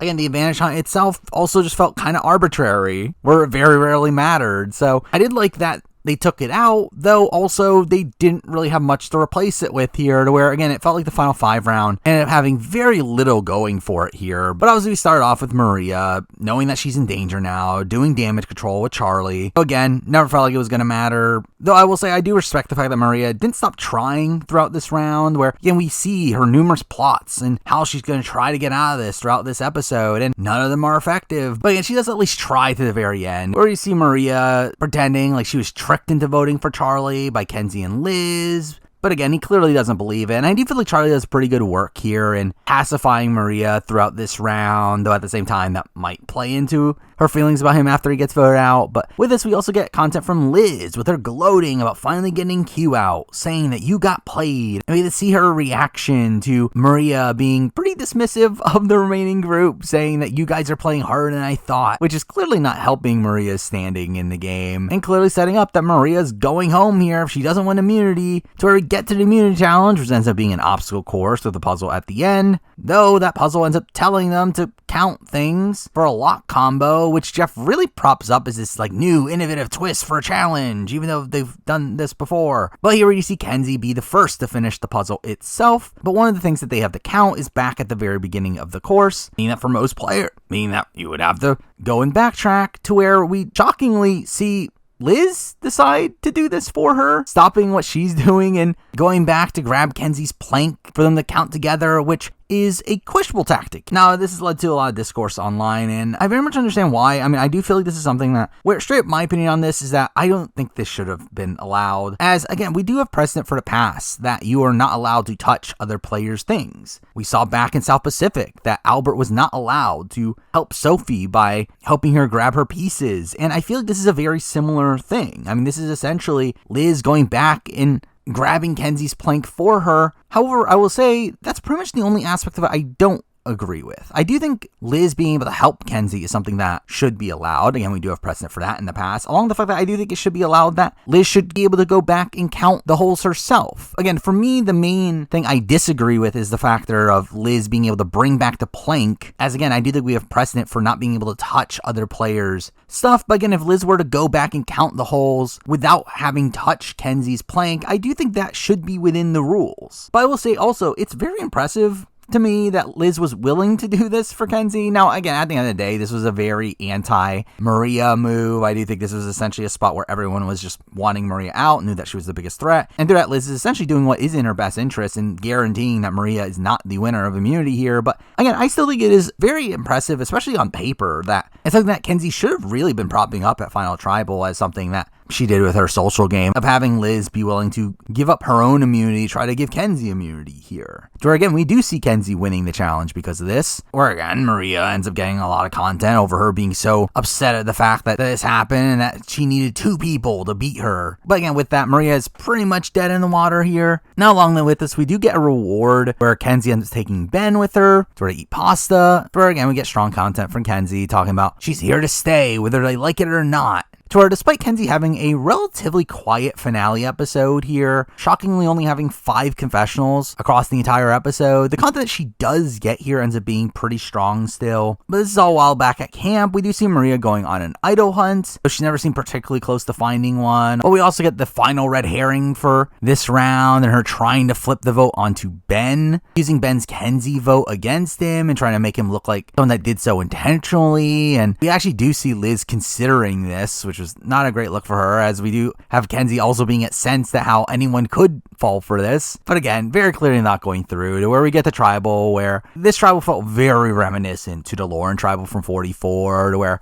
it just felt very obvious she was going home, to where we don't even try to hide it anymore, with every player talking about why they're voting her out, and we get her being able to talk about her story, which was boring. But again, Maria gets voted out here in a 4-1 vote, where again, like, losing Maria here makes a lot of sense to me. Again, I think edit-wise, it makes sense for her to be the first person out of the finale. Again, her edit perfectly fits in line with that, especially considering the fact that, again, it felt like she was a massive jury threat. If she got gotten to the end, I do think she probably would have won. But again, her edit wasn't really strong enough to go on to win the game. But Maria is someone that I do think plays a solid game on this season. One that I do question her strategic nature at points, where I do feel like there are many points in this game where I either don't agree with her strategic decision making, or I feel like Charlie makes the decision fortitude, where I do think that leaves me with some question marks about Maria's game as a whole. Yeah, obviously she's still a very skilled player, one that was able to play the middle very well, someone that was able to build very strong one-on-one bonds. Obviously just lacked in the threat management department, but from a character standpoint, I will say I found Maria really boring. And really, this goes along with her counterpart as well, where I really just got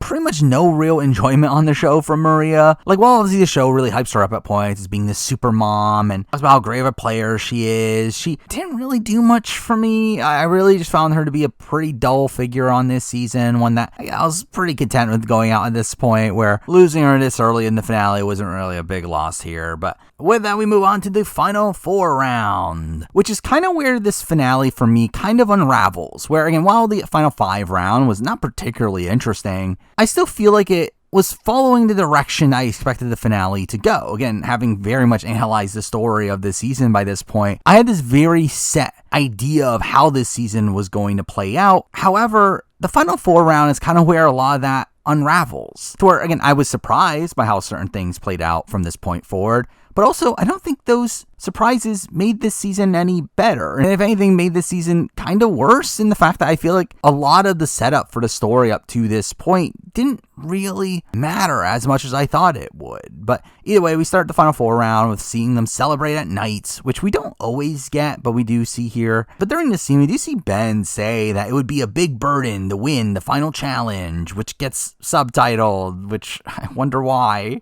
All we follow this with another of Ben's panic attacks, and Kenzie's still consoling him, though the show now deciding to also give credit to Charlie for consoling him, which is a strange aspect of how the story was told here, where again, very clearly, Kenzie was getting the sole credit in the previous episodes for consoling Ben, which again was a clear indicator of Kenzie being on the path to win, when in reality, again, there were many others that supposedly helped him at nights, from the likes of Liz and Venus and obviously Charlie, to where it makes that previous content feel more like Kenzie is set up to win, with, again, the Kenzie-Ben relationship in particular going to matter, but it kind of doesn't. Or like kind of out of the blue, they just fully reinforce the Ben-Charlie relationship once again, and again, showing how supportive Charlie was throughout all this, obviously being all set up to Ben's later decision, and we again follow that up with Ben and Charlie getting tree mail together, bringing up the Dumb and Dumber Alliance for the first time since the premiere. So again, it does seem like Ben's true loyalty was to Charlie the entire time, despite the fact that the edit beforehand was so hung up on his relationship with Kenzie. Before the challenge itself, we do get Liz talking about worrying about going into fire making because her ligaments are too big for her body, and that led to her not practicing fire as it cramps up her hands, to where clearly this is set up for Liz definitely going into fire. And she talks about being worried that she's looked at as the #1 threat, and says that she can already see the parchment saying the winner is Liz. All just really funny delusion from Liz here, as again we do know from the jury now that again Liz had no real shot at winning this game, and again that was assumed for most of this season. But funny how Liz herself thought she was going to win, and also something that seemed to spread to both Ben and Kenzie as well, to where they both seemed to think that Liz was a big threat in the game, which again I don't fully get why. But again, we get to final immunity, where we do get a pretty weird moment of Liz pretending to be an old lady going up to the challenge, and Charlie helping her, and Jeff just being confused and saying, is this a joke? Anyway, the final challenge ends up being a new one, kind of, being really just a mix of multiple challenges here, kind of similar to what happened in 45, where here we mix in the pachinko board that we saw back in Survivor Nicaragua, all with the like time management style challenge of while the ball is on the board, you're able to work on a puzzle, which is something we saw in Millennium Gen X. So again, it's a fine challenge here. Though I'll say I don't love it as a final challenge, though again, I don't love many of the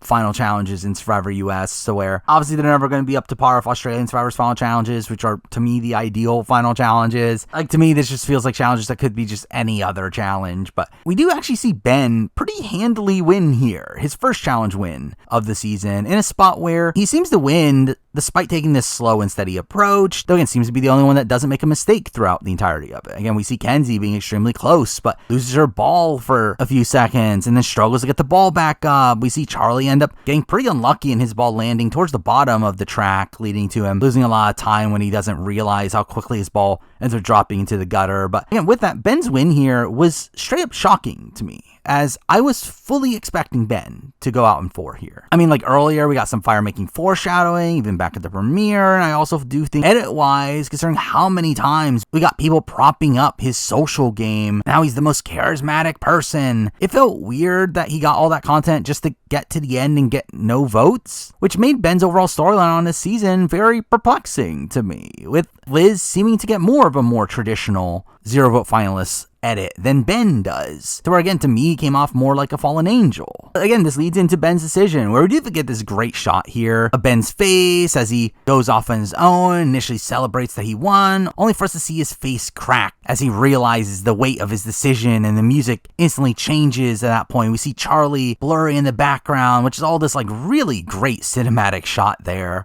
Though I will say, Ben's decision here is another thing I did not like from a storytelling perspective. Where again, it felt like the upcoming decision Ben was going to make between Charlie and Kenzie was going to lean Kenzie due to how heavy-handed their relationship was focused on earlier in the show. But no, it seems like Ben was always loyal to Charlie over Kenzie, where we obviously see him pick Charlie over Kenzie in this instance, which again makes no real sense from a storytelling perspective, and we never see a point where he picks Kenzie over Charlie, which again, from a pure storytelling perspective, came off very unsatisfying to me. Again, this is a season where the story is that Kenzie's social connections win her the game, and it felt like her connection to Ben was what was going to lead to her win, when in reality, it doesn't matter to the story at all. But instantly we do see him telling Liz that she's going into fire, her being his target, which is, again, questionable. Now, I do believe that Ben at this point did not think he had a shot at winning, and really his goal at this point was kind of give Charlie the win, though also, again, like, just thinking Liz is the biggest threat is just such a misread that, again, seemingly everybody but Charlie had at this point in the game. But again, this all leads to a pretty funny montage of Liz struggling with fire, to where we get another moment of her groaning and people just saying that's Liz. But again, the rest of this sequence is focused on Ben's decision between Kenzie and Charlie, with Charlie clearly not wanting to go into fire, despite seeming to be the best fire maker of the bunch, especially of those not immune, where we do see Charlie saying that he doesn't need fire as a move for him, which does lead to Ben taking him to the end, though I do think at the end of the day it ends up being a questionable move. Now, obviously, fire making is something that I don't put much weight into. However, it feels like the jury has at points in the new era, again, inconsistently, but this does seem like an instance where Charlie giving Kenzie the spotlight and allowing her to win the challenge against Liz, it may have shifted Maria's mind, though also, who really knows? So again, I don't really fault him for not going to fire here, though I do think it plays into the overall notion that he played a safe game, which I think the jury doesn't really respect, along with the fact that, again, him beating Liz in fire could have been this big thing to prop him up at Final Tribal, even though, again, it's not a thing that I personally care about. But this is all while Kenzie initially wants to go into fire. But despite that, we do see her really struggling to make fire, to where we see her talking about being worried that she's going to crack under the pressure, clearly setting this up as her final underdog moment. As again, we get to Tribal, where Ben does decide to throw in Kenzie and Liz. Before we start the challenge, we do have Jeff revealing that fire making is different this season because they didn't send the players kits to practice, which who cares? Which I remember back in 45 on the Fire podcast, Jeff really propped this up before the finale with him saying that we made the decision to change fire making. And again, I was hoping it would be getting rid of it, but no, it was that they're not going to give them kits to practice, which again, who cares? And I think it becomes very clear why he does this, as he does explicitly say, it doesn't matter if you set records, all that matters is you win, which again, I think it becomes very clear that he's annoyed at the fact that people were just setting records left and right. But again, who cares? Anyway, at the fire making challenge, the jury is clearly rooting for Kenzie throughout all this, with Liz seeming to have no real support here, where like even the players in the game are rooting for Kenzie. We do see Liz be the first to get flame, but again, it goes out, and we see Kenzie struggling to get it started with talk about how shocking that is, only for her to get a flame anyway and easily win, leading to us getting some pretty humorous content from Liz being bitter on her way out, and her saying that she was so confident that she would have won at the end, only for the jury to just continuously make faces every time she made that claim. But with that, again, we lose Liz, who I thought was an incredible character on this season. I think Liz ends up being a character that just feels very old school. I mean, it feels like a character that would have been on the show back in the late teens, alongside the coaches and the Shambos of the world, of these really wacky, over-the-top characters. So again, Liz has some great moments here. Obviously, her iconic meltdown about Applebee's will probably be etched into the Survivor lexicon. And I will say, from a gameplay front, I think Liz is probably underrated on this season. I don't think Liz is that bad of a player. I mean, despite the fact that, again, the jury did not seem to respect Liz, and I don't think Liz could have won this game, I think the way Liz navigated through the game was actually kind of impressive. To where obviously, I mean, there is an aspect of, okay, people thought she was a go and never thought about targeting her because of that, but also at the same time, like, again, we see a lot of these people in the end game actually talk about her as if she is a threat. Again, I give her sole credit for the Tevin move. She navigated through the end game pretty decently. And I think there's definitely things to credit for Liz gameplay wise, where again, Liz just ends up being a really fascinating player on this season. One that, while I don't expect it, I would not be opposed to seeing back for 50. But again, I don't think it's particularly likely that that will end up happening. But with that, we're now at the final three, where obviously we start off with the typical segment of players talking about their experience and us hearing hearing from the jury about their thoughts of the players, with very little of note really coming from this. I mean, we get Charlie having a follow-up to one of his opening confessionals, talking about how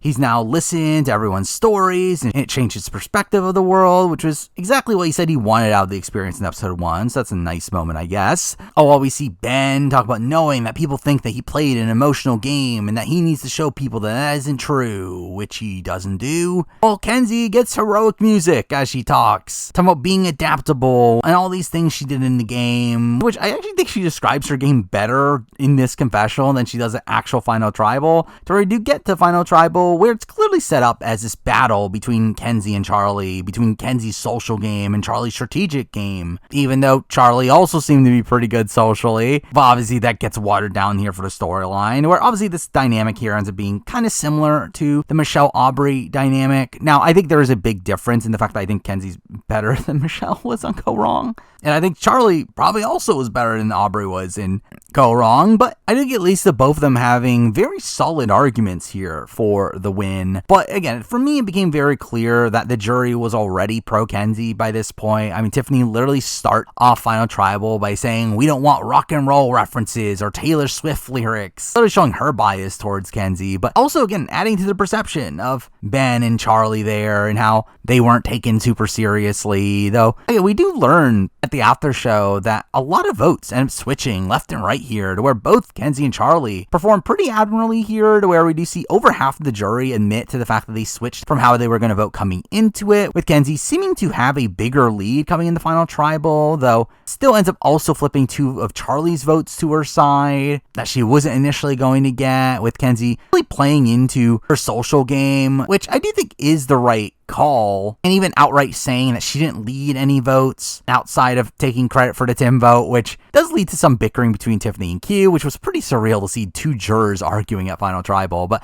again, I do think she sold her arguments pretty well here and came off largely self-aware about her game, to where I think her performance as a whole was solid, though I do wish she kind of brought up more individual moments of how she excelled in the social department, though obviously that could have just been cut for the show. Oh, while Charlie, again, really plays into the strategic angle of his game, with him facing some resistance through this, though, with Maria undercutting him at a point where he talks about being invited to the Journey 6, only for Maria to say, "I brought you in." Which, considering how Maria doesn't end up voting for him and has pretty flimsy reasoning for it, I do very much suspect that Maria was a tinge bitter here, looking at it as she ran the game and did the legwork, and why is Charlie getting the rewards for that? Oh, we also see Hunter calling him out for playing a safe game and asking him if he even had the goal of winning the game, which again, he does end up getting Hunter's vote, but again, this is definitely not a great sign for his prospects. Oh, while we have Ben, who was there and clearly wasn't winning the jury vote,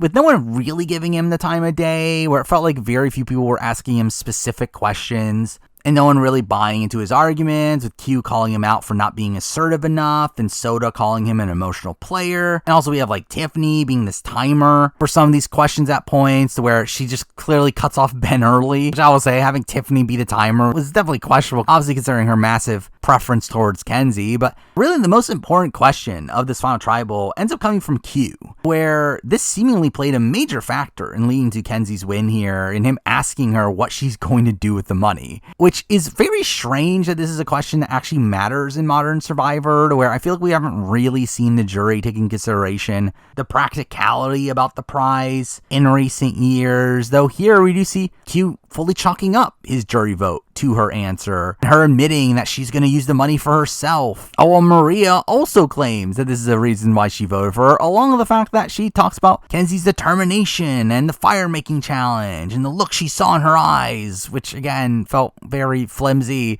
Which also like is essentially just saying that, okay, I'm voting for Kenzie because she sucked at fire at first. Which again is just a weird explanation to me. But either way, we get to the vote where I was genuinely shocked to get a 5-3 vote here. And again, another massive disappointment for me from a storytelling perspective. Where for me, there were 2 possible good outcomes for this season from a storytelling perspective. I do think it could have been a tied vote, which was a lot of people's speculation coming into this Final Tribal, where again, Ben would get the final vote. And again, if he voted for Kenzie, that would have been this perfect conclusion to this season, this culminating in Kenzie's social game, fully winning her the game in this one instance. Or I think the other outcome could have been a unanimous vote or a near unanimous vote. With again, it showing that Kenzie was this unstoppable foe at the end. Again, fully emphasizing her social game and how she was able to get all these votes. But we get neither of those? Or again, she wins in a 5-3, barely squeaking out the win here, to where again, Ben admits the fact that he would have voted for Charlie had it been a tie. And despite the fact that we get talk about how, oh, it's her social game that won her the game, again, we were shown her connections to Hunter and Liz, and they end up voting for Charlie, while we don't get any setup to her relationship with Maria or with Tevin. Yet they're the votes that win her the game. Again, all this was just very strange to me. Or none of this really felt in line with the story we were being told up to this point. Again, Kenzie was not this unstoppable foe. Kenzie was not someone that directly won her game because of the social game, where again, it feels like she won the game because people felt like she needed the money more and would utilize the money better. Which again, I still think the Kenzie win here is the most satisfying outcome for the season. Where again, this entire season, as I talked about in this review, is the story of Kenzie. This was a season where Kenzie was the protagonist of the story. She was this underdog that the story was focused around. Yeah, I just feel like her winning in this way is probably the worst possible outcome for me in a storytelling perspective, as again, it didn't really match with all this setup of how great Kenzie's social game was. Obviously, we do get the after show after this, which again was not particularly interesting. Really, most of the segments here came off as pretty boring. The only thing of note is obviously the fact that we learn about Maria not voting for Charlie, and obviously Charlie be seeming really sad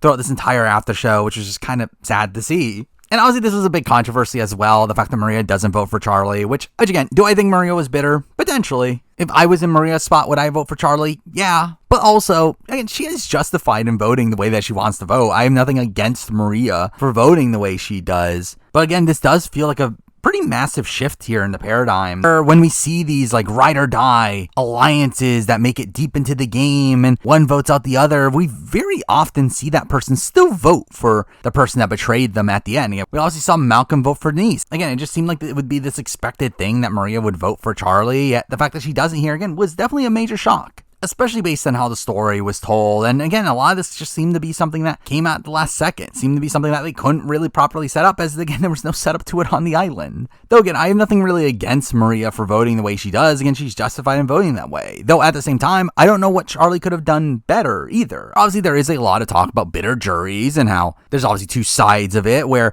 for the most part, I do stand by the fact that, yeah, if a juror is bitter at you, that is most of the times the fault of the player themselves. Again, they are responsible for maintaining the juror's vote. Again, that is the essence of the game, though at the same time, I do still think there is a lot of variance added to the game. Again, there's so much unknown. There's so much that can change at Ponderosa that's completely out of your control. And through that, again, like, while I do stand by that notion on paper, I do think there are many nuances to that. And again, just many things outside of the player's control. It doesn't make that complete dogma, with I think this being one of those instances where I don't really know what Charlie could have done to maintain Maria's jury vote. But with that said, again, that is the entirety of Survivor 46. Now let's run through the finalists, talking about my thoughts on them, starting it off with Ben. And Ben is someone that I really liked on the show. I thought Ben was a really fun character. I thought he had some pretty great humorous moments through all of his weird rock and roll references. Again, I still love the moment of him saying that does not rock after Banu's meltdown. Again, I think Ben is a fun character. I also think he's a very likable presence. Again, he's someone that obviously talks a lot about his mental health on the show, and also just seems to be one of the nicest guys to ever be on the show. However, I think that plays into what I'm going to say about him gameplay wise, and the fact that I don't think he really has it in him for Survivor. I think he's someone that, well, again, I think he played a solid enough game, again, made the final 3,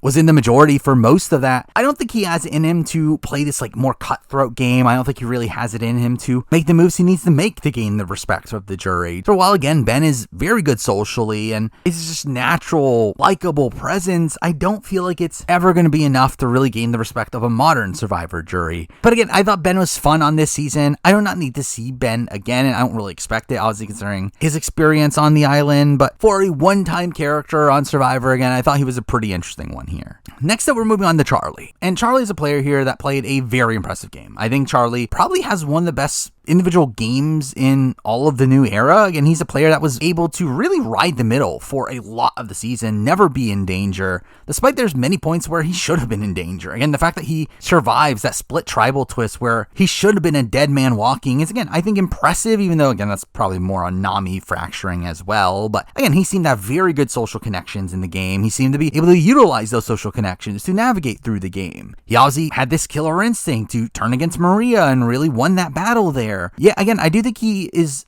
harmed by jury perception. I don't know what exactly it is, but I do think there's something about him that didn't give off this energy of him being someone that people were excited to vote for at the end here. But again, I do think Charlie's game is very impressive. I think it is one of the best games of the new era. As a runner-up, I think he's by far the best runner-up of the new era. Again, I thought Austin was that before this. I think he's better than Austin. He's essentially Austin that was willing to cut D. So again, I think Charlie plays a very impressive game for a runner-up. I personally would vote for Charlie in this final three. However, I don't think Charlie's the greatest TV. Where again, there was a lot of online support for Charlie and talking about how great Charlie was on the show. I don't really see that personally. Like, he's fine. Again, he's kind of a character we've seen numerous times in the past, and again, to me, he just came off very game body, very one-dimensional at many points in the season. I don't feel like we really got much depth from him. Where, again, straight up, Charlie feels like a person that was on the show because he was actually important to the show. It feels like very little of his content was superfluous. It didn't feel like his story was that well crafted. There was never this through line in his narrative, which is why I never thought he was actually going to win this season, despite many people seeming to think so. Where, again, from an Edgic perspective, I never got it. I don't understand why people thought Charlie was going to win. His story was just so bland. Where, again, he gets very minimal personal content throughout the season, and the only thing we really know from him from a personal standpoint is the fact that he likes Taylor Swift, which is as one-dimensional as it could be, and even that is related to his game as he proceeds to talk about how he's using that to build social connections. Again, it just feels like everything about him is just so game body, despite the fact that, again, I think he is a good narrator. I think he has some witty confessionals at points, but for me, he doesn't really bring much to the show. I did not find myself entertained by Charlie most of the time. I just felt like Charlie was kind of one note for a lot of this season, to where, again, he is a very good player. He is a very skilled player, someone that I think if he comes back, I think he would do extremely well once again. But he's just not someone that I personally was that invested in this season. Someone that I think would have been a lackluster winner from a storytelling perspective. But with that, we get to the winner in Kenzie. And Kenzie, I think, is a very solid winner for this season. I think when looking at it from a story front, obviously, I think she was the definitive winner. Again, I don't think there really was any other outcome that would have been satisfying to me other than the Kenzie win. I think Kenzie being this underdog from the very beginning and overcoming that is the story of the season. So again, we get talk about Wackadoodle's win early on in the season. The Wackadoodles are Yanu, and Kenzie was clearly the face of Yanu. Again, every single time we got talk about the Yanu tribe and their predicament in the game, it came from Kenzie. Again, there's just so many like little bits of foreshadowing throughout this season that made it so clear that Kenzie was going to win. Despite the fact that, again, I think one of the biggest red flags for her is the fact that she was so prominent. Where again, I think that is something that is unprecedented. Where again, she now holds the record for most confessionals for a female winner of the show. Mind you, again, that's because this is a longer season. And when compared to the rest of the cast, I think technically Kim Spradlin is more overexposed than Kenzie, but I think Kenzie is probably the player that has most consistent content throughout the entire season. And there's never really a point throughout the season where Kenzie is not that prominent on the show. Yeah, again, I think that is refreshing. Again, obviously female winners have had a pretty bad draw in the edit, where one of the big tells of a female winner edit has always been the fact that they would be under-edited, particularly early on in the season.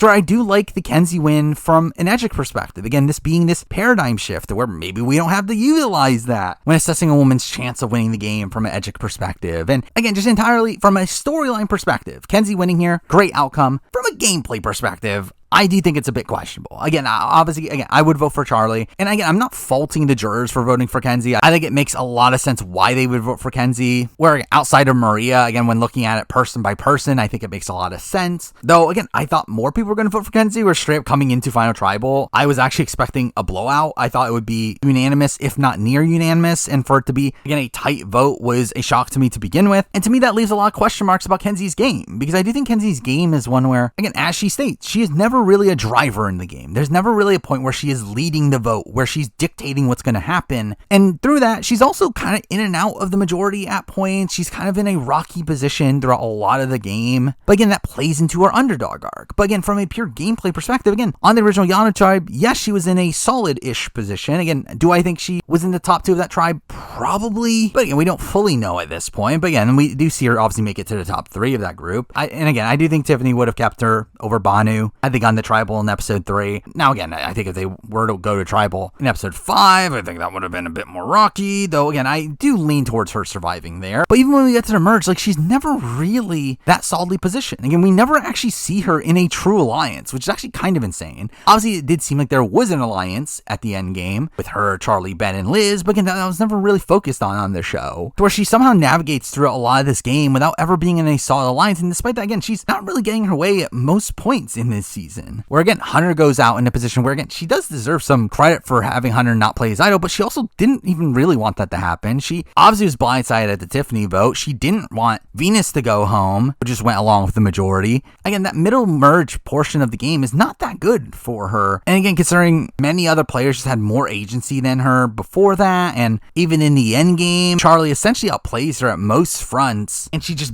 barely squeaks out the win at the end. Again, I just leave myself kind of perplexed on where to land her on my winner rankings, where again, I will be redoing my winner ranking following this season, near the 5-year anniversary of when I did it the first time somehow. But again, we'll see where Kenzie lands there. My initial gut instinct is that she's probably a bottom middle tier, maybe upper bottom tier winner. I do think she is not that dissimilar from the likes of Marianne and Gabler when looking at the other New Era winners. So again, her game is just very rocky. I will say though, as a player, I do think Kenzie's a very skilled player. I think Kenzie's actually a pretty solid player. I think when looking at the winners of the New Era, I would say she's in the upper half in terms of players in the grand scheme of things, to where I would have a lot of faith if Kenzie were to play again, that she would be able to play a very impressive game. But I do feel like the game she actually did play on this season is simply just not as strong as what I would have wanted it to be. And through that, kind of left me a bit underwhelmed from a gameplay front. I think she was the perfect winner from a storytelling perspective. But with that, again, that is the entirety of Survivor 46. A season that was just kind of an insane ride here. I mean, a season that had a lot of ups and downs. Again, it started very rocky. We're outside the premiere episode. The season up to episode 6 was not that good, but then we get this like really strong stretch of episodes. Really from the split tribal on, the season becomes a lot better. Even though the last couple episodes were just kind of okay, but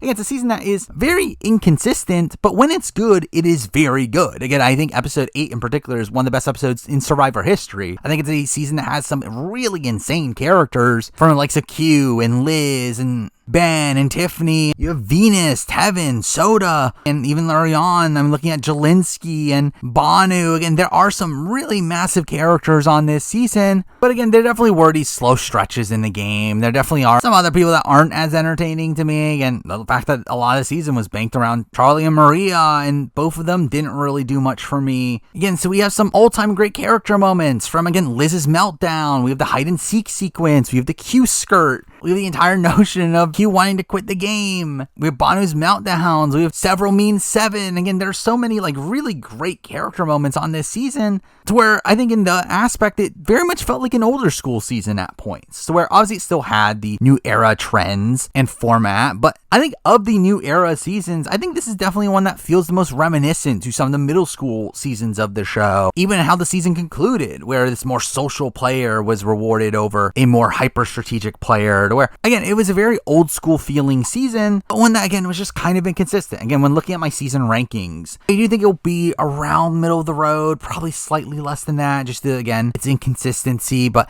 again, when comparing it to New Era, I do think it's in the upper half. I do think it's by far better than 43 and 44 for me. I think it's on the same level, something like 42. I would say a step above it for me personally, just because I find the characters on this season a lot more entertaining. Again, I think it is a solid season of the show. But yeah, I think one that was probably a little bit overhyped, where as the season got towards its end, we did get a lot of talk about how this was by far the best New Era season. Yet for me, it's not really that. But again, still a solid season. One of the better New Era seasons for me. But again, with that, those are my thoughts on Survivor 46, which again, is ended up being such a massive video. Once again, obviously, like my other reviews, I'll be following this up with a player ranking for the season, which should be the next video out. Though, if you want to watch it right this moment, it should be available on the $5 membership tier, where, again, I've recently started a $5 membership tier, where doing so will allow you to have early access to videos, where typically I have a whole bunch of videos lying in the back burner. Now you can watch them right away instead of waiting for when they eventually come out, which some of them might be a very long time. To where, again, if you want to watch my 46 player ranking right now, you can do so there. And again, if not, then it'll be out in a few days. And beyond that, again, coming up, I will be making updated Survivor winner rankings and season rankings. Those will be out early on my membership tier, along with many of the other videos. They're supposed to be coming out later this year. So again, if you want early access to those videos for whenever they get finished, again, you can watch them there. Now, beyond that, again, we're kind of in a dry spot for a bit in terms of new shows. Again, Big Brother starts a bit late this year, which obviously I will be covering in its entirety. Also, I will be doing a review of Challenge All Stars 4, which will be wrapping up somewhat soon. But for now, those are all my thoughts on Survivor 46.